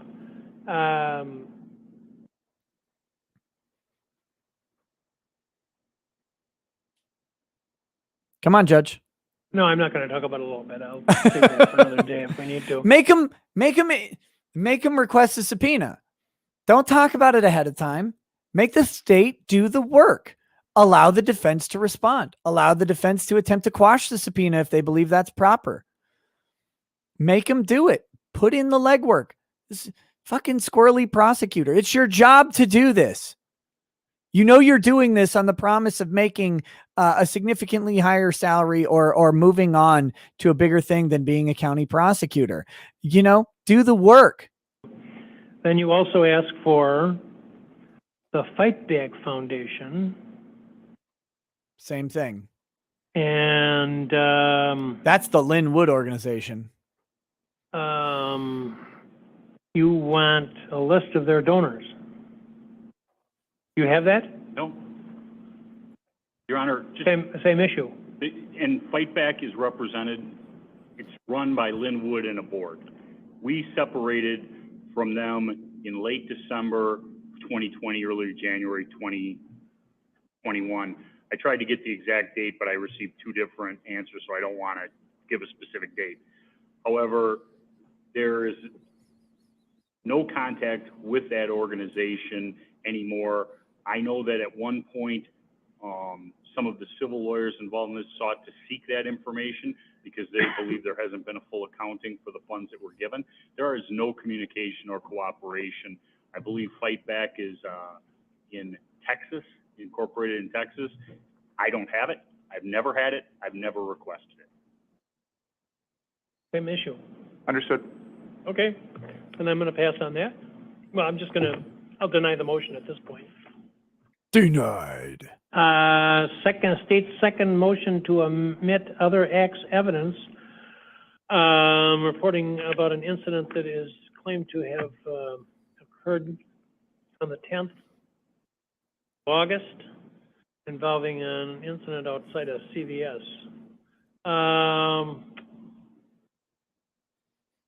Your Honor, there's no dispute the incident occurred. The defense motion has acknowledged that the defendant was there, that it's his words, that he essentially made a statement that he wished he had the same rifle that was used in this incident to kill two people, so he could shoot individuals coming out of the CVS pharmacy. This was 15 days prior to the August 25th incident, so it's very close in time. And it again goes to the issues we talked about earlier. This is a continuing motivation here. The defendant is irresponsibly using his firearm or threatening to use it, I should say. He doesn't talking about using it to have it. shoot individuals who he believes are ostensibly committing a shoplifting offense from CVS in Chicago. He has no ties to the business. He has no role to play there whatsoever, but yet he wants to launch himself into the middle of it with this same gun. And it's similar to what we have on August 25th, Your Honor, where the defendant is in our community with that same gun. I thought it was in Chicago.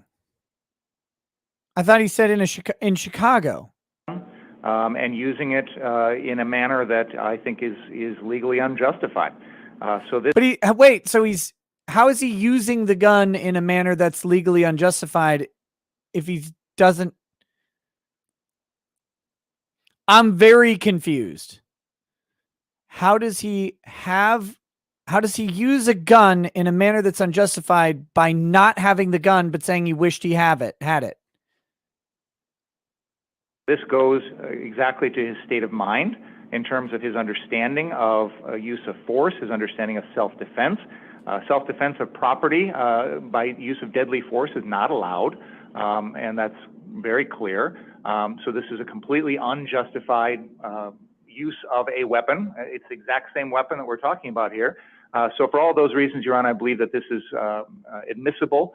Other acts evidence, I think it goes to his state of mind, and I think that's the crucial issue in this case. You, Mr. Shravasi? Judge, Mr. Binger describes it as an unjustified use of a weapon and a threat. I would submit to you neither one of those things are actually true.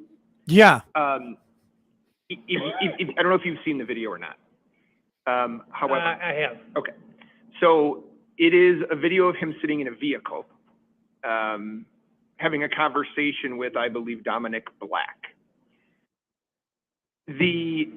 The state in their other acts motion says the three things that I think you need to think about, which I believe to be are untrue, which is the state says we would like this admitted for the following reason.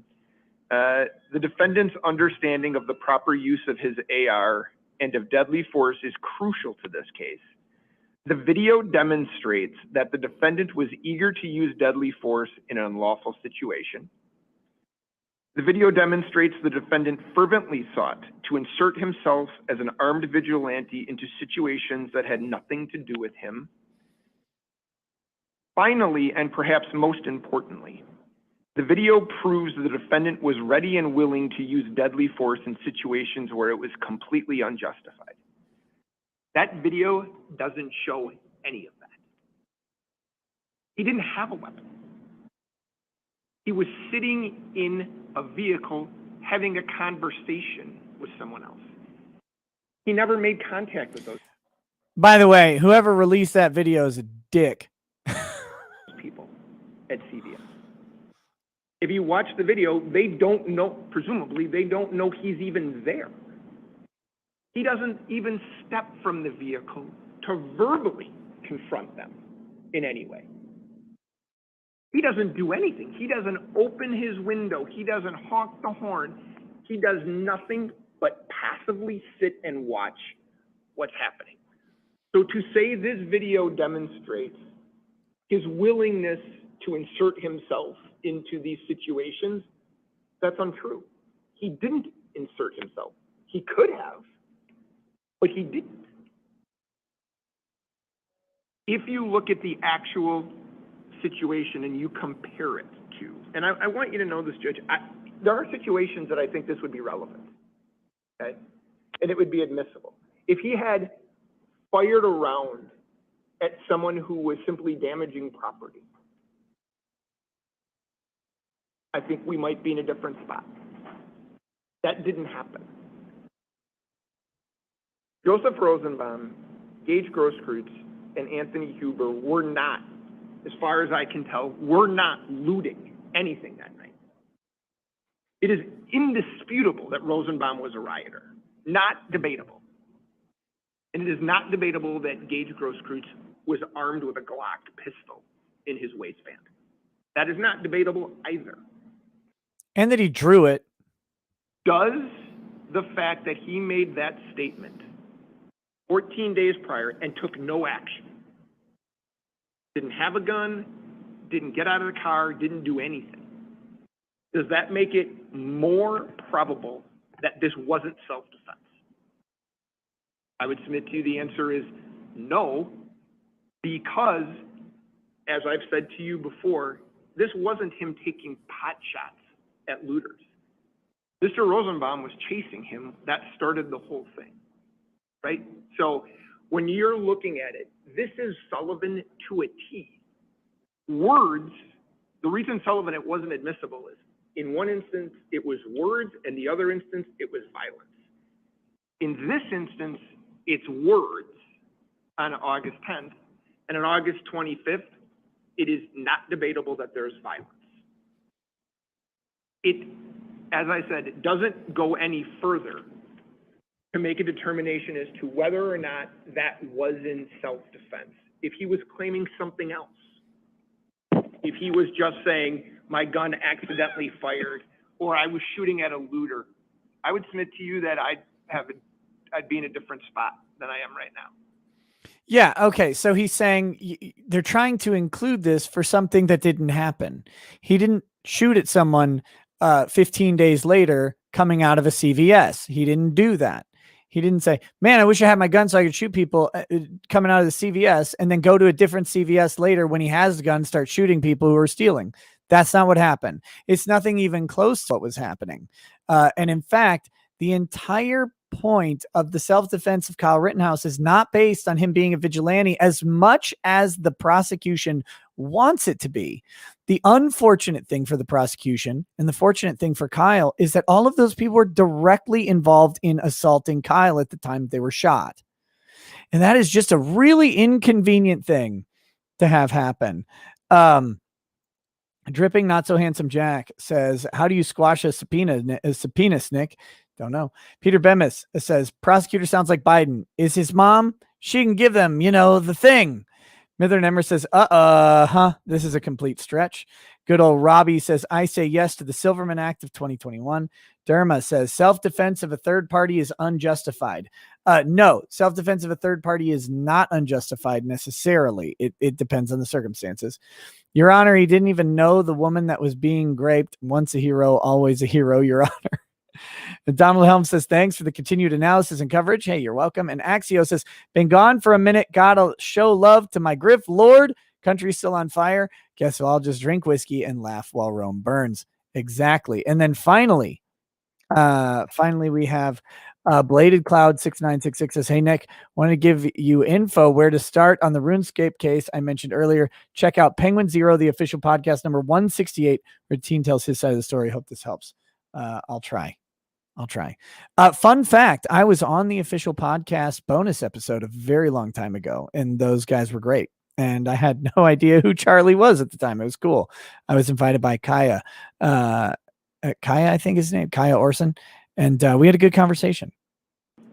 But I think based on the information that you have, based on when you're doing the Sullivan analysis, and actually the fact that we're talking about words versus action, and it is a self-defense claim, as opposed to any other type of defense to the charge. When you compare those things together, it is not relevant for purposes of making a determination as to the ultimate issue in the case, and that is the reasonableness of his actions on August 25th. You can do the analysis as you've already done on the probative value and substantial prejudice as that would occur. I certainly would argue, Judge, that words don't equal action, and just to admit it, to say, look, he's a guy that would shoot at someone. That's propensity evidence. That's not what happened here, frankly. It's not close to what happened here. And for those reasons, I would ask the court deny the motion. I want to respond very briefly, Your Honor, because there is an actual action he takes Actually, at the CVS incident, and that is he does call 911 using his personal cell phone.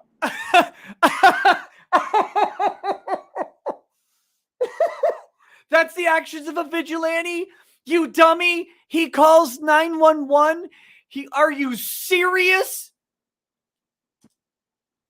While he's watching this incident. Now, he doesn't know what's going on. He doesn't know what these people are doing. He's sitting in a car across the street. He doesn't talk to anybody. No one asks him to call 911. He thinks he sees a crime. His response, in part, is to call 911. His response is also to say, I wish I had my gun so I could shoot these people. Now, we're lucky he didn't have his gun. But the standard for other acts isn't that we have to present to the— Yes, because everybody who's ever said something out of frustration would have automatically done it if they were there. Lots of people have said, I wish I had a gun so I could shoot this person. And you give them a gun, they would never shoot the person. Insanity. the court an exact scenario that matches the exact crime that the defendant is being charged with as the other act. That is not the bar here, nor is the fact that these are simply words a bar to admission. For example, if the defendant had said, I'm going to kill Joseph Rosenbaum 15 days before August 25th, and then kills Joseph Rosenbaum, that would be admissible. So the fact that it's words— Your Honor, this is ridiculous. That's, Your Honor. Come on. Come on. This is absurd arguments coming out of this guy. He called 911. When someone suspects a criminal act is going on, the societal expectation is that they will call 911 and let the proper authorities deal with it. Their entire case is based upon this idea. It's predicated upon the concept of vigilantism, and 911 is the opposite of vigilantism. 911 is the proper course of action to report a purported criminal act. What are we talking about here? And then, Your Honor, it would be really great, you know, for the prosecution if my client had said, I'm going to kill Joseph Rosenbaum. But my client never said that and didn't talk about killing Gage Grosskreutz or whatever Huber. None of these people were mentioned by my client. He didn't wistfully hope to kill a pedophile even. You know what, Your Honor? That's right. I would concede that if my client said, man, I wish I had a gun to rid the streets of repeat child rapists because child rapists are a pox on society. And then he went and killed the child fucking rapist, Joseph Rosenbaum, that, you know, maybe we'd have a different thing here. But he killed the child rapist to Joseph Rosenbaum without mentioning that he wanted to kill a bunch of child rapists. It's just weird that my client didn't say that. But, you know, the state can come up with stupid hypotheticals all day, or we could deal with reality. words, the fact that it's not action, does not bar the admissibility of this. The key issue in this case is the defendant's state of mind. What was his intent on the night of August 25th? What did he intend with that gun? How did he interpret the threats that he thought were coming towards him? How did he react to them? Were they reasonable? How do we determine what's reasonable? We look at the incident. We look at the defendant's state of mind. We look at his motivations, his intent, his knowledge, all of those things. We don't have a lot of insight into that. The defendant has not given a statement. We Doesn't have to. Doesn't have to. don't have a lot of history here, one way or the other. It's not the defendant's fault. In my prior other acts motion, and the court has ruled on it, to give some context to the jury as to the defendant's state of mind. This is also part of that. No, it's not. You're not speaking to his state of mind. You're speaking to a comment he made 15 days prior in a completely different scenario, divorced entirely from a riot, in which he called 911 and then made an offhanded comment to someone else like, man, I would take care of that myself if I had my gun with me. I'm from Texas, man. Everybody on earth has said that. Everybody in Texas, which is the only earth that matters. DCV Titan says, not 911. Mither and Emmer says, if you think you see a crime, you can't call 911. Quote the prosecution. Seriously? Yes, that's how stupid the prosecution is in this case. And Stug says, Your Honor, if I had some evidence that was admissible, I would admit it. And I acknowledge the court's ruling on my prior other acts motion. The court has denied that, made some rulings on that. This is unquestionably a far more powerful other act. It is a more relevant one. It goes more strongly than even the prior motion to the Sullivan factors, to the relevance, and in terms of undue prejudice here, that is absolutely not even a factor here, because we're talking about the same gun, we're talking about the defendant's own words, we're talking about close in time. So it's not a question of undue prejudice here. This is giving the jury an honest. 15 days, by the way, 15 days is not close in time. 15 days when you're talking about a self-defense case in a location that you were not at 15 days ago with people that were not involved 15 days ago. This is not close in time at all. 15 days ago from today, were you in the exact same place? I mean, maybe you were if you were at work. Are you going to be in the exact same place talking to the exact same people outside of work? Because remember, he's not at work. He's at a store. 15 days ago, you at a store that then 15 days later, you're going to be outside of a completely different place with fire all around you and a mob in the streets. How's that at all comparable or close in time? I mean, the 2 days earlier is not close in time on this issue. Had Jacob Blake even been shot 15 days prior? When was Jacob Blake shot? Hold on. Shooting of Jacob Blake was August 23rd. And then Kyle Rittenhouse. That was, yeah. Rittenhouse shooting was on August 25th. So 15 days prior, Jacob Blake had not even been shot yet. The whole world changed for Kyle Rittenhouse. This is insanity. Insanity. Okay, this is the 2,500 like shot, by the way. Thank you. You guys are phenomenal. Insight into the defendant's state of mind to determine what his subjective beliefs were, to determine what a reasonable person would do. This is information the jury should have when making those determinations. Now, the court can make a limiting instruction on it. The jury can give it the weight that they feel that it deserves, but they deserve to hear the truth about what the defendant was thinking and what his intent was with this weapon. And let's put this in a larger context, Your Honor, because this was a weapon that he purchased a few months prior. I believe it was in May of 2021. My understanding from the evidence in this case is that he had gone up somewhere in Wisconsin, fired that weapon one time, ever, prior to August 25th. So he's here on August 10th. He's wishing he had the gun. He doesn't have the gun. It's not in his possession because he can't take it to Illinois. He doesn't have a firearms owner ID card.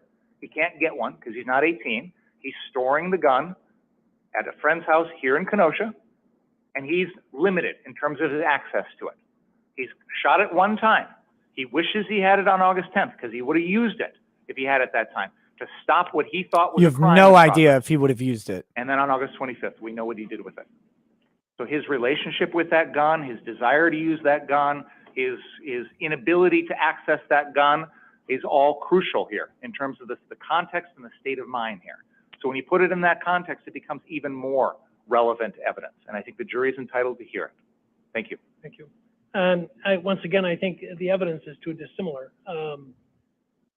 It becomes propensity evidence. The effort, it seems to me, is being made to show that the defendant is a violent vigilante, and he's willing to employ violence, and he's willing to take matters into his own hands. Although certainly I think I heard now for the first time that he called 911. So he didn't take matters into his own hand. He called the proper authorities. That was not an issue on the date that the incident here in Kenosha occurred, because he could have called 911 all he wanted. There was general lawlessness in the community, which was out of control. And so whether he was motivated towards acting as a vigilante in this case, I don't know.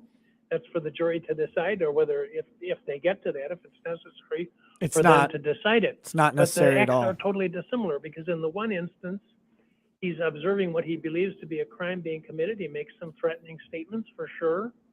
Statements. The judge just corrected himself. They're not threatening statements because he's not conveying a threat. He has no way to know if the people committing the crime would be receiving that threatening statement. He's telling it to his friend in a car. He's not yelling it out the window. He's not giving it to one of their friends. We have no information that he knows, like, you let those people know that I would have shot him. You know, there is no threat going on. That's why the judge re-said statements right there, because there's statements that are sort of a threatening nature, but legally these are not threats and can't be. They cannot be threats. He cannot be prosecuted. If they were threats, he could be prosecuted for threats of violence. In that instance, it's still within the statute of limitations, but well, it might not be now. It might be 2 years. But he could have been when this case was brought, but he wasn't. And then the one action that he takes is one that is a proper action. The incident in Kenosha, from what I've heard, and I haven't heard what the defense has claimed here, contradicted, is that the incident, I don't want to say started, but the last moments of prior to the shooting, it consisted of the defendant taking a fire extinguisher to try to assist with extinguishing some blazes. I know that, there was. Okay, I want to say this, and I hope it doesn't come to this, but I'm actually hopeful, because if you listen to how this judge is framing the case so far, there's a little bit of hope, because you always wonder if you get a bad jury, right? If you get a bad jury, there's nothing you can do. The jury is going to either convict or not convict or whatever. However, there is a possibility that a judge can overrule a jury's conviction and say that no reasonable jury could have actually reached this conviction based on the facts that are involved. This judge seems to understand what's going on. And I just hope that continues. I hope it's not necessary to get to that action, but it's you always wonder with a jury. The night that the uncivil law, so judgment notwithstanding a verdict, judgment notwithstanding a verdict, judgment notwithstanding a verdict. Exactly. It's a rare thing to happen in a criminal trial, but listen to how this judge is framing these issues. This judge is framing these issues from the defense's perspective. Well, we know he was going to put out a fire in the community of general lawlessness going on. Again, doesn't look like vigilante actions. Looks like community aid actions that ended up with a self-defense situation. And, it gives me a glimmer of hope. I think the jury is going to find Kyle not guilty, but I do have a glimmer of hope that this judge will also recognize what's going on. furniture, I think it was a furniture store on 60th Street and Department of Corrections building, the firefighters never showed up. I mean, you could call 911 all you wanted. There was no law and order. Ooh. And I'm certainly not condemning the local authorities here. The police and the fire and the sheriffs acted very bravely, and the people who assisted them. There was simply inadequate personnel to deal with the emergency here. So whatever the defendant's conduct was has to be examined in that light. And whether he assumed a role he ought not have, or whether he did, that's for the jury to sift through. But Your Honor, that's an incident that occurred in a peaceful setting where he saw something he believed to be criminal taking place and made some fairly threatening remarks. Threatening is probably the wrong word. There are certainly statements that could be illustrative of his will and wishes at that time, for sure. And then ultimately took the correct action versus an incident which is ongoing here in Kenosha in a lawless setting in which he is also engaged in conduct which in and of itself doesn't appear to have been unlawful for him to be trying to extinguish a blaze. And then what followed after that, and as I say, I haven't heard a contrary side of it. I'll give you one, Your Honor. Well, go ahead. Yeah, because that's maybe I haven't made this clear in my motion, but in both of these situations, the defendant is taking it upon himself, taking the law in his own hands, under circumstances where he doesn't know the full facts. He is making assumptions. Okay. On August 10th, he's making an assumption, seeing people coming out of CVS, and he thinks they're robbers. And he's talking about taking the law in his own hands by firing off rounds with his AR-15. This is before he calls 911. So his first instinct is, I'm going to stop this with my gun by killing these people, which is completely unlawful. He's Except not that's allowed to not shoot and kill. what his Even first police would instinct not be allowed actually to is. shoot and kill people coming out of CVS pharmacy, even if they just committed a shoplifting. It is not allowed. Tell me exactly what he said, because I don't remember the He statement. said, that bro, was gonna I kill wish I had my AR. I'd start shooting rounds at them. Okay. Okay. So go he is ahead. clearly Go ahead. threatening Okay, go ahead. to shoot at these individuals with an imperfect understanding, an assumption. He has no actual knowledge of what's going on. He makes an assumption. Now, on the night of August 25th, I believe the evidence at this trial will be slightly different than what you've heard. And I do want to contradict the rendition that has been presented to you by the defense. The defendant that night was ostensibly trying to protect a car source location at 59th and Sheridan Road from people damaging that property. He is among a group of people who have stationed themselves with open firearms, most of them carrying these type of AR-15 rifles openly slung around their shoulders. Oh, no. Many of them are on the ground, some are up on the roof. This is sending a message to anyone, stay away from this property. We are armed. You don't want to mess with us. And Yep. they essentially are successful in that assignment. That property is undamaged that evening. There comes a time, though, when the police use armored... There you go.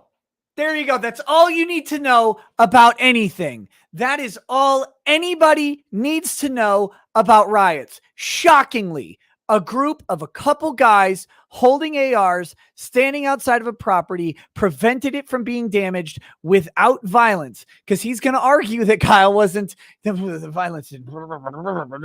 No, they're going to. That was all it took in a town of rioting calamity.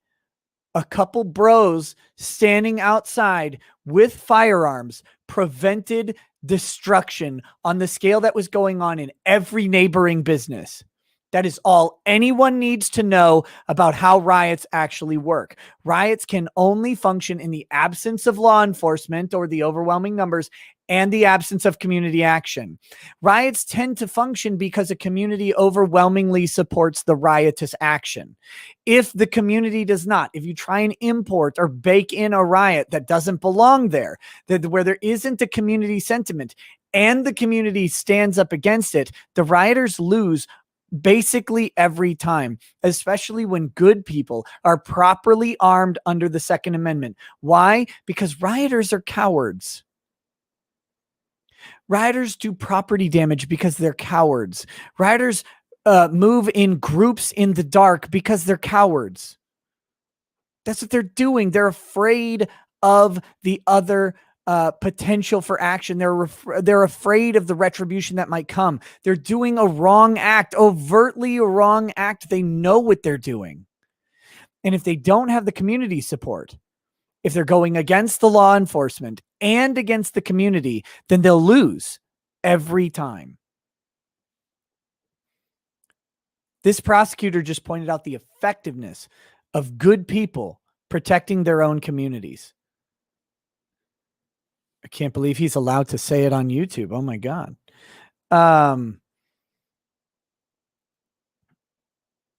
Let's see. What do we got here? Slagless says Yellow Flash proving he's superior to journalists. He laughed at the Barbs and their rage while journalists are having a meltdown over them. Who are the Barbs? The Nicki Minaj stands, right? Yeah, that's great.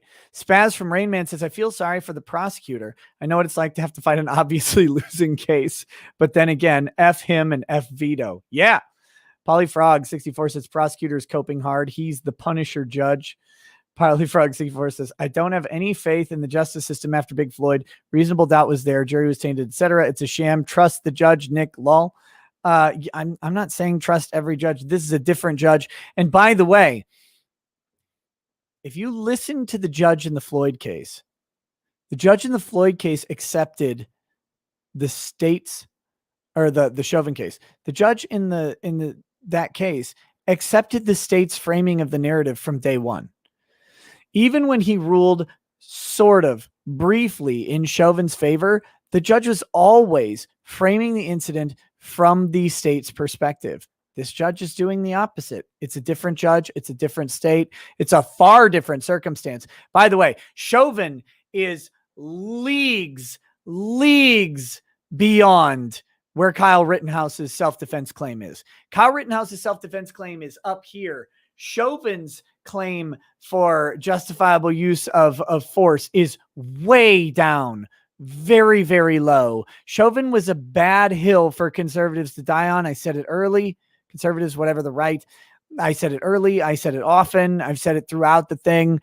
He may have had some arguments. His is a bad case. It was not a good case for people. Kyle's case is much, much better.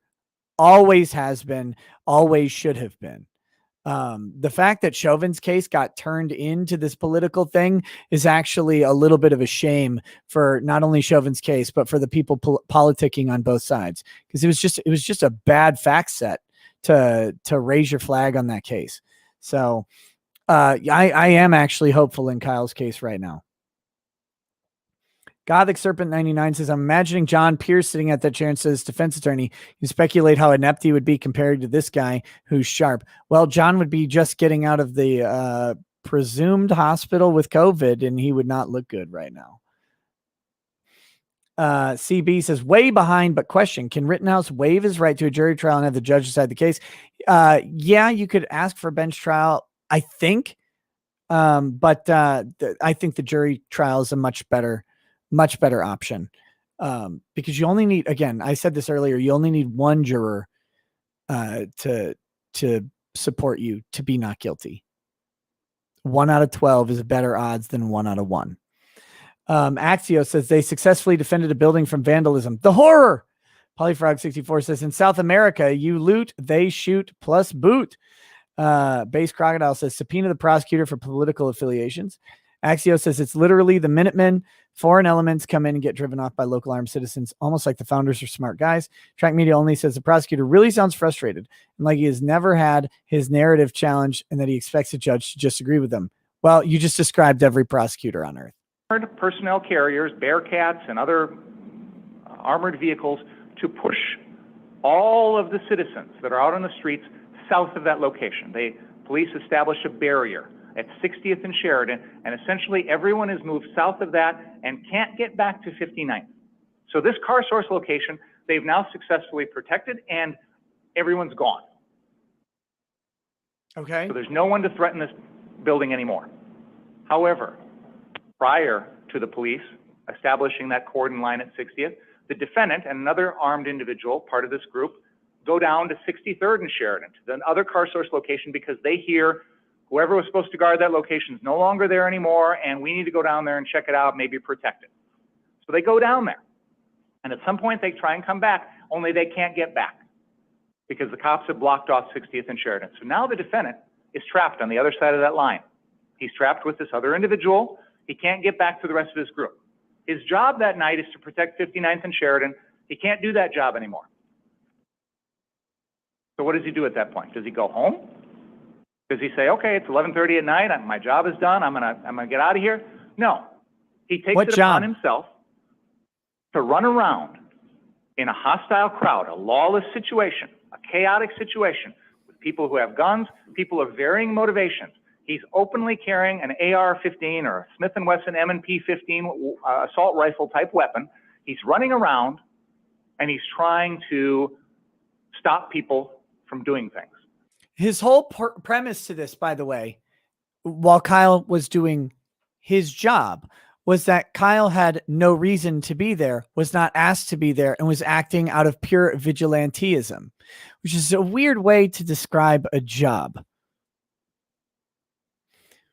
Because he thinks what they're doing is illegal. And maybe it is, maybe it isn't. Maybe it is. Maybe it is. Are we serious? Are you such a cuck that you cannot just admit that, of course, rioting and lighting things on fire is illegal? Are you joking right now? Maybe it is. If you want the fucking dishonesty of a prosecutor, there it is. That's all you need to know. That they would say that what was going on in Kenosha that night Maybe it is illegal. Maybe it isn't. Of course it's illegal. It's a lawless riot. You described it as a lawless riot just a moment ago. But at some point during this interaction, he gets into a confrontation with Mr. Rosenbaum and is essentially trying to stop Mr. Rosenbaum from doing what Mr. Rosenbaum's doing. Which is what? Which is what? What is Mr. Rosenbaum doing? Why don't we talk about that to the court? Are we going to talk about how Mr. Rosenbaum is trying to light dumpsters on fire and Kyle put them out? No, because that doesn't sound like a bad guy. That sounds like a good guy. Are we trying to just ignore the fact that that dumpster that was being lit on fire was then being pushed into a thing like a store where the whole store would potentially go up? A gas station, if I remember correctly, the idea was to literally blow up a gas station using a dumpster that was on fire. I mean, I don't know. Maybe we should talk about what that thing that he was just trying to stop Mr. Rosenbaum from doing what Mr. Rosenbaum was doing. Now, that's not Mr. Rittenhouse's job. He's 17. He's not a law enforcement officer. He's not deputized. He's got no training. Who cares? But he takes it upon himself to take. Yes. Shockingly, citizens have the ability to prevent property damage to other citizens. That's amazing. They can do that. The law into his own hands. That's not taking the law into your own hands. Again, that's not taking the law into your own hands. Taking the law into his own hands would be to either arrest or kill Rosenbaum, which, by the way, the killing part comes later after Rosenbaum attacks him. He doesn't make a citizen's arrest. He doesn't do anything to impede the life or rights of Rosenbaum. You don't have a right to light a private dumpster on fire and push it into a private building. Look, I'm ANCAP as shit. And that is still not a right. That's my McDumpster, you bigot. To confront Mr. Rosenbaum, because he thinks Mr. Rosenbaum is doing things he shouldn't do. And this fire extinguisher that he's carrying it along, pursuing Mr. Rosenbaum with the intent of stopping Mr. Rosenbaum from doing whatever he was going to do. Putting out a fire. And that's what leads to that confrontation. The similarity between August 10th and August 25th is in both situations, the defendant took the law into his own hands, or talked about taking the law into his own hands with the same gun. But he didn't. To stop things that he thought were going on, that he didn't think should be going on. Richards just and gave a he appointed yawn. himself a vigilante, taking the law into his own hands in those circumstances. They are identical in that respect. And when we talk about nothing of the motive sort and intent that night, this is crucial to the case, because that is exactly what is going on. And the defense will have testimony on this. They will say, Mr. Rittenhouse was trying to stop these people. He was concerned about looters. He was concerned about fires. He's going to put them out with the fire extinguisher. He's going to stop these bad people from doing bad things, or so he says. Except that that's not his job. Nobody asked him to do that. He's got no legal authority to do that. Doesn't matter if it's his job. Someone asked him to do it, and he has legal authority to do it. You absolutely have legal authority to put out an arson fire. What are you talking about? What is the water that you're using or the fire extinguisher a trespass upon private property that's being burnt to a crisp? Are you fucking serious? Is that what you're going to argue? The job was done. 59th and Sheridan was no longer in any danger. Go home. But he didn't. Didn't have to. He was isolated. He was cut off from the rest of his crew. So? He was running around with an assault rifle type weapon, a very threatening, aggressive weapon, one that... There is no threatening, aggressive weapon. That's not a thing that exists. A weapon cannot be threatening or aggressive. It is a non-sentient object incapable of conveying emotions or intent. Robert Corrales says, I missed everything. What happened? What did I miss? Mithran Emmer says, how does he go home if he is cut off from where his vehicle would be? His premise is flawed in so many ways. Ben Samuel says, that's the dishonesty of selective prosecution. And Cathurga says, where does this idiot think the state's authority to make and enforce laws come from? Think that just disappears and the state abdicates its responsibilities. Yeah, let's not even forget that law enforcement is a right granted to the state by the people because they hold the right to enforce the law. That deters people. It is designed to deter people. It is designed to threaten others, to let them know, don't mess with me. Look what I've got. Other people that night are carrying around semi-automatic pistols, Glocks, which you can conceal and hide. Other people can't see it. How's that better? It's not designed to tell people go away. It's not. Yeah, you want to tell people to go away rather than shoot them. Rather than have them fuck around and find out, they don't have to fuck around. They get to find out just by looking. You don't want to mess with this guy. He's got an AR-15. Back off. And again, notice that Kyle and his crew are not accused of engaging in the illegal activity. Everybody else is. And the whole argument is that, well, they effectively defended a place just by being present with those guns. It cannot be overstated. Not designed to tell people, leave me alone. You carry around an assault rifle like this, you're sending that message to other people. Yes. That's what the defendant was doing. Yep. Running around in all this, taking on this responsibility, which he had no lawful authority to do. He does have authority to do it. About what Mr. Rosenbaum was going to do next, or what he shouldn't have been doing, and then confronting Mr. Rosenbaum about that. God, I want Richards to just say, Your Honor, I just want to point out that what Mr. Rosenbaum was doing was lighting fires as arson. And my client preventing him from what he wanted to do wasn't them stopping him from buying a super soaker, right? He's putting out fire. That's what my client was doing. Extinguishing fire. That is the context here, Your Honor. And the August 10th incident is exactly the same in that respect. Exactly the same in taking the law into his own hands with the same gun, making assumptions about what other people doing, and taking responsibility to try and stop people when you are not trained, you're not a law enforcement, you're a teenager. Not his job. So it's exactly the same fact scenario, Your Honor. And I apologize for not making this clearer in my motion, but I think when you look at it through that perspective, Your Honor, you can see why this goes exactly to motive and intent. Now, you say it's proclivity evidence, it's propensity evidence. It shows a motive and intent to be a vigilante that night and take the law in his own hands and use deadly force to stop people who are committing crimes that no one is allowed to use deadly force to stop. That's not what he was doing. Police officers are not allowed to shoot shoplifters.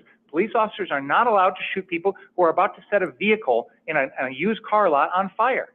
Are you don't sure? get to use deadly force in those circumstances. You don't get to threaten deadly force in those circumstances. So what Mr. That depends. That actually depends. Hold on.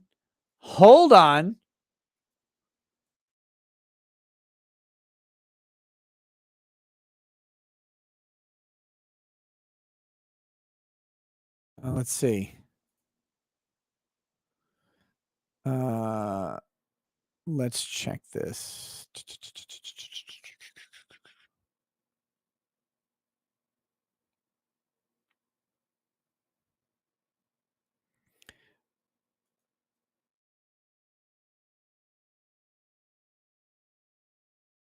Let's see.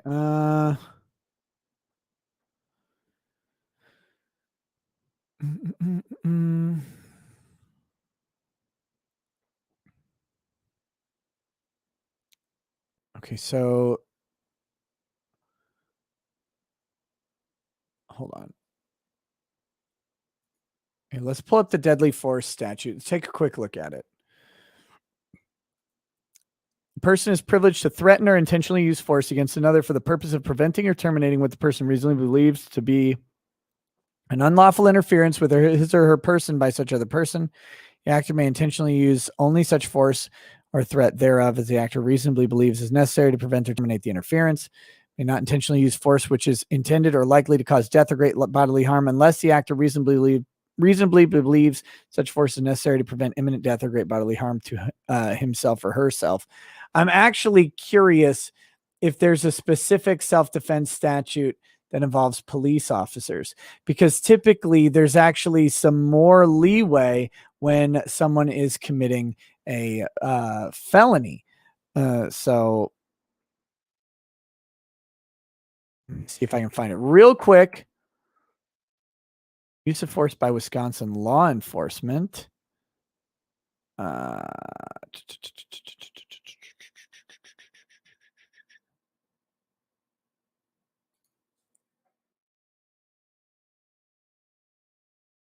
Let's go to deadly force here. I got a thing. Justification. Behavior which justifies your use of deadly force is that which has caused or imminently threatens to cause death or great bodily harm to you or another person. So that's it. Only if no other reasonable option is available. So interesting. In Minnesota or in Wisconsin, there is no use of deadly force for someone unless you believe that they are a reasonable threat. But again, the question is, can a police officer threaten deadly force on someone who is lighting cars on fire when people are present? Suddenly that changes the calculus a bit. Do they reasonably believe that those people are in danger by the use of fire on an automobile? Will that automobile explode? I don't know. Maybe they will. Mythbusters would say no, but TV would say yes. But again, this is, of course, not what ultimately happened with Kyle Rittenhouse, right? Kyle Rittenhouse didn't use his gun to stop a fire. Kyle Rittenhouse used his gun to stop a pedophile, a domestic abuser, and an assaulter. That's what he did. Here we go. We've got Ben Samuel says, oh wait, I read that one.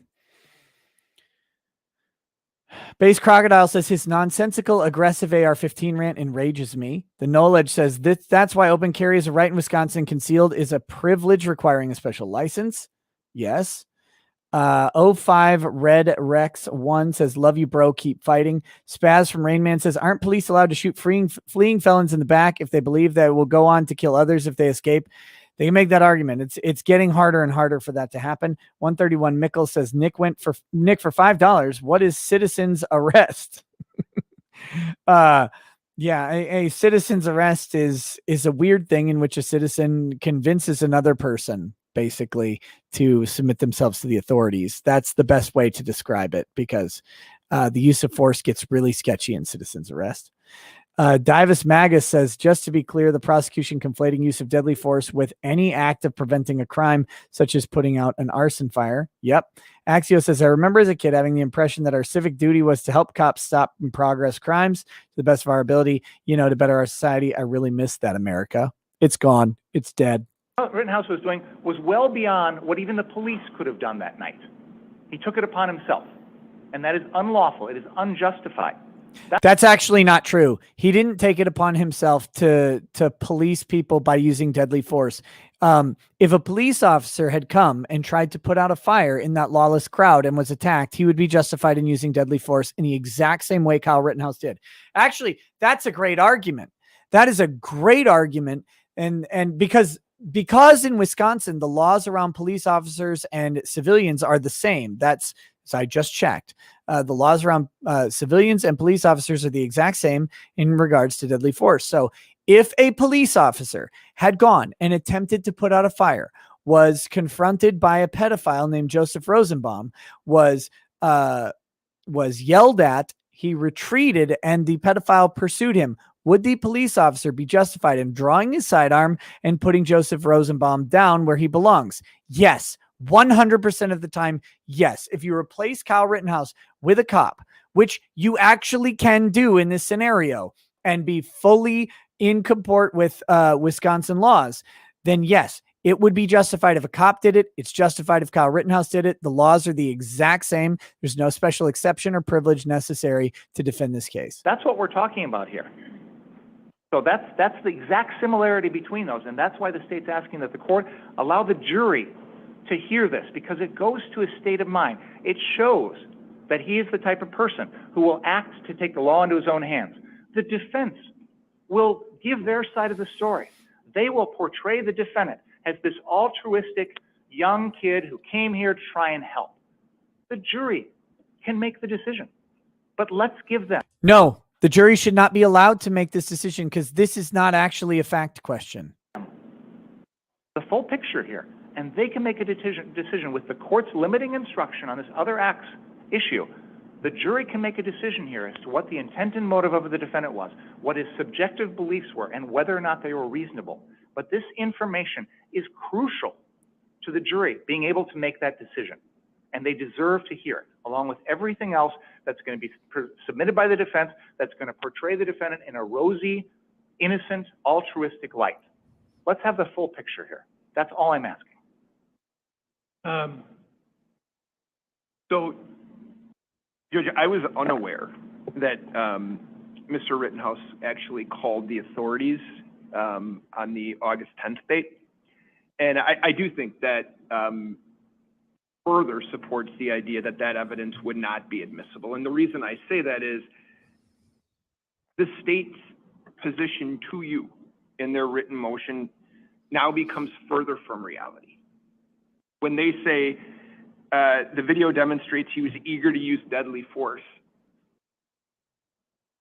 not only did he not use it, but as you said, he called the proper authorities. He did what anybody in this room would say you should do if you believe something unlawful is happening, to a T. He didn't threaten anyone because no one who was apparently looting or whatever they were doing was aware of him. Thank you. The real difficulty I'm having in accepting Mr. Binger's statements are, if we're going to be honest about this, it is not debatable that Kyle Rittenhouse is running to put out a fire. If you're telling me that he is now inserting himself into an unlawful position, we encourage people. I would argue that we would encourage people to put out fires. Yes, I'm not thank clear, you. Listening to Mr. Binger, whether he was disagreeing with the statement that the accused was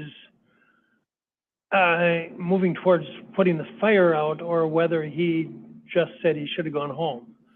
Running towards a fire with a fire extinguisher. I mean, what is the reason? Like, how do you get from running towards fire with fire extinguisher to not intending to put out fire? I don't know. Argyris says, Mr. Base and Cap, I highly recommend you read The Jurisprudence of Polycentric Law by Tom W. Bell. Solitary Gamer says, in my state, deadly force is codified in law as a response to arson. Even the reasonable belief the person is going to commit arson. Yes, some states do have deadly response or deadly force as a proper response to property. Not all states. And like Texas does during the day, but not at night, for example. But yeah, or at night, but not during the day. I think it's that way. At night, but not during the day. You can respond because of cattle rustling and stuff like that. Klausy says, but Wisconsin doesn't have that. That's to be clear. Klausy says there's a class action lawsuit filed against ranking site called CoinMarketCap for not ranking a crypto named Hex properly. It was the best performing crypto of 2020 into 2021. Would you be able to discuss this in a future stream? Maybe, but I don't know anything about it. Are you claiming that he was not attempting to use the extinguisher to put out the fire, or Yes. intending to do so? What I'm saying is that in the circumstances before the ultimate confrontation between the defendant and Mr. Rosenbaum, He literally just says he's carrying around a fire extinguisher, running towards the fire for no reason. Good. that Mr. Rittenhouse was pursuing Mr. Rosenbaum. Mr. Rosenbaum had not, in fact, done anything. They hadn't even gotten to the 63rd and Sheridan Road car source location. Mr. Rittenhouse had a fire extinguisher. He was carrying it along, pursuing Mr. Rosenbaum, and I believe that he was assuming. Wait a minute. I thought I heard the first version by the defense was that Mr. Rosenbaum was pursuing the accused, and that the accused had the fire extinguisher. What is it? Your Honor, our client leaves from 60th and Sheridan with a fire extinguisher. He runs or trots down Sheridan Road, passing Mr. Rosenbaum. This is all on video. There is no interaction between my client and Mr. Rosenbaum.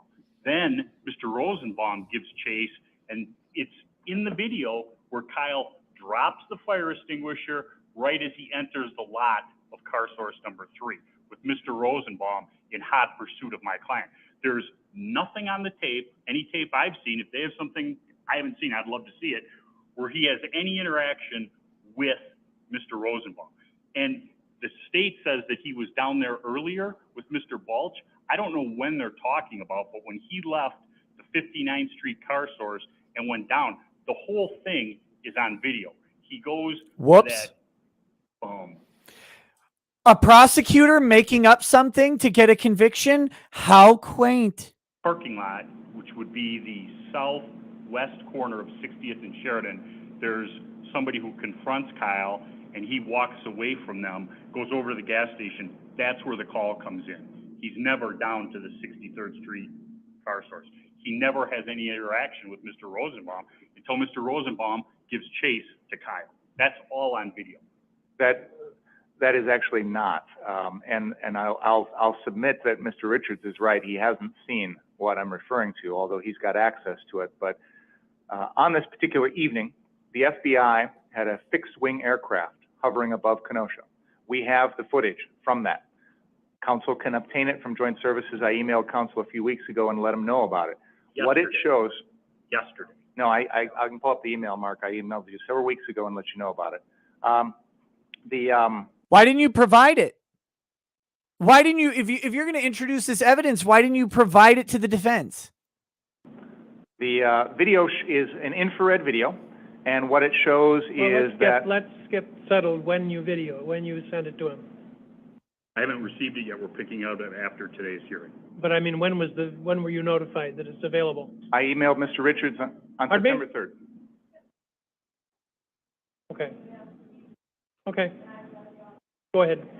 What that footage shows, and it's an infrared video because this is nighttime, so infrared is the best way to capture what's going on. What it shows is Mr. Rosenbaum running south towards the 63rd Street car source location. Behind him, probably 20 to 30 feet, is the defendant. Mr. Rosenbaum, upon reaching that location, immediately runs near a parked car.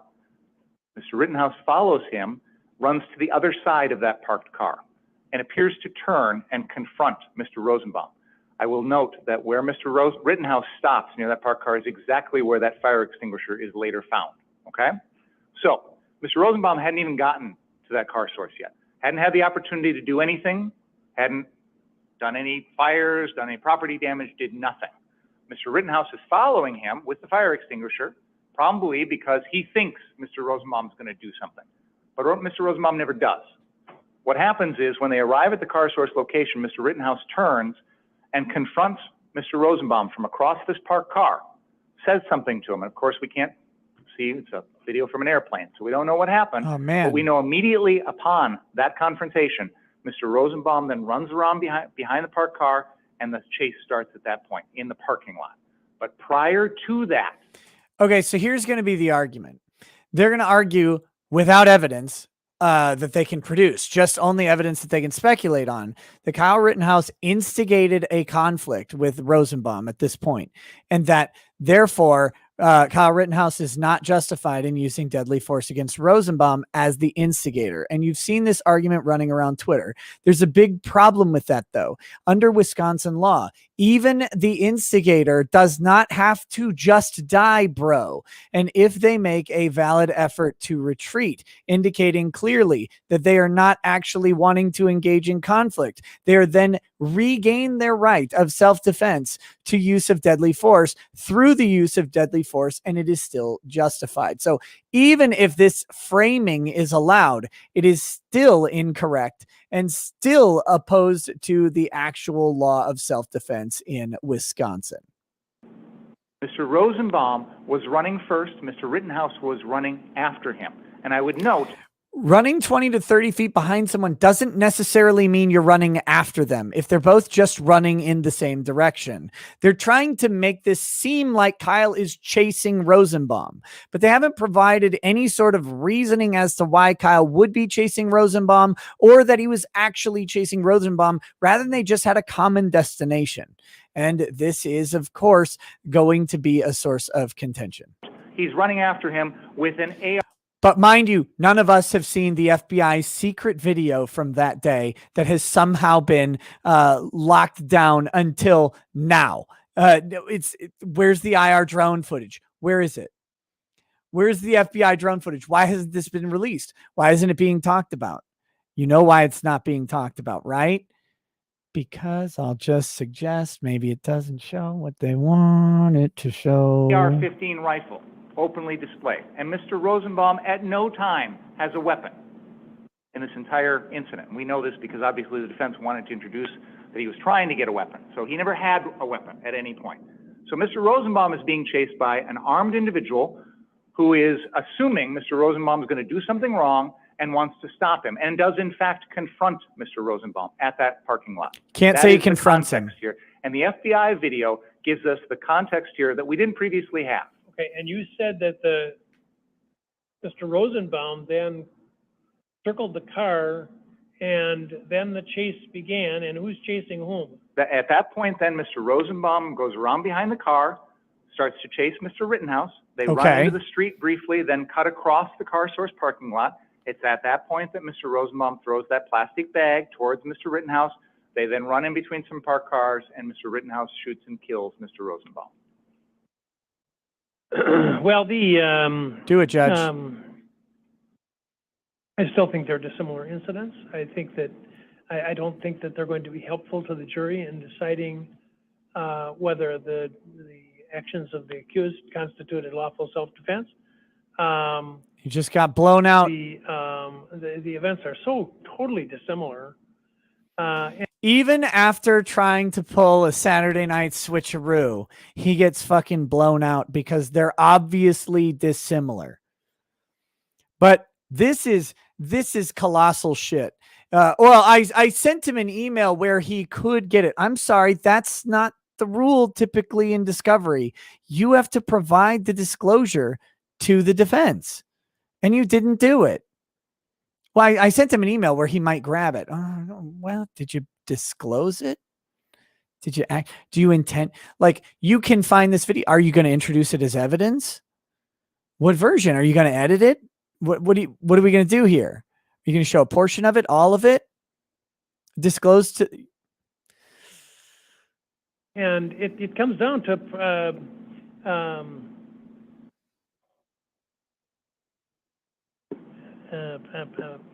proclivity. That's not the word I want.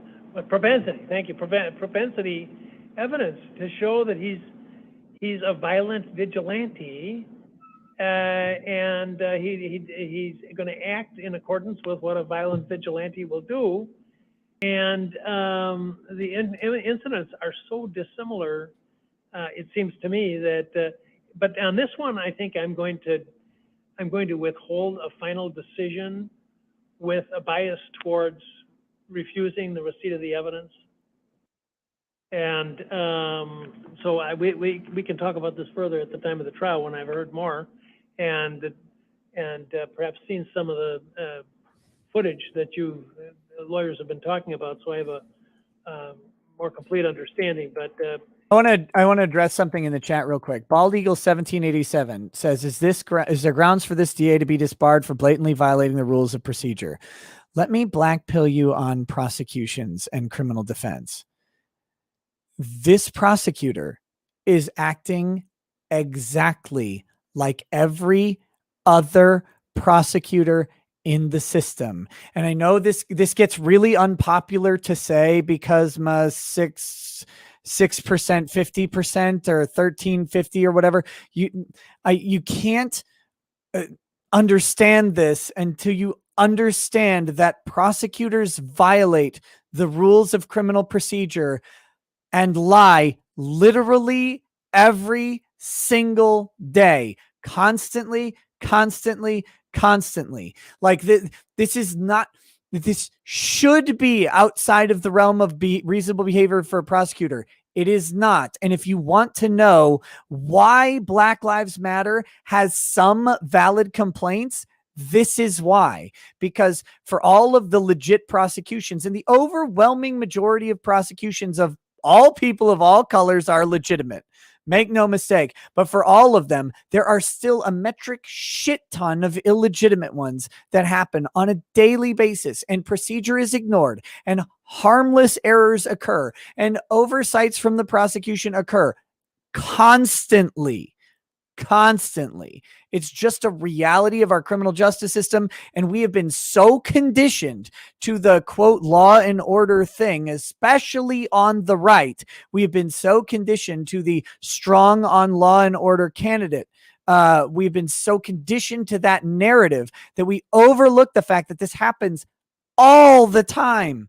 And it's beautiful in a way that it's happening to someone like Kyle Rittenhouse. It's beautiful in a way that Derek Chauvin got hosed by the same system that Derek Chauvin would participate in hosing over people under. Like, this system is fucking broken. There are no standards for prosecutors.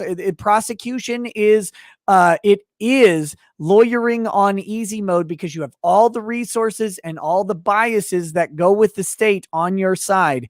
And when you find like ex-prosecutors who now commentate on Twitter, it's really funny, especially if they never practiced any other type of law, how bad they are at talking about civil law, because they're like, what do you mean you had to do these rules? Because the prosecutors never have. They never have. It's a broken system, and the prosecutorial side of it is a huge problem with it. So will this guy get any? This won't even be a blip. Nothing he could do. Again, the prosecutors in Chauvin's trials violated the rules about 5 times that were just obvious ones. The judge even talked about it. And that was it. There wasn't a slap on the wrist. There was a now don't do this again. That's the worst thing that they got.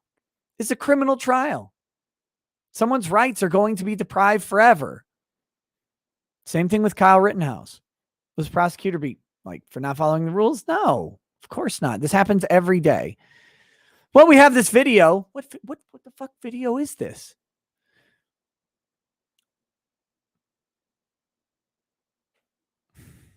Anyway, let's see.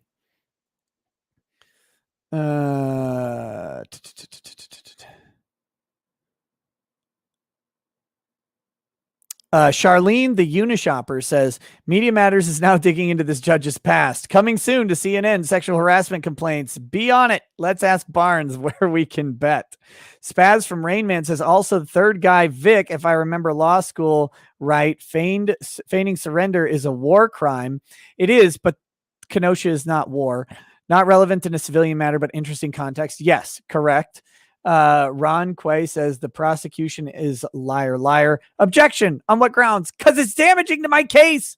Overruled. Commie Catcher 5000 says call the prosecutor Pagliacci because this one is one sad clown.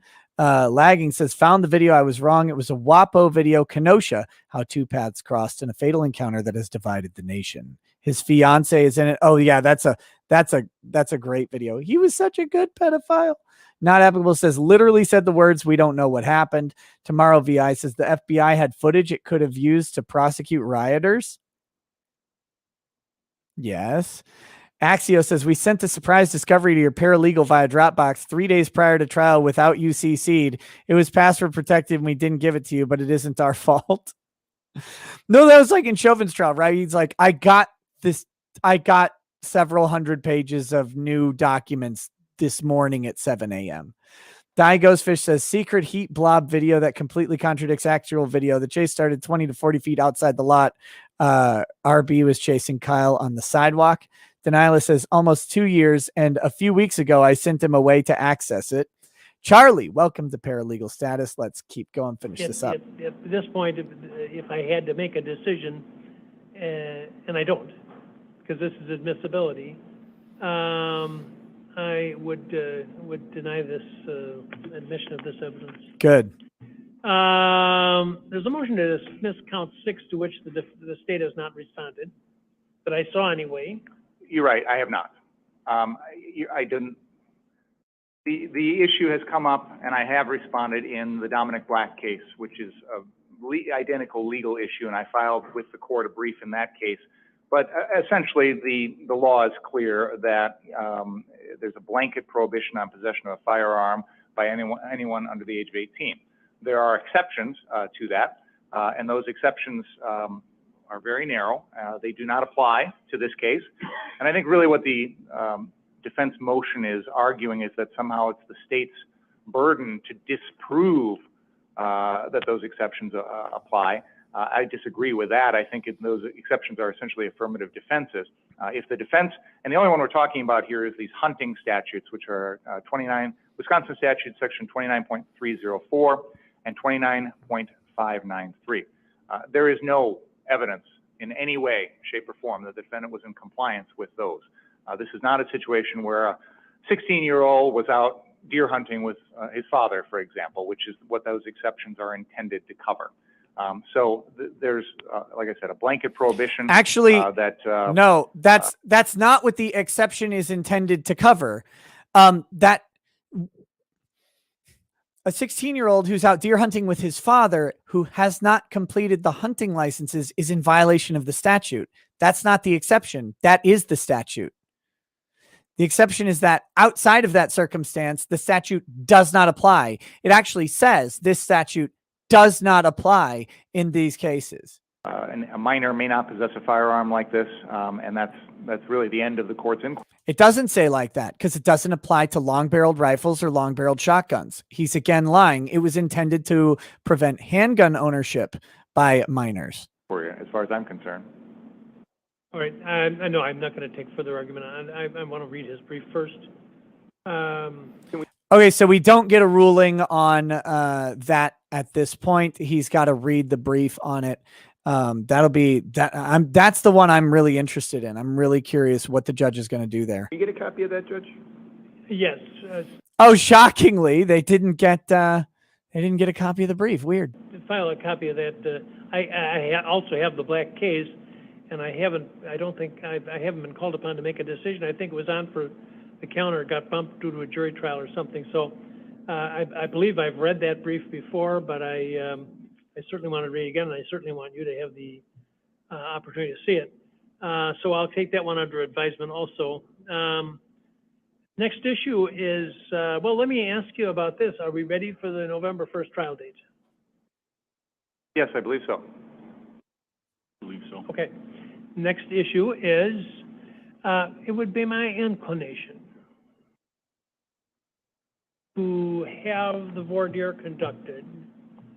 I was originally thinking 80 to 100 potential jurors, and I was talking with another judge the other day and mentioned that, and he seemed alarmed, and I think, well, you know, I don't want to shave too closely, so That sounds reasonable to me. Maybe we'll bring in more. Maybe I'll bring in 150.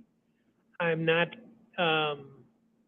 committing to that, but there'll be a large number, larger than could be accommodated in this room. We obviously need to save some seating in the room for the families of those whose lives were lost and for the injured party, and for the family of the accused. And some additional seating, and then there's court personnel and the security and the like. So I'm going to guess. Do you know how many we've sat in here at maximum? I thought it was 95 or something. Yeah, so around 60 maybe we could get jurors in here.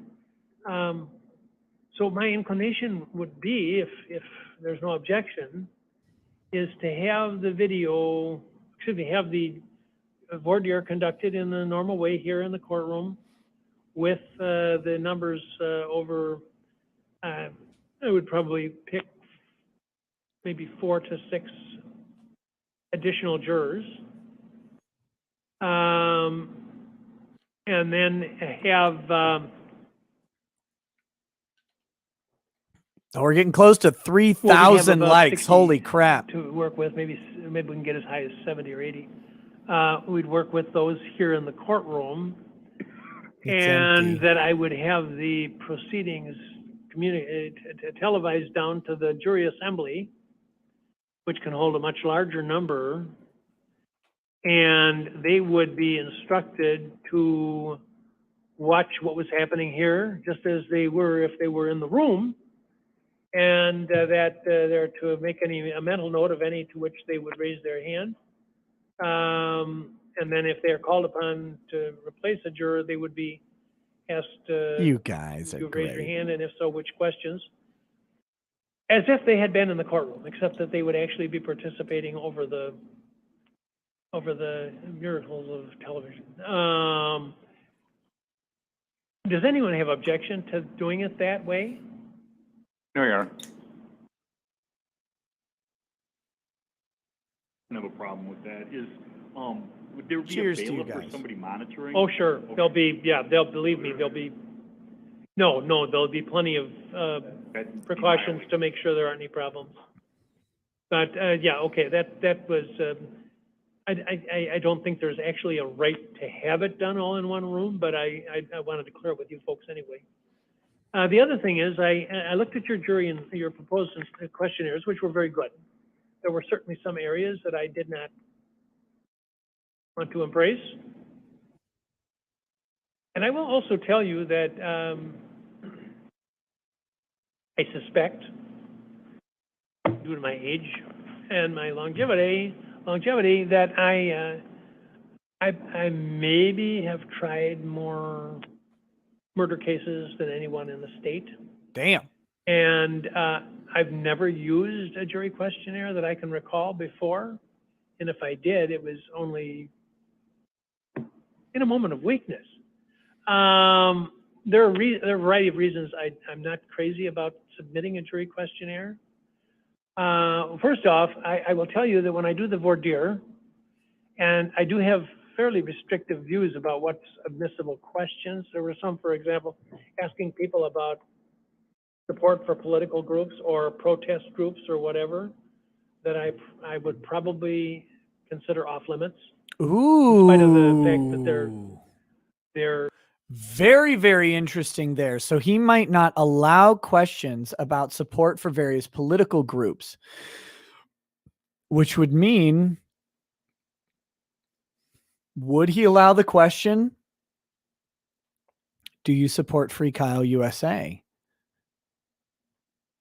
That's an interesting sort of perspective, because if he says, do you support, like, you can't say Proud Boys, you can't say Black Lives Matter, you can't say Antifa. That's going to be an interesting kicker in this case. We'll have to see what ends up happening, what he means by that. Maybe means, are you Republican or Democrat? Do you support Donald Trump? Maybe that's what he's talking about. But if he's talking about Antifa, Black Lives Matter, it seems pretty relevant to this case very specifically. So I'm curious what he means by that. There is an aspect of that to this case. I would most probably not permit questions about whether people support a political belief about gun ownership, for example, or gun possession, or maybe they mean the NRA. See, that's the question. You can't jump to conclusions on what exactly the judge means here, because do you support the NRA? You're disqualified. No, I'm sorry. That's not how that works. But do you support Antifa? Well, Antifa and Black Lives Matter were involved in the protest. The NRA wasn't. So that might be what he means. I'm curious. Before I say, oh, this is going to be good or bad for Kyle, I want to know what he means. I find it very interesting. Membership in particular organizations, unless it's shown to be directly relevant to this case. This is not a political trial. It's not going to be a political trial. Prosecutor wants it to be. See, again, that caveat, if it's directly relevant to this case, Antifa, Black Lives Matter, those are directly relevant to this case. Makes an interesting, that's what I said. Hold on. We got to find out what he actually means. And I'm still reserving judgment until I see what questions he actually approves. I certainly allow reasonable questions that might suggest a witness would be biased one way or another, and that may at times get into some of these areas. But as we know, a political vote is inadmissible under all circumstances. To ask somebody how you voted in the last election or something like that, and whether you made a donation to a political group, I think falls pretty much in the same category. But I don't want to. Not sure he's going to give out that Free Kyle. Like, if you make the argument that Free Kyle USA is a political organization, He may not be willing to issue that subpoena. Be too blunt about that because there are aspects to that that could be a legitimate issue. And the other thing, another reason why I'm not crazy about questionnaires, is they're going to forewarn all kinds of people that they're being considered for this particular case. And as somebody referred to earlier on, there's people all over town who are talking about this case. And I have had one person ask me in the grocery store, didn't ask, the person said, I would like to be on the Rittenhouse trial. And I will disclose the identity of that person to you folks. And of course, that person will not be on the Rittenhouse trial. But there are other people, you can tell that they're just itching to talk about it, and that they talk about it a lot. And I also had a conversation with someone from the Kenosha News, because there have been 2 letters published in the paper, which I thought was very irresponsible, that dealt with what the outcome of the case should be by people who have not heard any evidence. And when people in the past have asked me about a case, and it happens rarely, I have always told them, when they tell me how the case is going to end up, or how the case should end up, I always tell them, you've got me at a disadvantage because I haven't heard the evidence yet. And I'm, in a way, I'm insulting them, and I'm hoping that they understand why they're being insulted, because they don't know. And the letter writers that got I'm insulting published them, had no business and I hope they writing. understand why. What a nice judge. But shame on the media that publishes that, and I hope that's not going to happen again. But and there's been some grossly irresponsible misreporting on a few occasions about what happened in this case. Ooh. And the case has been politicized, as we all know. Hopefully, it brings me up. The questionnaire is only going to get those people who get the questionnaires talking about it. They're told, don't talk about it, but we're always cautious about that. And when I conduct these trials, in some cases that you'd recognize the names, I usually make I have a little discussion about the Bill of Rights, and about which includes the right of the media and the price we pay for having a free media, which is a lot of inaccurate reporting, not because anybody's particularly sloppy, but because of the pressures that they have and the need to get the story out, and the lack of ability to cross-examine, and all the other features, and educating them about how the media, responsible media people themselves would agree that the cases should not be tried in the media. So, and then only then ask them, have you read or heard anything about the case? And I find that very, very rarely does anyone who has read or heard anything about the case state that he or she is unable to put that all aside. And that's what I would expect to do in this case. And I also, there's a line in one of the submissions that says the jury won't be sequestered. That is certainly not my intent. But when we have the jury here, I am going to warn them about that. No, sequester the jury. Sequester the jury. And then tell them, guess what? So I would tell them that certainly that is not. I haven't sequestered juries since it became lawful to try them without sequestration. So I wouldn't expect this one to be sequestered. But I'm not going to tell them they won't be, because it's possible that they could be. Do it. Just do it. But the bottom line is, I feel fairly comfortable that we can get a jury selected in a reasonable time in a day's time. If we have all the jurors, we won't do it in panels. We'll have them all participating either here in the courtroom or by video. So we won't have to repeat anything, hopefully. And you can follow through on your questions. But that's my thinking, and I invite your reaction, negative or otherwise. Your Honor, I think the parties are in agreement that a questionnaire is necessary in this case. I don't want to speak for counsel, but I know they've submitted their own questionnaire, and I know that we had discussed this at a prior hearing, and I think we'd both taken the position that it was appropriate, and the court had invited us to submit them. So I thought we kind of dealt with this already, but I will address it again. I respect the court's experience in trying homicide cases, and I'm well aware of that. I think we can all acknowledge that this is one of the highest profile cases in Kenosha's history. It is one that the events of these nights affected our community in a widespread impact. Our community. Independent of anything the defendant did. You know, the shooting of Jacob Blake and the subsequent nights of protests and riots and property destruction had affected a huge The justified swath shooting our of Jacob community. Blake. The And so completely justified shooting of Jacob there's Blake. not going to be a lot of people out there that haven't heard about it and haven't formed some impressions one way or the other about what happened to Jacob Blake, about what happened into our community, about the various political or philosophical movements that showed up here in response to all of that.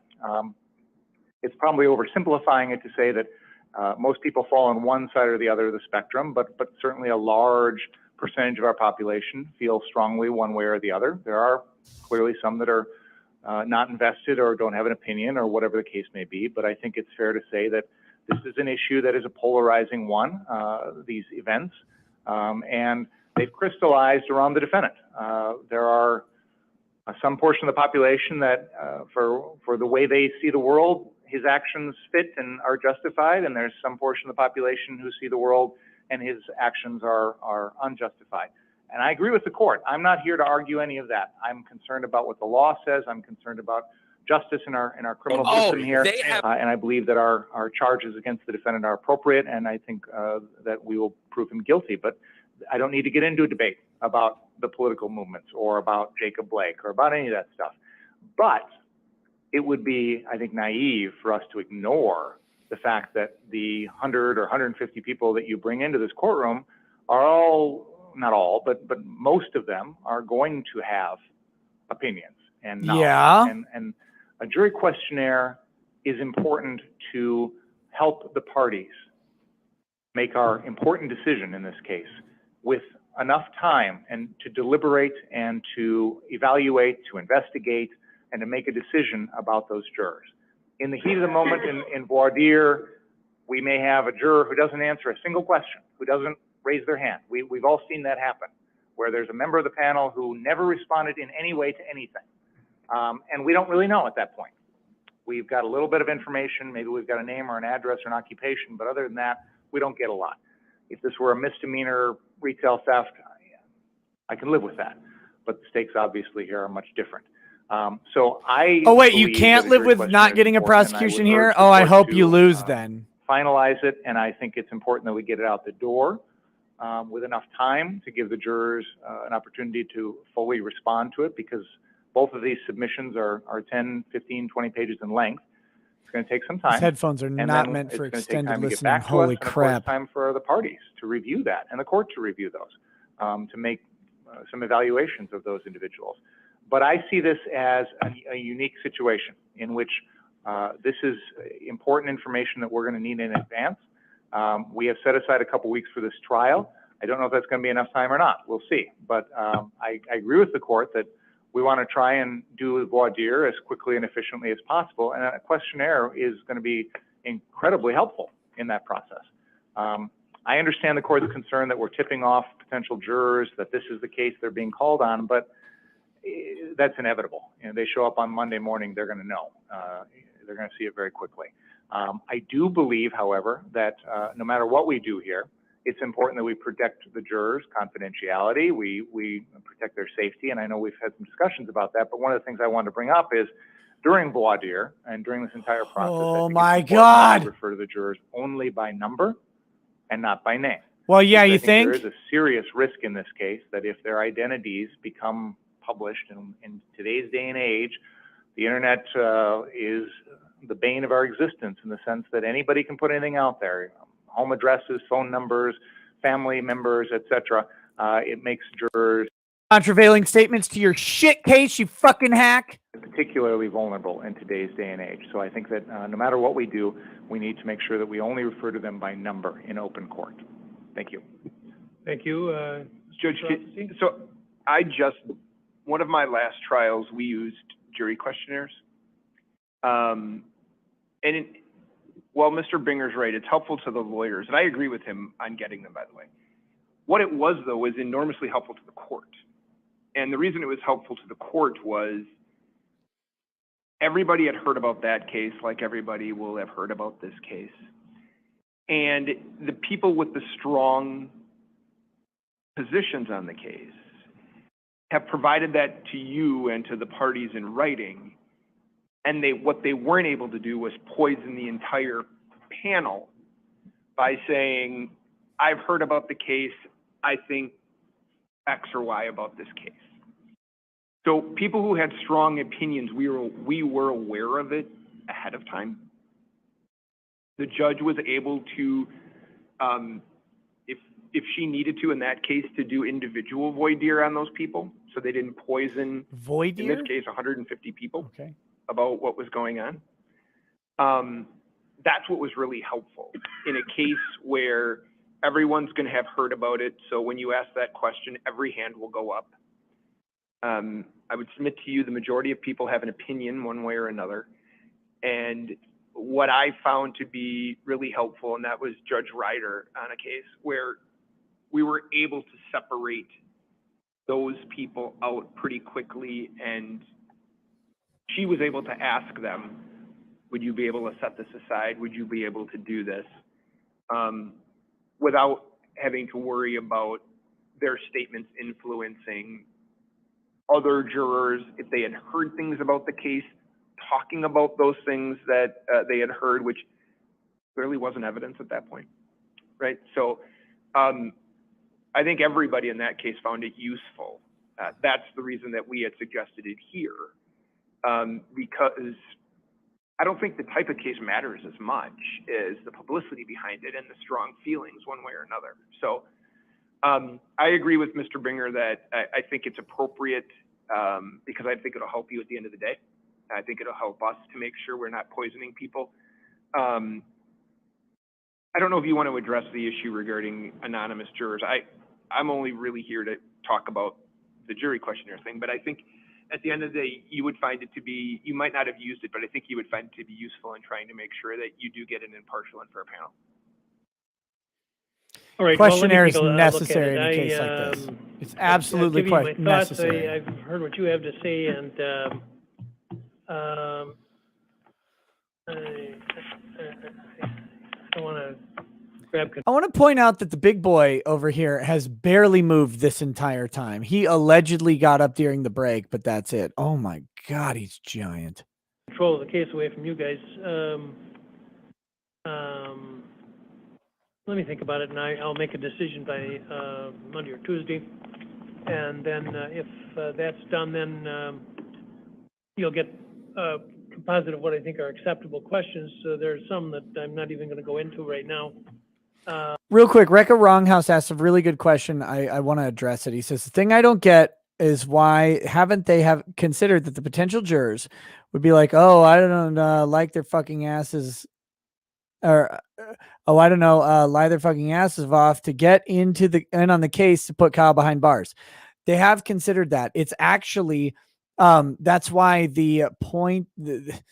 that's why in a high profile case like this, why it gets so expensive, because you not only have to have your lawyers, and Barnes has talked about this extensively.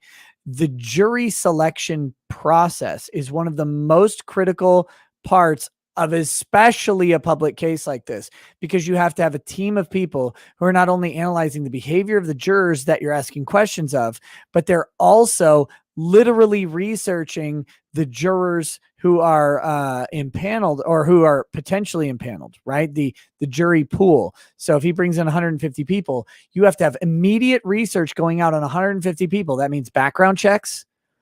Like you do a full background check on them. You check their social medias. You try and find every single thing that they're about, see if they've made any commentary. And the Supreme Court has basically said the onus is on the defendant's counsel to make sure that they've got a lawyer who has researched these defendants. Impaneling a jury is quickly in these public cases becoming one of the most crucial and most expensive parts of this. You need behavior specialists, you need lawyers, you need multiple of each of these people because they all need to be watching all of these people getting multiple opinions. And you need researchers who are quickly like putting Kiwi Farms to shame levels of doxing. You got to find out who they are. You got to find out what they believe. You got to find out everything they've ever posted as fast as possible. And you got to make a decision. So that is baked into the system. And for better or worse, that's the system we've got. And we can discuss later if you feel that disagree with the decisions I make. Anything else today? We were going to set a date for the Delbert. Date for the Daubert.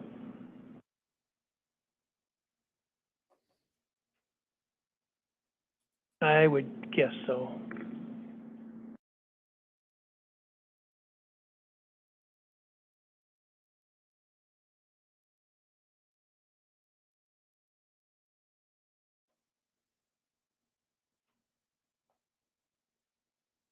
Judge, with regard to the Daubert motion, the witnesses that are proposed as experts, could they appear by Zoom? Yes. Thank you. Okay. We're almost done here. What time we thinking?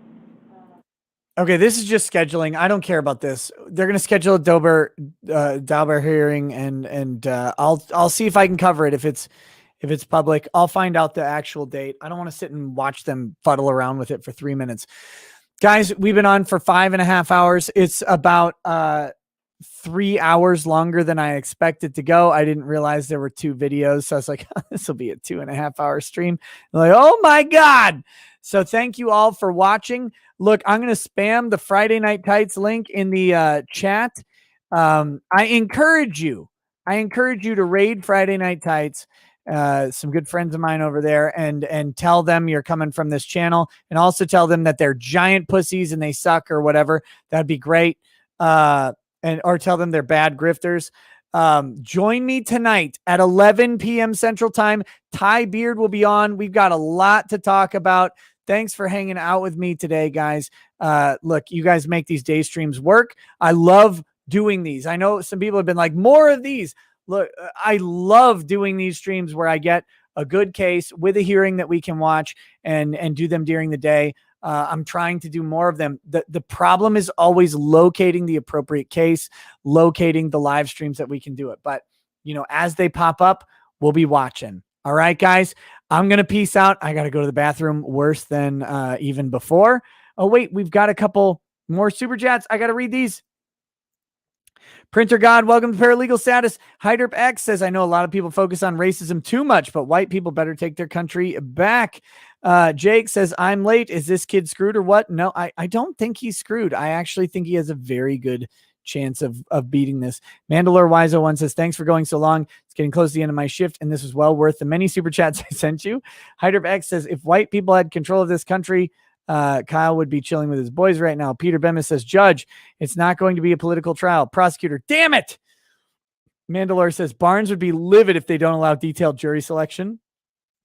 Dragon's Treasure says, the prosecutors actually inspired me. If someone this retarded can get ahead in life, I could probably eventually own Google.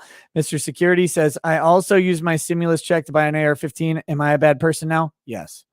Charlie says, is the Bigfoot sized woman next to Kyle just there to balance out the room because the big guy on the prosecutor's table? I assume that's a paralegal for Richards, based on kind of her activity. Linda Marie says, be sure to smash thumbs up. And Nick, how based is Kenosha? I don't know. I have no idea. This judge is doing an okay job. He seems very fair so far. Flash the Mystic says, come on, Ricky. I know you're great at your channel and work, but come on, share some love with RGE. I'll be on RGE's channel tomorrow for Flashcast. He is wonderful. Is he doing a stream right now? Look, guys, EVS is doing a stream. Friday Night Tights is on Nerdrotic. If RGE is doing a stream, check him out as well. I love all those guys. Give them a check out. I gotta go, guys. We'll catch you soon. Have a good day. Peace. Your Honor, I'm pretty sure we have a mistrial here, sir. I'm gonna mistrial my foot up your ass. You don't shut up.